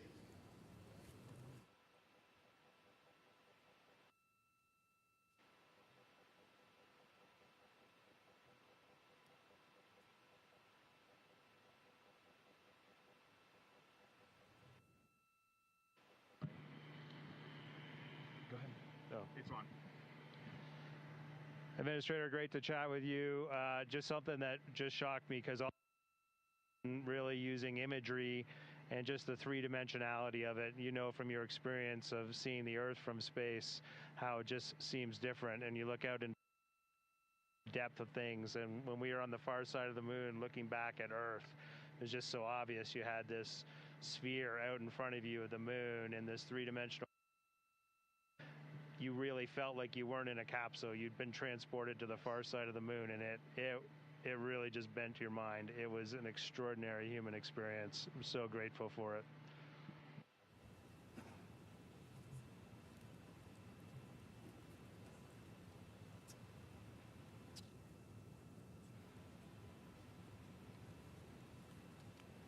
Integrity, Jared, anyone else want to answer that one?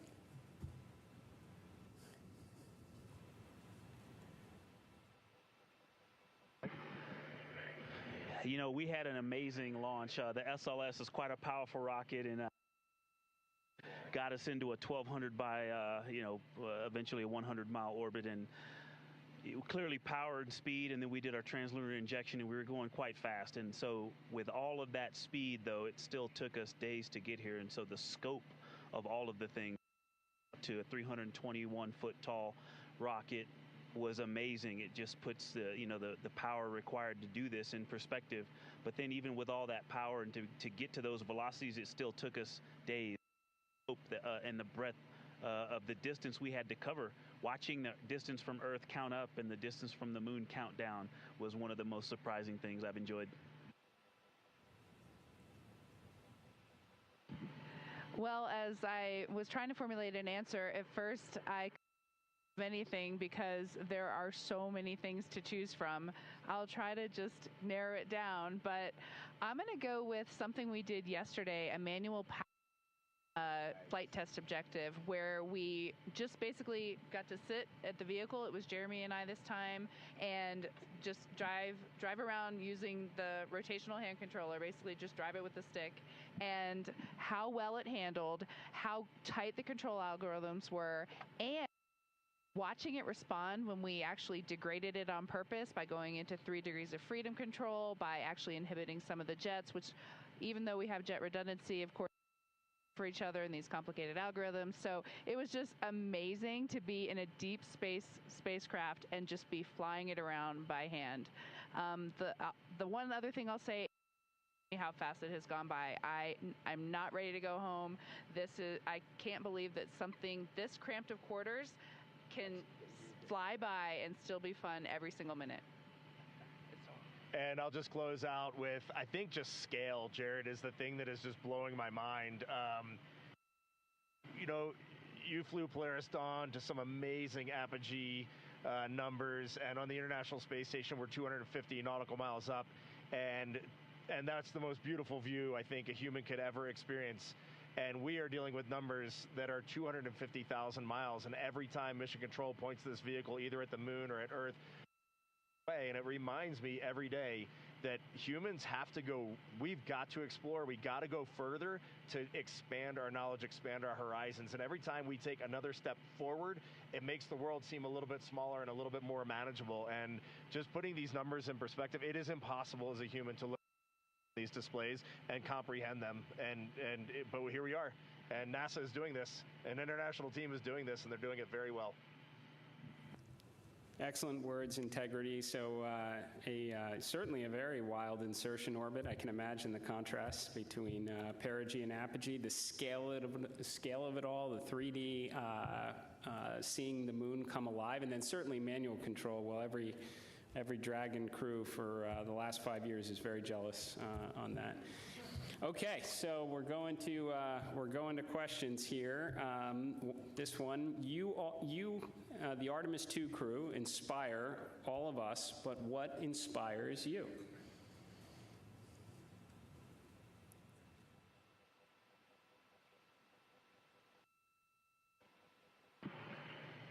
I think as you get older, your answer to that question changes a lot. Certainly when I was a young boy and a young man, just seeing an airplane flying overhead, to me, that really lit a fire in me.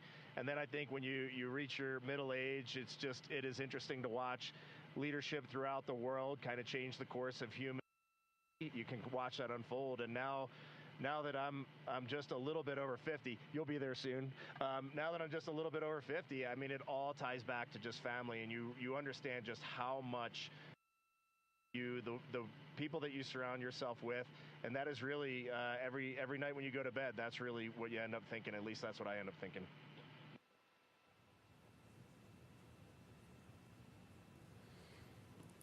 Thank you. All right, so here's a question. It's a good one. So for the Artemis III crew, what is the advice you would pass along for the next astronauts that will go in Orion?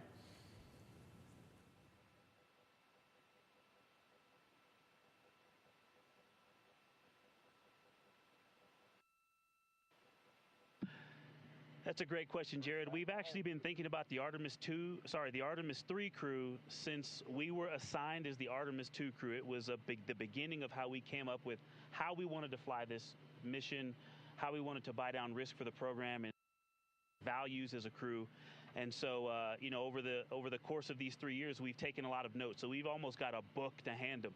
But I think a few practical things, just sitting here that we've been living for the past 6 days, how you pack is a huge impact to how you will live on the journey. And so things like food and your hygiene products, and then you know what's going on with our waste management system, the technology that we have, practicing that and being familiar with that and being prepared mentally. I used it on the space station. I used it at home in training. But I'll be honest, I wasn't really prepared to have to use it for over half the mission. And but we adapt and overcome. And so I can't wait to talk to that crew. I'm glad you said it, or else I was. We definitely have to fix some of the plumbing. Okay, this question is from Merriam-Webster. So wordy one here. So you are going to be, you've already surpassed more than 250,000 miles from Earth, farther than any human has gone before. So what are some words that come to mind when you try to wrap your mind around this very unique experience?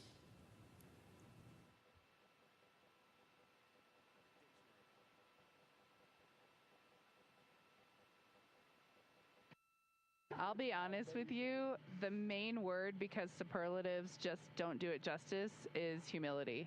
We would never be here if it weren't for so many people that came before us, starting with Neil Armstrong, Katherine Johnson, Dorothy Vaughan, civil rights movement leaders, everyone who worked on this spacecraft. Before we got here in our 3 years of training, we went all over the country and even to our European and Canadian partners to see the people who have put their hands on this hardware, the millions of parts from every valve, to this entire thing, the people that put on harnesses every day to rig it up in the VAB. They all passed the record. We definitely didn't pass the record up here alone. So this is actually very similar to the question the President of the United States asked just a brief bit ago. But during the quiet moments on your journey, when you were out of contact with everyone here on Earth, what were some of the thoughts that tended to occupy your mind most?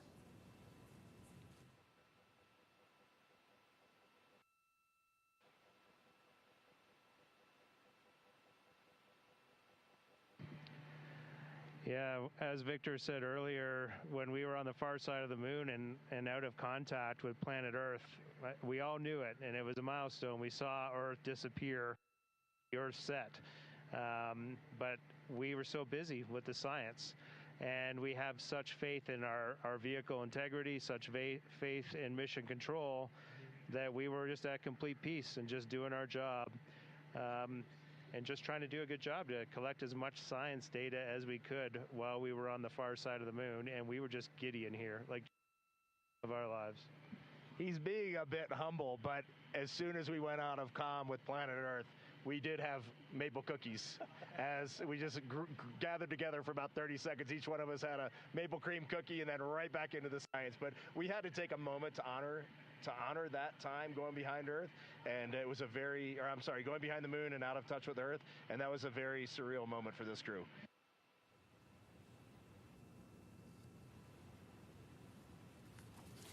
Copy that.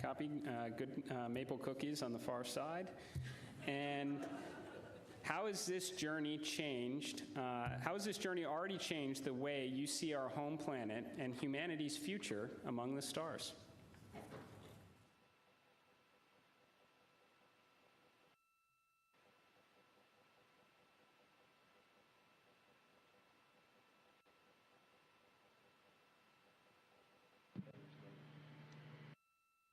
There's so many directions I think we could go with that, and I just, I think that there's, global, but I think real impact is local, and is to see the Earth as an entire thing and look at it, this system, and to see it all in once. But my daughters, and just the things that we can impact directly, the people that I can touch, that I can speak to, hug, and show love and gratitude toward, is the thing that I think is going to change and last. And you also talked about the future that we're going to have in the stars.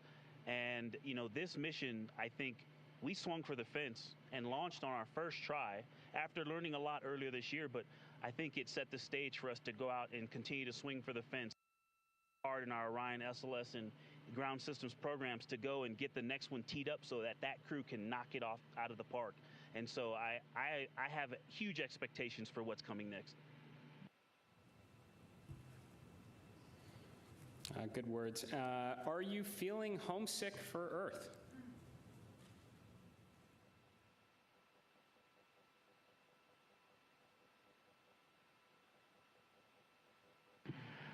I will tell you, last of my eyes, I did start thinking about getting home. It's not homesickness at all, but the first time probably in 3 years, I let my mind get past the moon and back towards home, and I had to catch myself right there. You're an operator just like we are, and that is the place to be when you're up here. We got to look one step ahead. What's next? What's our next burn? How are we setting up our trajectory to get home? And we are going to do that. We are locked in, and we are definitely excited for the second half of this mission. And we are on guard. We are first crew to fly this vehicle. We are ready for any contingency in any scenario, and we are going to stay locked in every second until we are back on that Navy ship and then home reunited with our families. And copy that. Astronauts like being in space. That checks out. Okay, there's a lot of questions from the space photography community. How are the pictures going so far?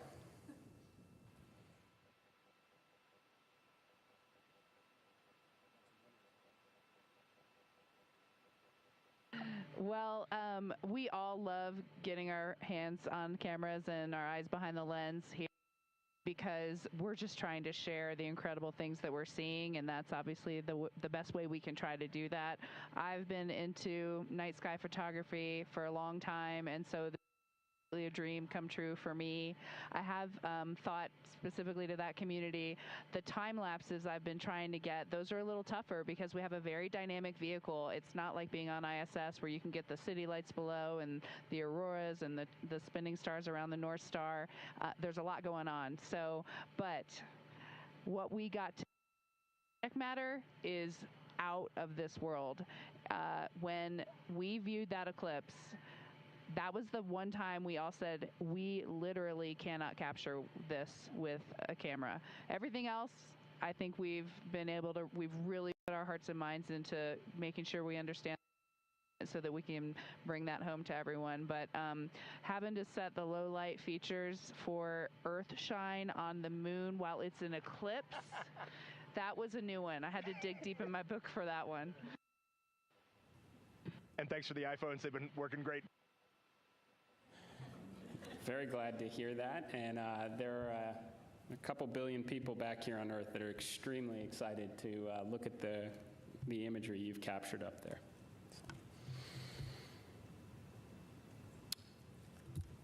Okay, well, I want to thank you all. Integrity. So Reed, Victor, Christina, Jeremy, on behalf of NASA and space-loving people across the world, thank you for taking us with you to the moon. Thank you for your courage, all of your beautiful words that we've heard. You represent the absolute best of us, We are proud of you, and we look forward to welcoming you back safely to the good Earth very soon. Godspeed, and go Artemis II.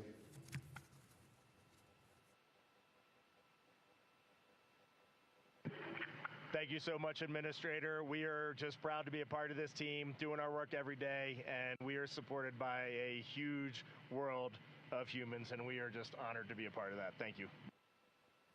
We'll see you soon.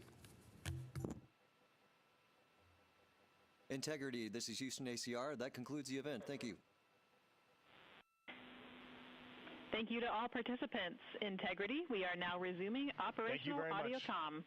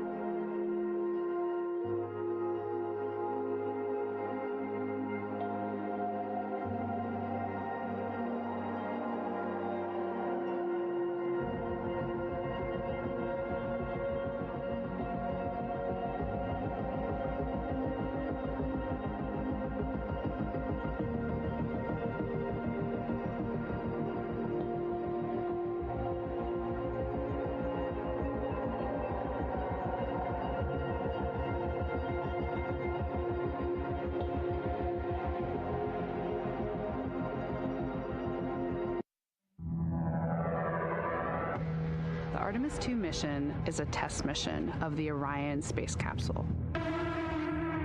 Artemis II will be the first time we put humans on this rocket. We're going back to the moon because it's the next step in our journey to Mars. We were always going to the moon. Pushing ourselves to explore is just core to who we are. That's a part of being a human. And liftoff. We shall return. Continuing to test out every bit of Orion. Coming back to Earth, 7 miles a second. When humanity sets big goals, we can bring together genius from around the world. You have the best people on planet Earth putting this vehicle together. That's what's up. To innovate for the benefit of humanity and to inspire the world through discovery. And here we go.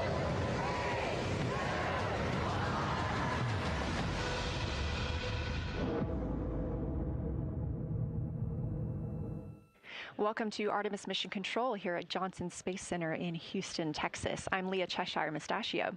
Right now, the Artemis II crew and Mission Control are preparing to support today's lunar flyby, the first time we've sent humans around the moon in over 50 years. Integrity, you can use the OEs and your HHP camera for the milestone words at the Apollo 13 record distance. You'll notice that we pause every time we hear communications to and from the crew. They are the stars for today. This afternoon, the crew will have their closest approach of the moon and will surpass the record. That record just mentioned of the furthest humans have ever flown, set by the Apollo 13 astronauts in 1970.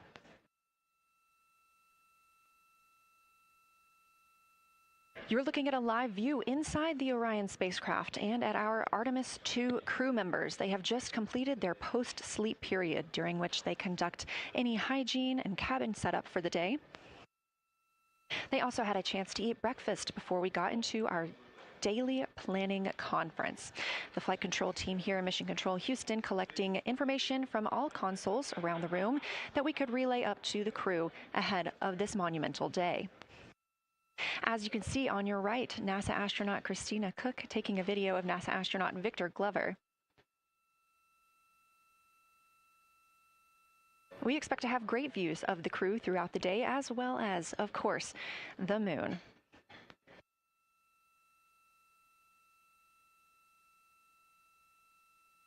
We expect to surpass that Apollo distance record in 55 minutes and 50 seconds.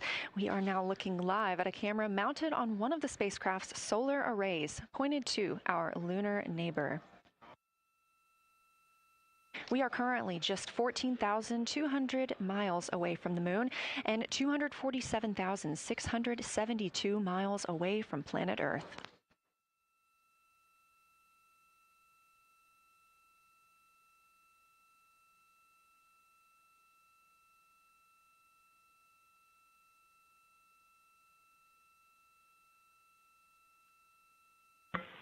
Houston, integrity for AGA.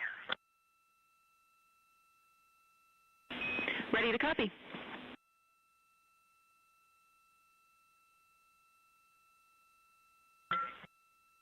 Carbon dioxide 2.3, oxygen, which has the alarm, 26.3, 73.1 degrees, 10.3 psi. And one follow-on question. We understand milestone words will be directly following the conference. Will that take the place of the PAO event, or will the PAO event still take place per the timeline?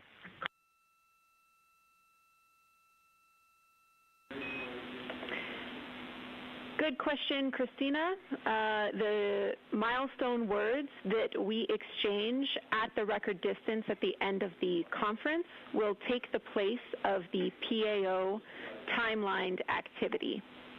So that'll be our moment to talk about this occasion, and after that there will be no more expected PAO words, and you can get straight into your flyby. Copy all AGA.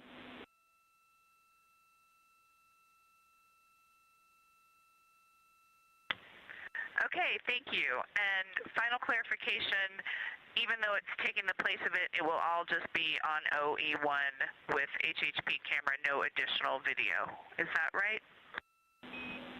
Affirm.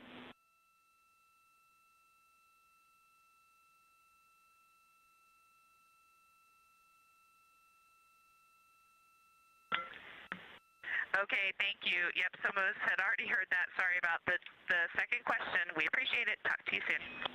No problem.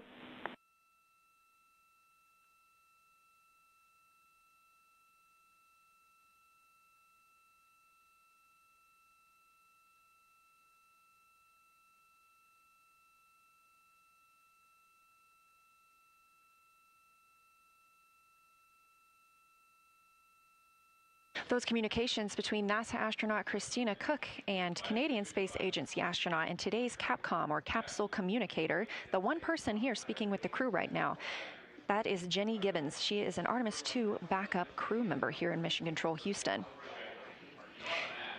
We are now 4 days, 18 hours, and 30 minutes into the flight of Orion for Artemis II. The Artemis II crew inside Orion lifted off atop the Space Launch System rocket on Wednesday, April 1st from NASA's Kennedy Space Center in Florida. Those 4 crew members are the first to live and work inside the Orion spacecraft, which they have named Integrity, and have been busy conducting meticulously timelined events. It was a beautiful ascent from Kennedy Space Center. One of those early events was the proximity operations demonstration, during which NASA astronaut Victor Glover, the Artemis II pilot, manually flew Orion after having just detached from the interim cryogenic propulsion stage as if they intended to dock. This was practice for future Artemis missions, during which astronauts in Orion will dock with the lunar lander that will take them to the surface of the moon. About 24 hours after launch, 25 hours actually, Orion then conducted TLI, the translunar injection burn. This 5-minute, 50-second burn committed Orion to departing high Earth orbit and set us up for today's flyby. That translunar injection burn also served as the spacecraft's deorbit burn. It slingshots Orion around the moon and sends the crew on a free return trajectory, with splashdown approximately 7:07 p.m. Central on Friday, April 10th. Last night on Flight Day 5, the crew entered the lunar sphere of influence, the point at which the pull of the moon's gravity will become stronger than the pull of Earth's. We've also been getting some great views inside the cabin of the crew members living daily life, from working out to eating, taking photos, and making memories together. But they've also been taking some beautiful views of our home planet and of the moon, and we expect many, many more of those following today's activities.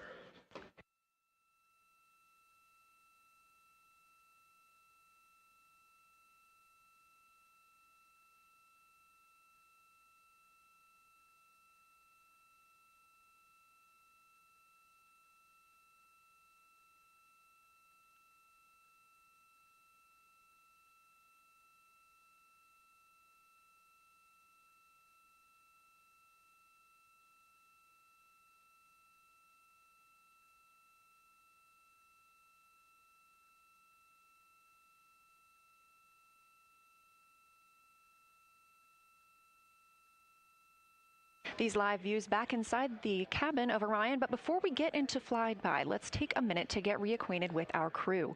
Reed Wiseman is the Artemis II commander and a Baltimore native. He's been in space once before.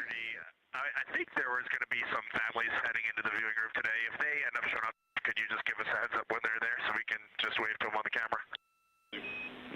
Absolutely. And that was the voice of Reed Wiseman. He has been in space once before as a flight engineer. And if they don't come, you could just lie to us and tell us that they're there. That'd be great, thanks. We'll keep that in mind, too. And I'm sure they'll be here. Wiseman also has a great sense of humor. He was aboard the International Space Station from May through November 2014 as part of Expedition 41. This was a 165-day mission during which he and his crewmates completed more than 300 science experiments in areas like human physiology, medicine, science, earth science, and astrophysics. They set a milestone for station science by completing a record 82 research hours in a single week. He also served as chief of NASA's astronaut office from December 2020 to November 2022, and here on Earth he has 2 daughters. The Artemis II pilot is Victor Glover, selected as an astronaut in 2013, when at the time he was serving as a legislative fellow in the United States Senate. His first trip to space was in November 2020, when he launched as a pilot of NASA's SpaceX Crew 1 mission. That was the first operational mission of NASA's Commercial Crew program, which resumed launching American rockets from American soil to the International Space Station since the end of the shuttle program.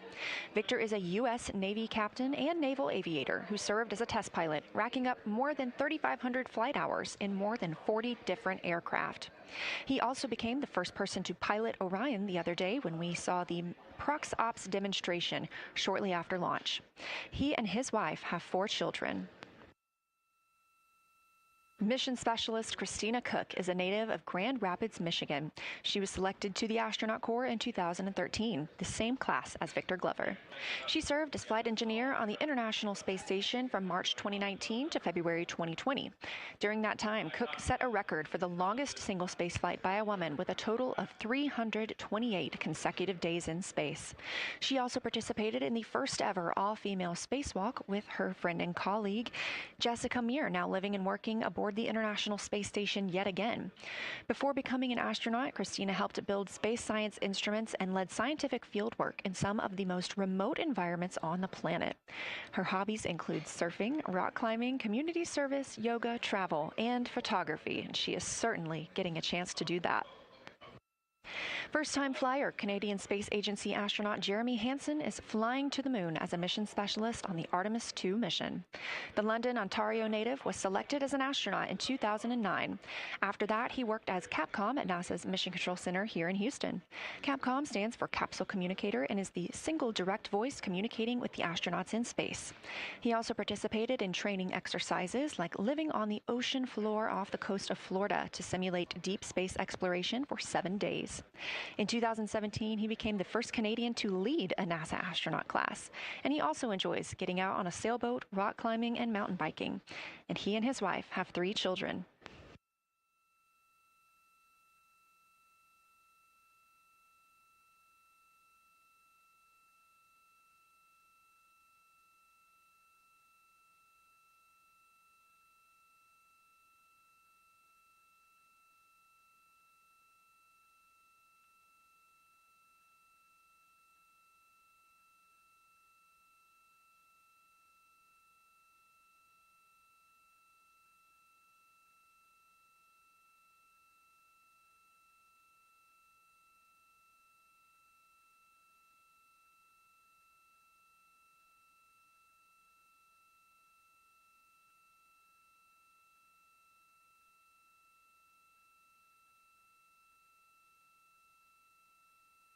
As you can see, the crew members have dimmed the cabin lights inside Orion.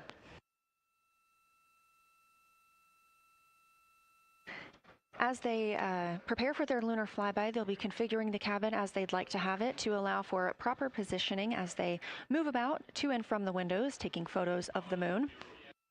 Dimming the lights also helps prevent reflections from inside Orion onto the windows. Ahead of this lunar flyby, let's dive in and explain what you can expect over the next several hours. The crew has about 6 hours allotted to make observations about the moon. Throughout the flyby, their activities have been precisely timelined. There are 5 blocks of time during which the crew will be observing the moon from Orion's windows. At any time, 2 members will be at the windows working in a pair. One crew member will be taking photos from window 2 with a blue shroud over the window. This can help prevent that glare or reflection from inside Orion. They have an 80 to 400 millimeter zoom lens to use. The other astronaut will be in window 3 using their portable computing device, you'll hear that referred to as PCD, to make annotations. Both of these crew members will make audio recordings of what they are seeing, and they'll wear headsets connected to those PCDs. Those audio recordings will be sent to the science team at a later date. We will not hear them live.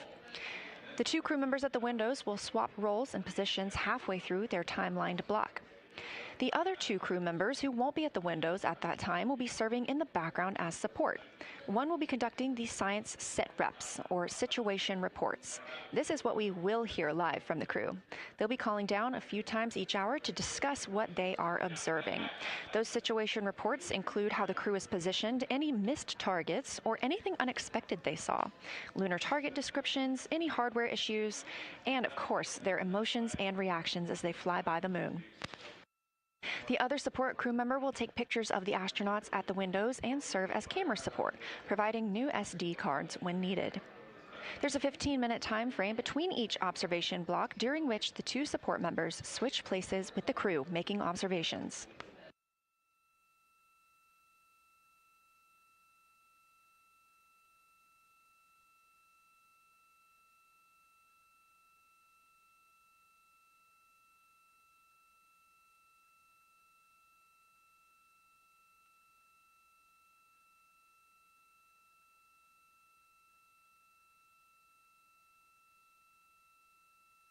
Two views, both coming from Orion. There on the left, the inside of the spacecraft, and on the right, a view of our moon, the destination for today.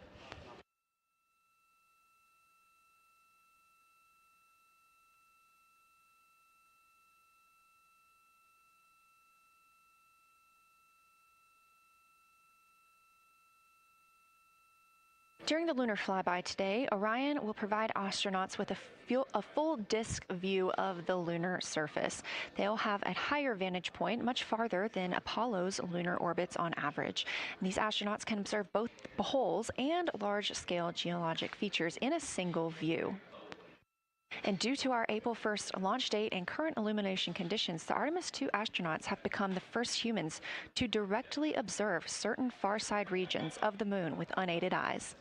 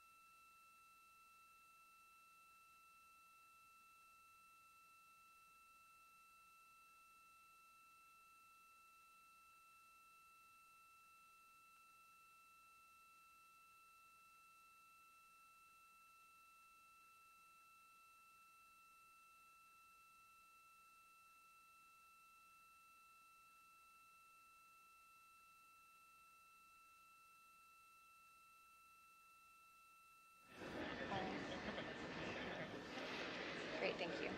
You ready? No. Is it me? That's okay. How do I, is it all?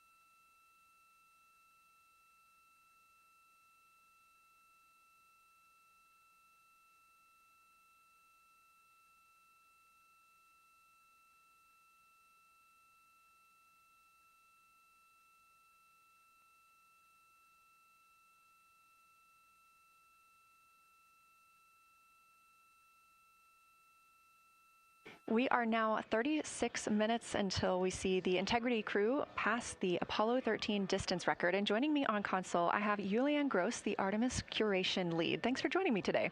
Thanks for having me. I'm very excited to be here. We're very excited to have you. So can you tell me about your role as Artemis curation lead and what that entails?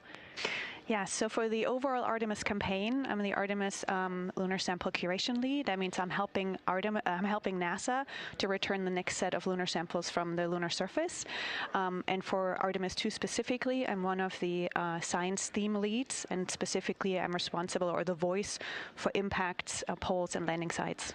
Fascinating. So what helped us select the targets that the crew is going to be photographing today? So we had a plan coming in where we basically made a list of all the available targets during the April launch window, because before you launch, we wouldn't exactly be sure which targets would be visible. And so once we launched, we then were able to cut down on that list and prioritize our targets. And the 5 theme leads came together and really discussed and talked through which the long lens configured for lunar flyby. Which targets we could then see and prioritize. And so that made it into our plan. We worked then with timeline to make sure that all the targets are visible. Some targets are time dependent, like Earthset or Earthrise, and some targets will rotate out of view when Integrity starts going around the moon. And so we put these in early so that the crew has a chance to describe those to us. Fascinating. I cannot wait to hear what they have to say. So we just heard them say that their long lens is configured. That's very exciting. And for us, when we look at the moon from Earth, what features are we seeing that the crew will also fly by today? Yeah, so I really hope that people on Earth who are in nighttime will look up into the moon tonight. The features that the crew will see that we can also currently see is Aristarchus Plateau. Grimaldi is another feature. They're going to be sort of on our limb. And then Oceanus Procellarum, that really dark, large area on the near side that we can see. The crew is going to see that in the beginning. The more they fly around, the less of that they will see. So those are targets we will hear them describe early on in the flyby. Fascinating. Well, and the crew has been training for years for this day. And so we're going to hear them make a lot of calls about what they are seeing on the moon. And they're going to use a lot of interesting terms that I myself need some brushing up on. So could you walk us through a few of the things that we'll hear them use to describe the moon, like albedo, exosphere, ejecta, just some of those major terms we expect to hear from the crew? Yeah, of course. Albedo is basically a term of a reflectiveness of the surface. And so high albedo usually for the moon means bright areas, and low albedo means like darker areas. And so when you look into the night sky, you can see the high albedo areas are the white parts and the low albedo ones are the darker areas. Ejecta is when you have an impact and it ejects or throws out material that then ends up on the surface, and you can see that as sort of rays or ray systems. So you might hear them describe, I can see for example, with its rays. It has an isometric rays coming out, and so we're excited to hear them describe that. You might hopefully hear stuff about color or color hues, and so if they can see any changes in those color hues from like white to gray to maybe brownish, we're excited to hear about that. Exosphere is the almost no existing atmosphere of the moon. It's barely there. But there is dust on the lunar surface that can get lofted up through electrostatic forces.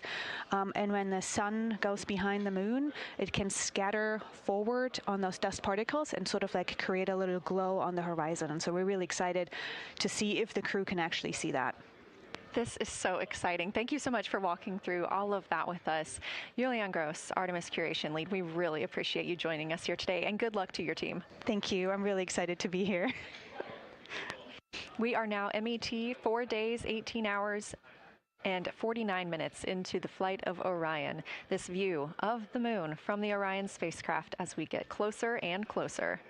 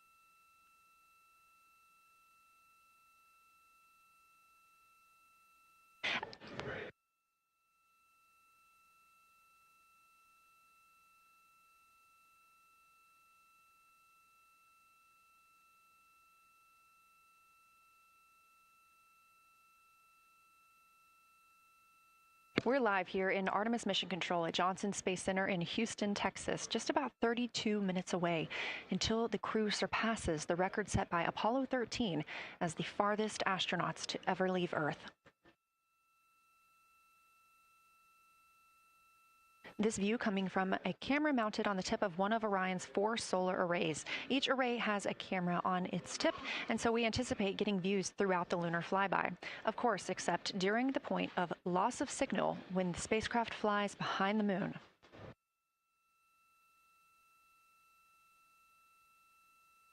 Inside the cabin, the crew are configuring the inside of Orion for today's flyby, making sure they have everything just where they want it to help them take the pictures that they are aiming for the science team here on the ground.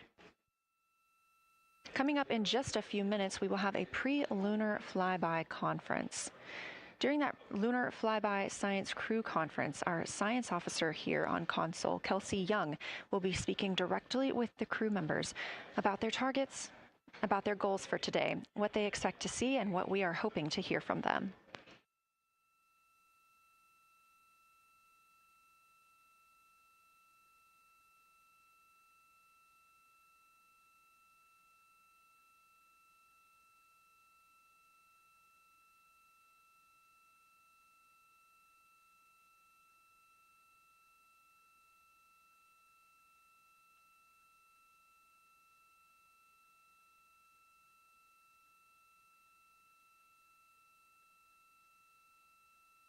We have a lot of milestones coming up today, so make sure you don't miss them. The first coming up again at 1:56 p.m. Eastern Time, the crew will pass the distance from Earth record set by Apollo 13 in 1970. At 2:45 p.m., lunar flyby officially begins. The crew will have that time on their schedules to begin photographing and providing audio recordings of what they are seeing on the moon. At 7:02 p.m., Orion will make its closest approach to the moon, approximately 4,070 miles away. Of course, all of these numbers are going to have to be confirmed following the flyby. These are estimates, and we are working with orbital mechanics. At 7:07 p.m., Orion reaches its maximum distance from Earth, approximately 252,760 miles away from us all. At 8:35 p.m., the spacecraft will enter a solar eclipse. The crew will become the first to see a solar eclipse from the moon.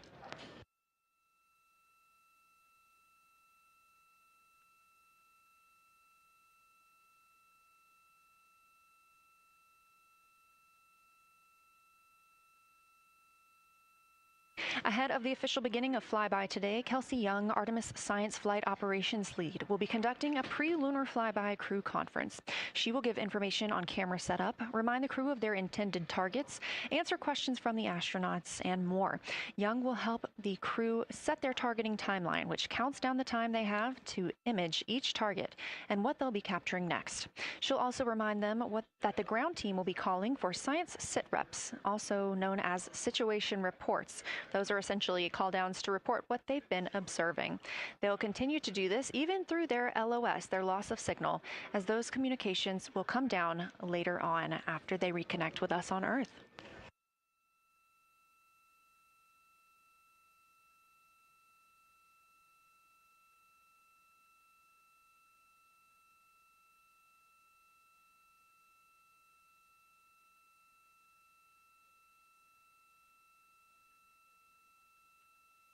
This view in the cabin, you can see the crew members are already using their cameras, getting set up, and they have dimmed the cabin lights to allow them better visibility outside of the windows and fewer reflections.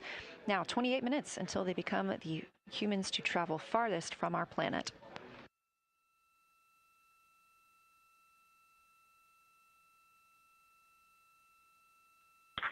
Houston Integrity, we are ready for the conference on your call.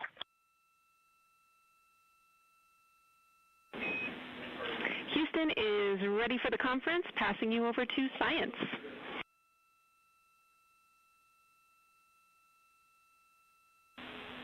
Good morning, crew. This is Science. We couldn't be more excited for a full day of lunar and planetary observations today, the first one in over 54 years. How do you hear me?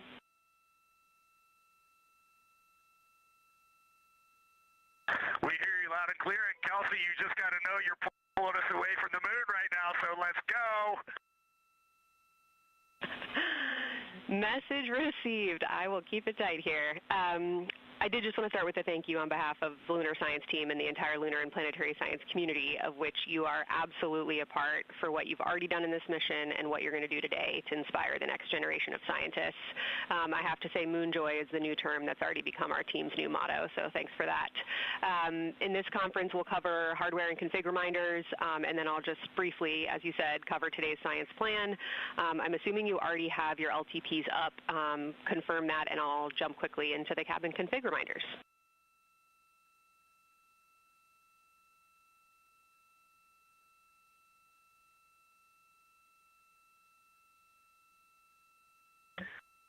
Okay, we have the LTP up just to give you a sit rep on board. You've got Reed and Christina on one PCD, and Ike has his own, and Jeremy has his own.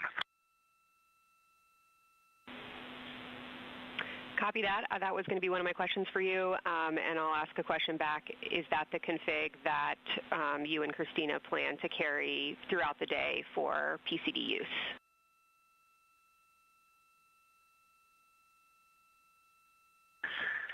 Negative, Kelsey. Our plan for PCD use is we have run the power cables to Windows 2 and 3, and we are going to leave one PCD. The yellow PCD will be in window 2, and the green PCD will be in window 3, and we will do that the whole day. And then the red PCD will be a rover.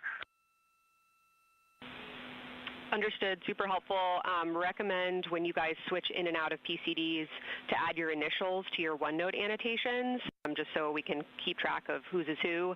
And then given that you have 3 PCDs instead of 4 for the data transfer at the end of the day, recommend making a new subdirectory entitled For Science for your own photos, or with your initials, that we can keep track of which pictures came from which flashcards.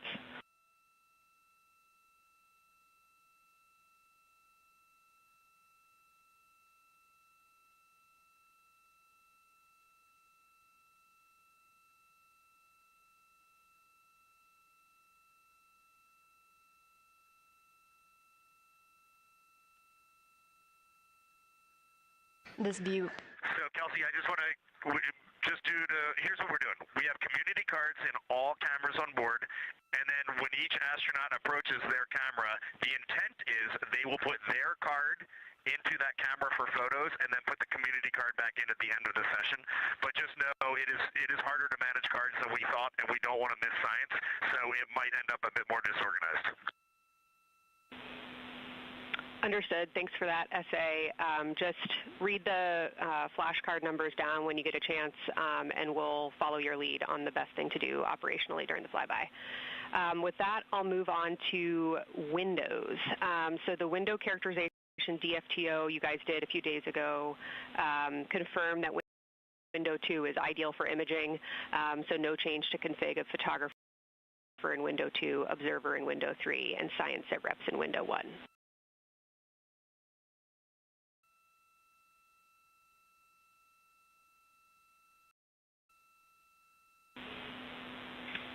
Coming up on a handover. Feedback. Hang on, Kelsey. The way we have it configured, tell us if this is going to be wrong. Window 2 is the long lens with a shroud. Window. As you heard, Science Officer called to the crew.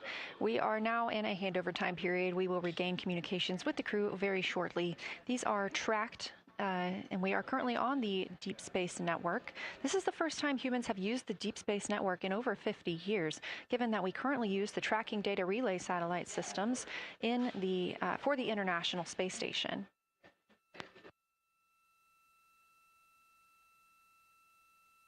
This view from Artemis Mission Control on the right is Kelsey Young. That's who you hear speaking with the crew. Young is the Artemis Science Flight Operations Lead, and we also look forward to speaking with her here today.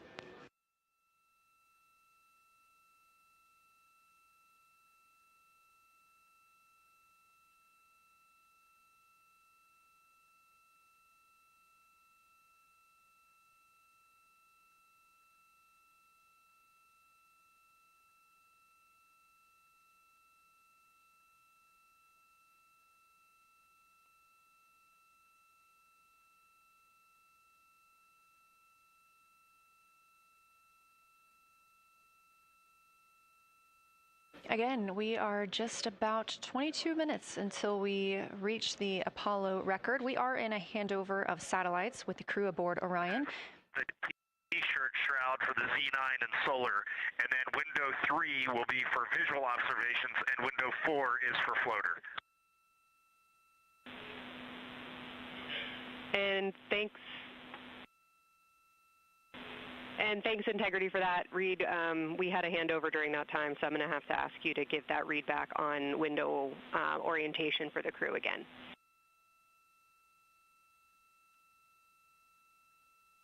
Okay, we are happy to change it, but the way we have it configured right now is window 1 has a T-shirt shroud for the Z9 for solar. Window 2 has the shroud for the long lens for both lunar and solar. Window 3 is for visual observations. Window 4 is for floater. And then the docking hatch window has had a great view, so we've done a lot of mapping through that as well.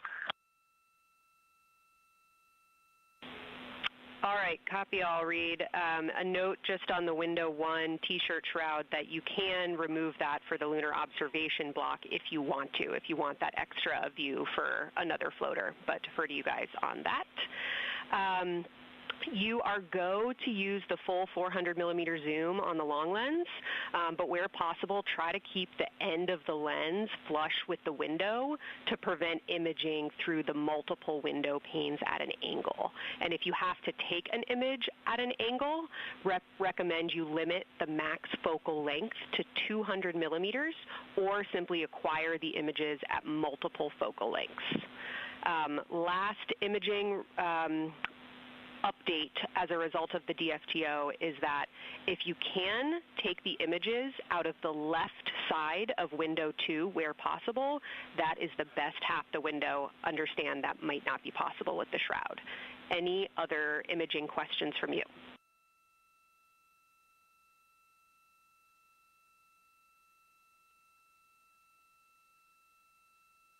Okay, copy that.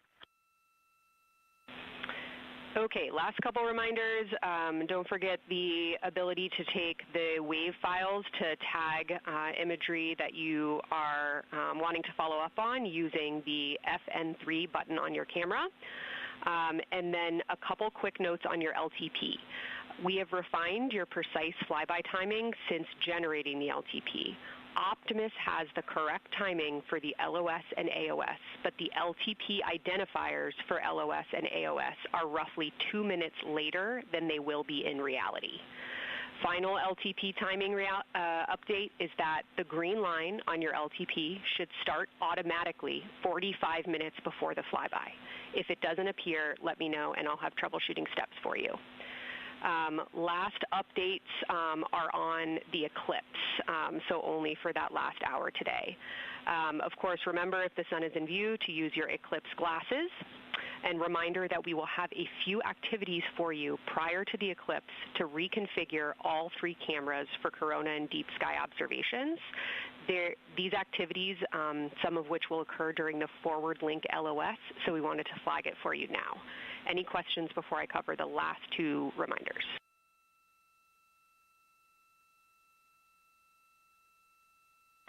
No, we have no questions on that. Last couple eclipse reminders, the sunset period and the first roughly 23 minutes of the eclipse will fall during that forward link LOS, but we'll still have a return link, and we're still looking forward to your science sit reps and observations during that time. And I do have a reminder for you on your preferred starting config for the eclipse in terms of role responsibility. Let me know if you want me to read that up or if you guys have that in your minds already. And if no other questions on config, I'll give you a few science-focused reminders.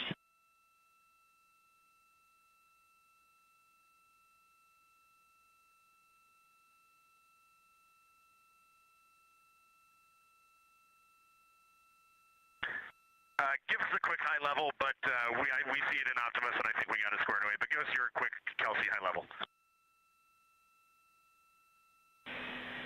Okay. A couple changes from the first LTP you studied is that Glushko is the only feature that the same pair will view twice. That's Reed and Jeremy. That's why that's the only target you see that is marked as one of one and one of two and two of two. So Ohm and Oriental are in there twice, but they're by different pairs, which is why you don't see them marked accordingly. A note from feedback on your observations so far over the last couple days, a reminder that if you note structure and texture as well as color and albedo, please note any correlation between the two, and also a reminder that negative observations are still valuable science. So a lack of color or a lack of structure associated with color is also valuable. A reminder also that your observations so far indicate it will likely take some time for your eyes to adjust. We especially heard that around your terminator observations and your color observations. So reminder to know that your eye adaptation is going to kind of come in throughout your shift, and let us know when you start to see that nuance. Last reminder is around Earthset and Earthrise. When you're viewing us back here at home, you'll be looking directly at Asia, Africa, and Oceania. So I'm sure people watching from those places here on Earth will want to give you all a wave as you take their picture. Any other questions for me?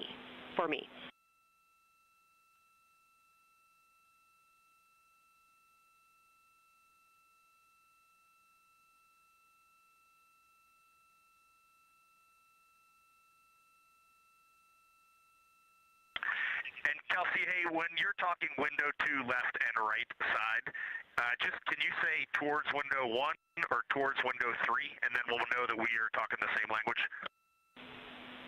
Absolutely. So I mean that the side of window 2 closest to window 3 is preferred for imaging.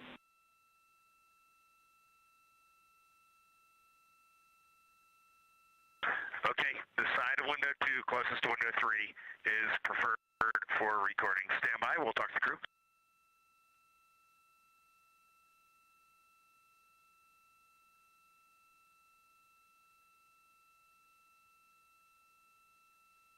Again, we are in our pre-lunar flyby science conference with Kelsey Young. Kelsey Young is the Artemis Science Flight Operations Lead, speaking with the crew aboard Orion. They've been training for this moment for years, and this is their last opportunity to get some further pointers and information. Kelsey, for the T-shirt shroud, what window does the science team think will have the best view? Is it window 1 or window 4? The only time we're strongly recommending use of the window shroud. The T-shirt window shroud for the eclipse viewing, which window is primary for Z9? Window 1.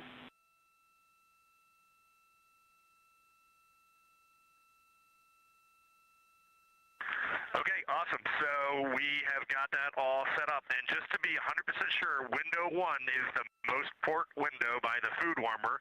Window 2 is right in front of seat 1. Window 3 is right in front of seat 2. And window 4 is on the starboard side by the side hatch. Do you agree with all that? We agree on the ground. Good readback.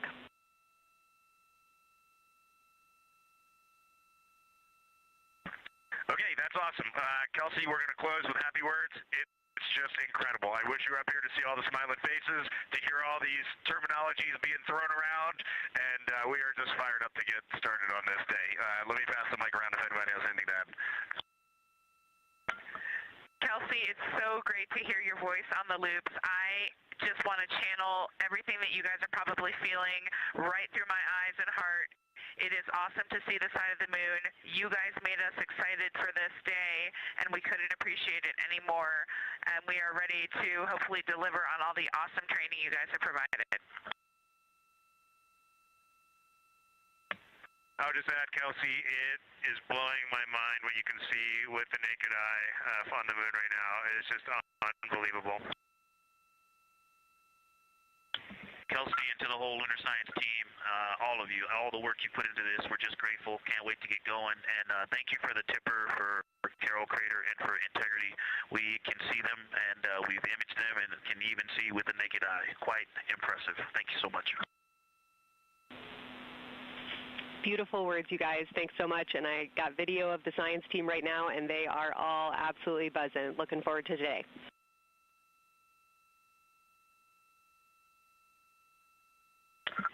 Okay, we're heading into the timeline. Cheers, guys.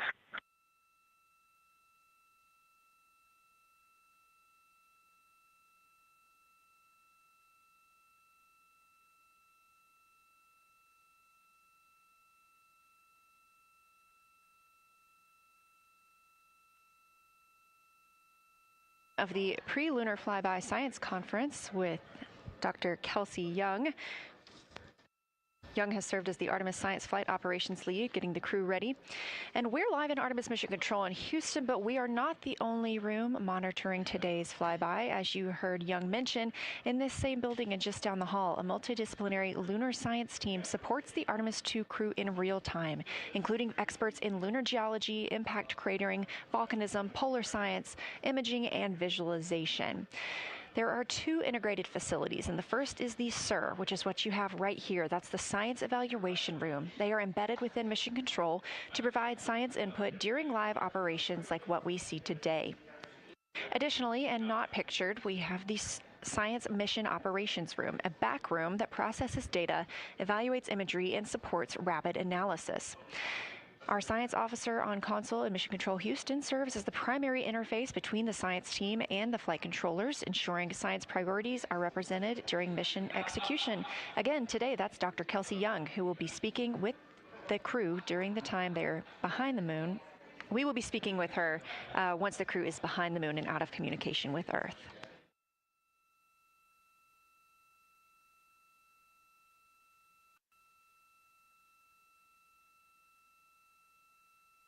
Back inside the Orion spacecraft on your left, closest to the camera, NASA astronaut Christina Cook. To her left, NASA astronaut Reid Wiseman. To his left, Canadian Space Agency astronaut Jeremy Hansen. And all the way in the back, NASA astronaut Victor Glover, our Artemis II crew.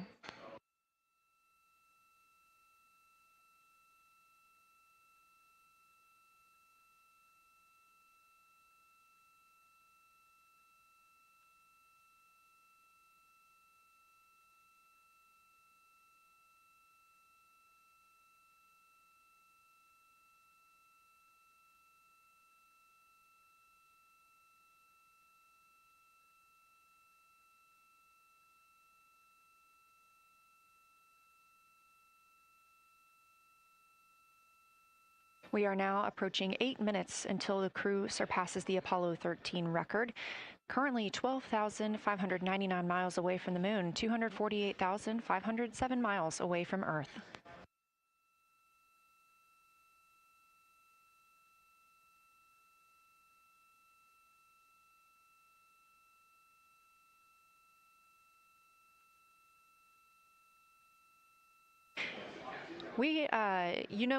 You may also hear the Orion spacecraft referred to today as Integrity. This was named by the Artemis II crew. It is Integrity crew. We have Reid's family in the viewing gallery. You're welcome to say hello.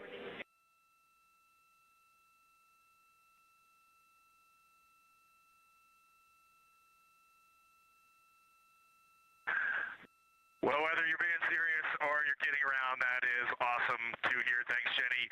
And hello to Ellie and Katie. I don't know who else is there, but it's great to know that you're in mission control right now, following along. We are having a blast up here, and the view of the moon is absolutely amazing.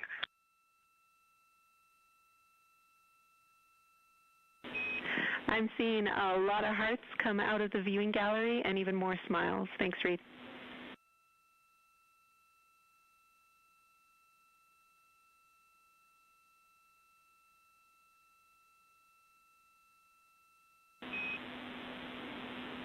Copy heart, copy bracelet.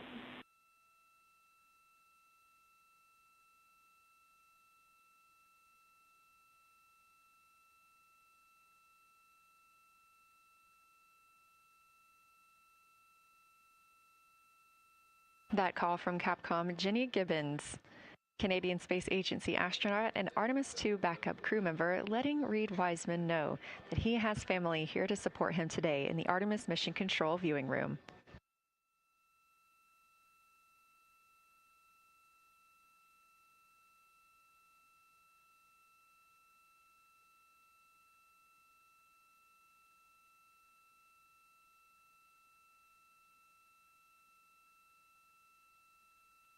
As I was mentioning, we have the Orion spacecraft flying today. However, the Artemis crew members named their Orion spacecraft Integrity, so you will hear calls to this entire crew with the name Integrity. They say that the name Integrity embodies the foundation of trust, respect, candor, and humility across the crew and the many engineers, technicians, scientists, planners, and dreamers required for mission success.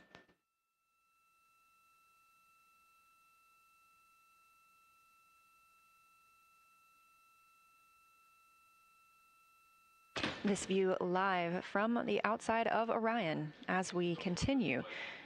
Preparing for our lunar flyby, now less than 5 minutes from surpassing the record set by Apollo 13 astronauts for the farthest humans to travel from Earth. This will not be the farthest that Integrity travels today.